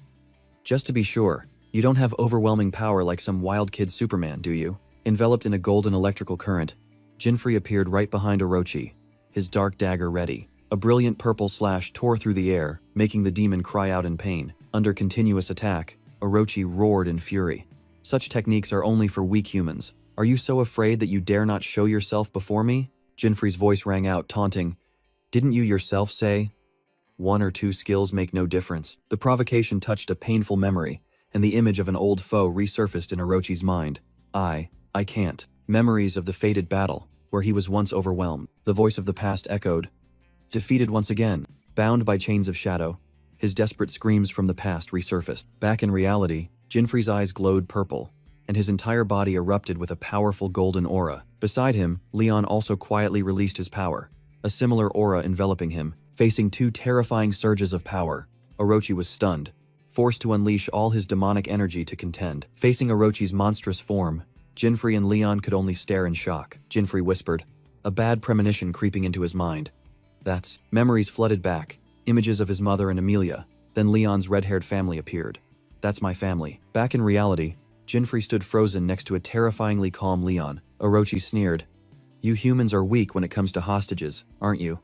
One of my serpents is on its way to their town. Jinfrey's face paled as he realized that Serpent had absorbed Leon's super burst skill. Demon Lord Orochi began to gather deadly green energy orbs. Jinfrey was worried, but Leon only let out a scornful laugh. Where's your bravado from earlier? Orochi scoffed, his eyes full of malice. A barrage of energy orbs rained down like a storm. Without a moment's hesitation, Leon raised his hand to block the entire attack. His hand was only slightly scratched, a thin wisp of smoke rising from it. Don't mess with me like that, Leon growled, clearly annoyed. Jinfrey broke out in a cold sweat, looking at the demon who remained unfazed after the blocked attack. He realized a horrifying truth. If I don't deal with that serpent first, I can't defeat this guy, because Super Burst will activate when Leon is defeated. Orochi smirked. Serves you right. But who gave you permission to defend yourselves? Block the next attack, and I'll kill every single hostage. The cruel threat stunned Jinfrey, completely cornering him. Leon gritted his teeth, his eyes burning with anger and helplessness. Damn it. Orochi summoned another volley of even larger energy orbs. Come on, how long can you hold out? A destructive rain of magic power hurtled towards the two heroes, now stripped of their right to defend. Jinfrey looked at his comrade, sweat pouring down as Leon narrowed his eyes with determination. Without a moment's hesitation, Leon charged forward, taking the full brunt of the magic rain, fresh blood splattering. Despite enduring the devastating attack, his feet remained firmly planted on the blood-soaked ground. Covered in wounds, Leon's eyes still blazed with defiance. Jinfrey screamed his friend's name in horror. Leon! From a distance, Orochi sneered. Worry about yourself before worrying about others. Jinfrey was stunned, unable to react to the next volley of magic bullets. A painful scream echoed, and he too was sent flying by the terrifying power. The demon stood there, proudly looking down at the two defeated foes lying motionless. Amidst the deadly silence, only Orochi's sinister laughter reverberated. How ridiculous. I'll never understand you weaklings who care for others. Lying in a pool of blood, Leon struggled to ask, Are you okay, Jinfrey? And received only a faint reply. Jinfrey gritted his teeth, his mind screaming. This is bad. I have to do something. Leon let out a bitter laugh. One careless move and I'll explode. Maybe I should just let it kill me, haha. Cornered, Jinfrey desperately searched for an impossible way out. Suddenly, a strange voice spoke, agreeing with his predicament. A skull mask abruptly appeared. Ha ha ha, you look pathetic, brother. Jinfrey spun around in surprise, unable to believe his eyes. His scythe had shrunk, and a voice full of self-satisfaction emanated from it. I'm a genius. A completely different class compared to ordinary equipment. More importantly, have you forgotten my skill? The mask asked, leaving Jinfrey bewildered. Lying on the ground, Leon, covered in injuries, could only utter a question mark. The scythe spirit reminded him. Your skill? If I recall correctly, you just unlocked Overdeath the other day. And a light flashed in Jinfrey's mind as he suddenly realized something. Haha, looks like you remember. The scythe spirit gloated. That's right. Your idea is the best, brother. Jinfrey thought to himself. This person came all this way just to save me. While the scythe declared, All right, time to make them pay double. Jinfrey shouted his recently awakened comrade's name, Leon. Standing up with determination, Jinfrey swung the Grim Reaper, growling, Leave Super Burst to me. We'll take him down. Leon's expression hardened, his eyes sharp. Then a proud and defiant smile appeared on his lips. Gahaha. Leon staggered to his feet. You look spirited, Jinfrey. With absolute trust, Leon looked directly at Jinfrey. I trust you. What should I do? Jinfrey commanded, his eyes cold. Land a fatal blow, but just enough so he doesn't die. Huh. I could actually kill him 1,000 times, but I guess I can't, Leon roared. Leave it to me. Orochi smirked, disdainfully creating energy orbs. Still have the energy to talk? Well, if you die too easily, I'll lose interest. Leon, holding the glowing spear, faced the giant demon. He tensed, shouting, Don't worry, no one will die, except for you. Orochi was stunned by his opponent's sudden confidence. Hey, the demon began to panic as Leon charged. Don't you care about the hostages?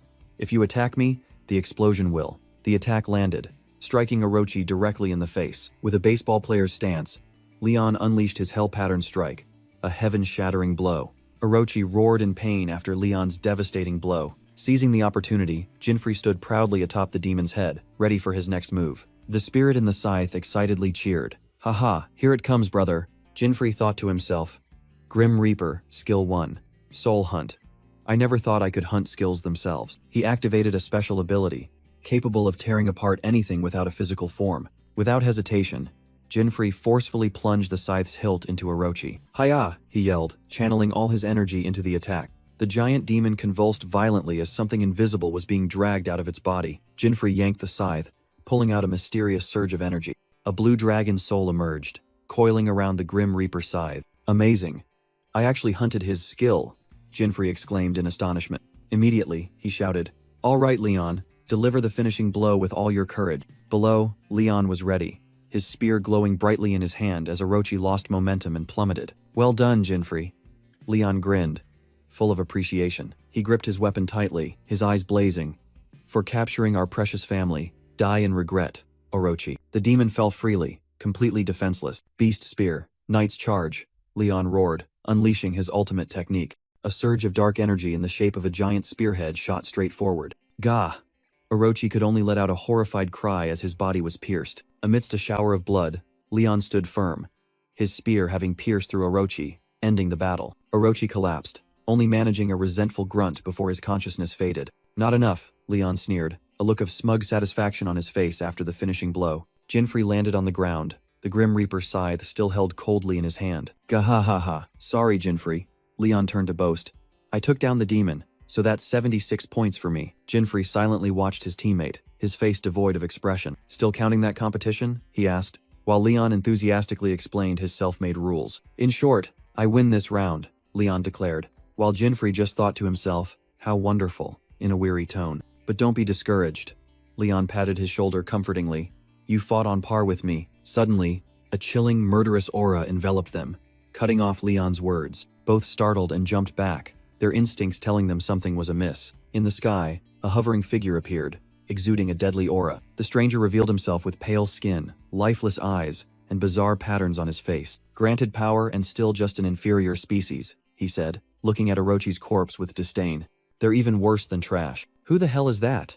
Leon asked in confusion, but Jinfrey could only reply, "I don't know." Jinfrey narrowed his eyes.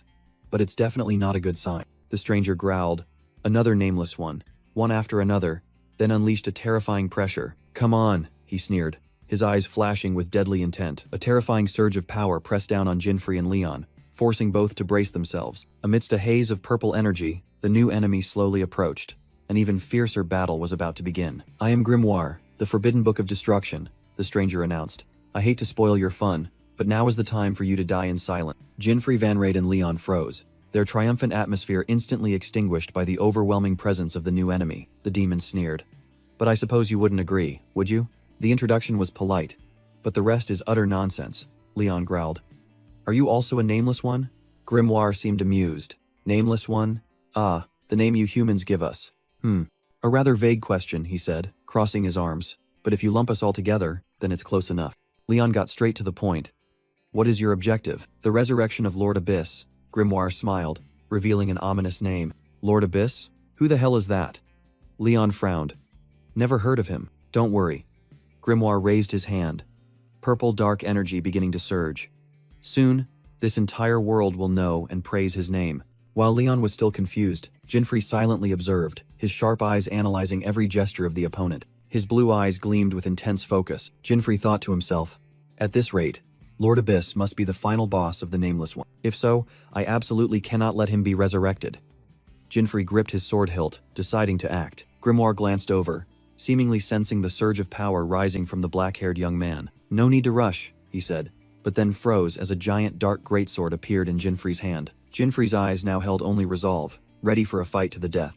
The book-shaped necklace on his chest subtly vibrated. Grimoire stared at the demonic sword, the smug look on his face gradually vanishing. "I knew the divine weapon had reappeared," he said, his tone now much more serious. Grimoire sneered.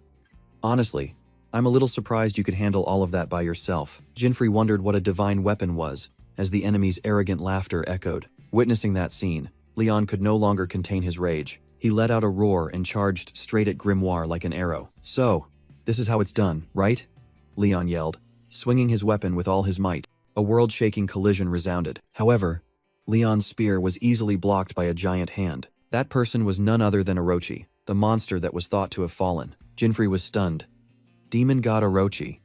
Why is he? Despite his astonishment, Leon still frantically charged to attack the giant puppet. "He's still alive?" Leon was stunned, But Jinfrey knew the problem was far worse. Standing behind Orochi, Grimoire smirked, dark energy beginning to gather in his hand. He watched Leon struggling with an amused gaze. Our conversation ends here, doesn't it? Grimoire coldly declared. A colossal orb of dark energy was unleashed, engulfing the space. From the darkness, a terrifying army of monsters poured out, leaving both heroes speechless. A horde of monsters. Leon couldn't believe his eyes. Jinfrey and Leon stood close together, wary of the swarming enemies. What skill did he use? Grimoire arrogantly declared. This is the noble power of Lord Abyss. Don't compare it to the stolen skills of humans. With a command in an ancient language, he signaled the monster horde to surge forward. Jinfrey was speechless before the ant-like swarm of monsters that had just been summoned. Without a second's hesitation, he unleashed a super counterforce, blowing away the nearest monster. But that effort was like a drop in the ocean. The monster's encirclement immediately tightened again. Damn it, there are too many of them. Jinfrey gritted his teeth, realizing the dire situation. Even the sky was covered by flying monsters, cutting off all escape routes. The young man resolved. The only way is to defeat all of them. Witnessing Jinfrey fighting alone, Leon roared his comrade's name. He spun around, his furious gaze fixed on Grimoire, who was still calmly opening summoning gates. You damn nameless bastard, don't think you can escape. Leon roared, charging straight forward. Grimoire merely glanced coldly, showing no sign of flinching at his opponent's rage. Offended, the demon slightly smirked. What did you just say? Shadowy tentacles rose from the ground, swirling around Grimoire. Leon suddenly froze, sensing a deadly killing intent. A sharp shadow spike pierced through the ground, blocking his path. In a flash, countless other spikes simultaneously emerged, piercing the red-haired warrior's body. Hearing the desperate scream, Jinfrey turned back in horror. Leon! He yelled as he saw Leon fall, bound by a chain of shadows. Grimoire haughtily looked down at the defeated foe. I told you not to lump us in with those common creatures. Then he turned to Jinfrey with a condescending gaze. You're quite good yourself, aren't you? But from the ground, Leon struggled to his feet, his fists glowing with fighting spirit. Now it's my turn. Leon roared, charging straight at Grimoire with a lightning-fast spear thrust. But the enemy merely raised a hand, effortlessly blocking the sparking spearhead. Blasted back by the recoil, Leon staggered, while Grimoire stood firm. Clumsy spear play, Grimoire scoffed. You've completely lost control. You dare say I don't know how to use a spear? Leon growled. You idiot. He swung his weapon, declaring, This spear has spirit. That's undeniable proof. From afar, Jinfrey, struggling with the monster horde, muttered, What kind of logic is that? Leon brushed off the criticism, yelling, Keep up with my speed, spear. Immediately, countless phantom spear thrusts were unleashed, engulfing Grimoire. Your speed and power have increased, Grimoire calmly remarked, but it changes nothing. Ignoring him, Leon poured all his strength into unleashing his ultimate move. Spear burst, Madman's thrust. A blinding explosion of light engulfed the entire battlefield. The terrifying sound made Jinfrey startle and look back. Before his eyes was a colossal column of smoke and dust billowing upward. Damn it, Jinfrey worried. I can't tell what's happening over there. When the dust cleared, Grimoire appeared, unharmed behind a shield of shadows. He smirked. Your spear didn't even touch me. Leon didn't flinch. There's a severe lack of spirit here. Then he burst out laughing. You're right. But this attack of mine, it's not over yet. Grimoire froze, as the tip of Leon's spear began to transform, emitting a terrifying surge of energy. Grimoire was stunned. This guy. Is he trying to break through with pure power? Despite everything, Leon let out a heaven-shaking roar. Grimoire's wall of shadows shattered before the spear's overwhelming power. The demon couldn't hide his astonishment at the direct attack. I'm not done yet, Leon sneered, his aura surging. He roared. Spear art. Chaotic shadow pierce. Dozens of phantom spears lunged forward, forming an inescapable rain of attacks. Grimoire clicked his tongue in disdain. Tsk, what a savage and crude attack. But one spear slipped through the defense, grazing his face. Don't get cocky, Grimoire growled. Shadow step. A gigantic shadow foot descended from the sky, aiming directly at Leon. The red-haired young man tensed, putting all his strength into resisting the immense weight. Veins bulged, sweat poured, but the pressure was too great. Finally, he was crushed to the ground by the shadow foot. From afar, Jinfrey cried out in horror. Leon, crushed. Leon still gritted his teeth and cursed. Damn it! Do you see others as mere insects? Grimoire coldly declared. Shadow domination. Shadow tendrils rose from the ground, binding Leon's body tightly, astonishing him. Huh? I can't move. He struggled in vain. Grimoire merely stating calmly, It's useless. I have taken control of your shadow. Body and shadow are one. You can no longer be free. Grimoire coldly observed his bound prey. He muttered, So, this is a battle against your own self, isn't it? But in Leon's eyes, his fighting will had not faded. If that's the case then, He tensed, every muscle straining against the shadow's grip. Pinned to the ground, Leon still raised his head, defying his enemy. Grimoire was stunned. What? He shouldn't be able to move once his shadow is bound. With a heaven-shaking roar, Leon unleashed an aura that shattered the dark shackle. He let out a hearty laugh, clenching his hand, which glowed with newly unleashed power. Your shadow domination? It's broken. Grimoire was speechless, unable to believe the reality before his eyes. Impossible. You can no longer control my shadow, Leon declared boldly, regaining the initiative. Contrary to expectations, Grimoire merely smirked. Interesting. Looks like I'll have to use my old trick. Leon immediately took a defensive stance, wary of the ancient incantations beginning to echo. A surge of purple magic swirled, enveloping Grimoire as he began to chant. The red-haired warrior stood opposite, silently observing his enemy channeling power. What the hell is this? Leon frowned, sensing an unknown threat. His instincts screamed, and he decided to strike first. I have to finish him now. It ends now, you bastard. Leon shot forward, unleashing a lightning-fast spear thrust, but the spear only pierced illusions. Grimoire blocked the attack with ease. With a smug smile, Grimoire whispered the last words of the incantation. His power had reached a new level. Leon clicked his tongue, his face etched with indignation at the situation. This incantation and atmosphere. I have to end this before it's too late. Grimoire smirked. Rise from the shadows. Bind your sacrifice to me. He roared as Leon charged. Shadow Realm's judgment. A sense of unease rose. Leon froze before the surge of magic. My body again? He cried in horror as shadows rose from the ground, binding his legs tightly. Grimoire explained, this technique comes at a price. Both of us are immobilized. But in return, the attack is absolute and fatal. Die, you lowly human. Sharp shadow spikes pierced through Leon's body. He let out a cry of agony, fresh blood gushing from the corner of his mouth. Grimoire let out a delighted laugh, savoring the victory he thought was already in his grasp. Now then, to deal with the rest. He turned his back dismissively. But from behind, a shout rang out. Rui spear! Grimoire froze, the glowing golden spear having already pierced his chest. What? The spear extended? He exclaimed in shock, looking down at his wound. Still bound, Leon had controlled the spear to pierce through the very shadow that held them both captive. Jiahaha. Looks like your spell doesn't affect the shadow of this spear. Leon growled, a blood-stained smile full of defiance. Haven't you heard, never let your guard down, nameless one? Because I'm not dead yet. Grimoire clutched his wound, grinding his teeth. Damn it, you cursed human. Bound tightly by shadow magic, Leon still stood firm. His eyes flashed with surprise as he realized the severity of the wound. I can move, but this wound is deeper than I thought.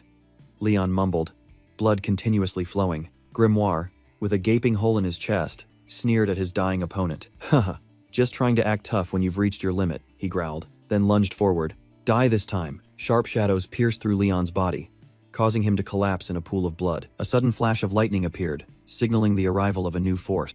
At the same time, Jinfrey Van Raid landed on the battlefield, his body also covered in injuries after clearing out the monster. Grimoire turned back in shock, unable to believe his eyes. He stared at the battlefield behind him, where his minions had been completely annihilated. When did he defeat all those monsters? The demon mumbled in confusion. Jinfrey immediately knelt beside his fallen comrade. Leon was injured and coughing up blood, weakly calling out the name of the newcomer.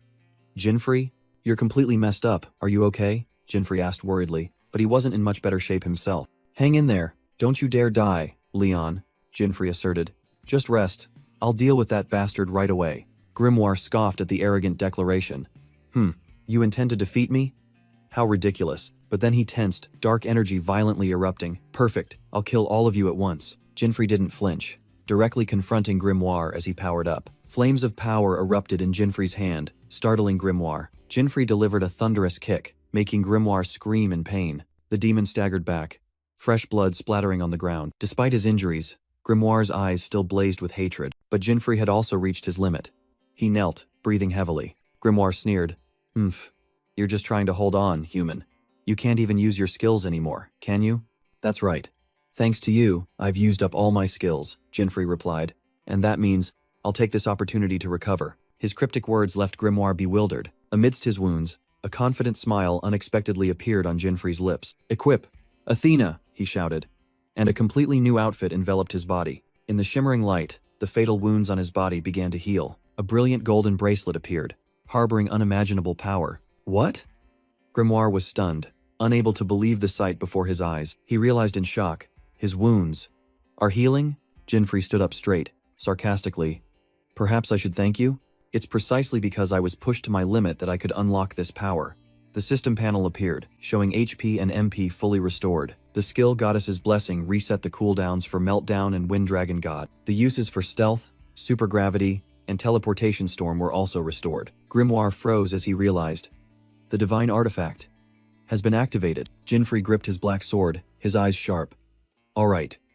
Now, I can still fight. Leon is in danger.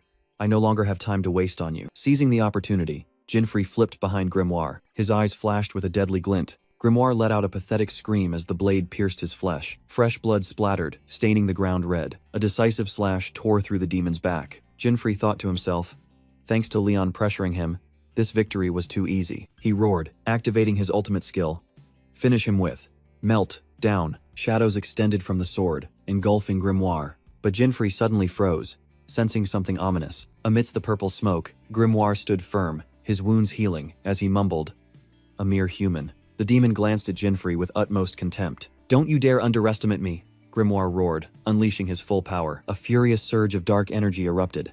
But Jinfrey stood firm in the eye of the storm. Facing overwhelming power, he was forced to use forbidden magic.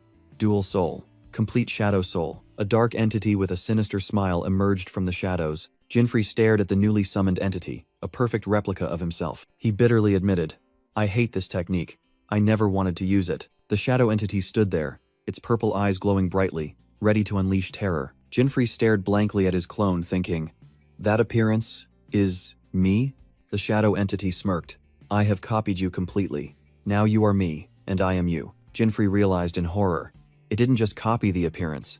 Even the centipede sword too? What kind of monstrous technique is this? Ha ha ha, surprised aren't you? The clone scoffed. You look visibly shaken. Fear rose in Jinfrey's heart. Unlike when it copied air, if it can use my hidden equipment too, then I'm really screwed. Being finished off by myself isn't a bad ending, is it? The shadow continued to sow unease. Facing an enemy that was himself, Jinfrey cast aside all doubt, his eyes turning sharp. No more time for hesitation, he told himself. Even if I don't fully understand the power of this shadow, I must defeat it at all costs. Jinfrey made the first move, unleashing Force Push, but the clone only gave a sinister smile, perfectly mimicking his movements. Two identical streams of energy were unleashed simultaneously, clashing in midair. Jinfrey was stunned as his attack was completely nullified. They canceled each other out?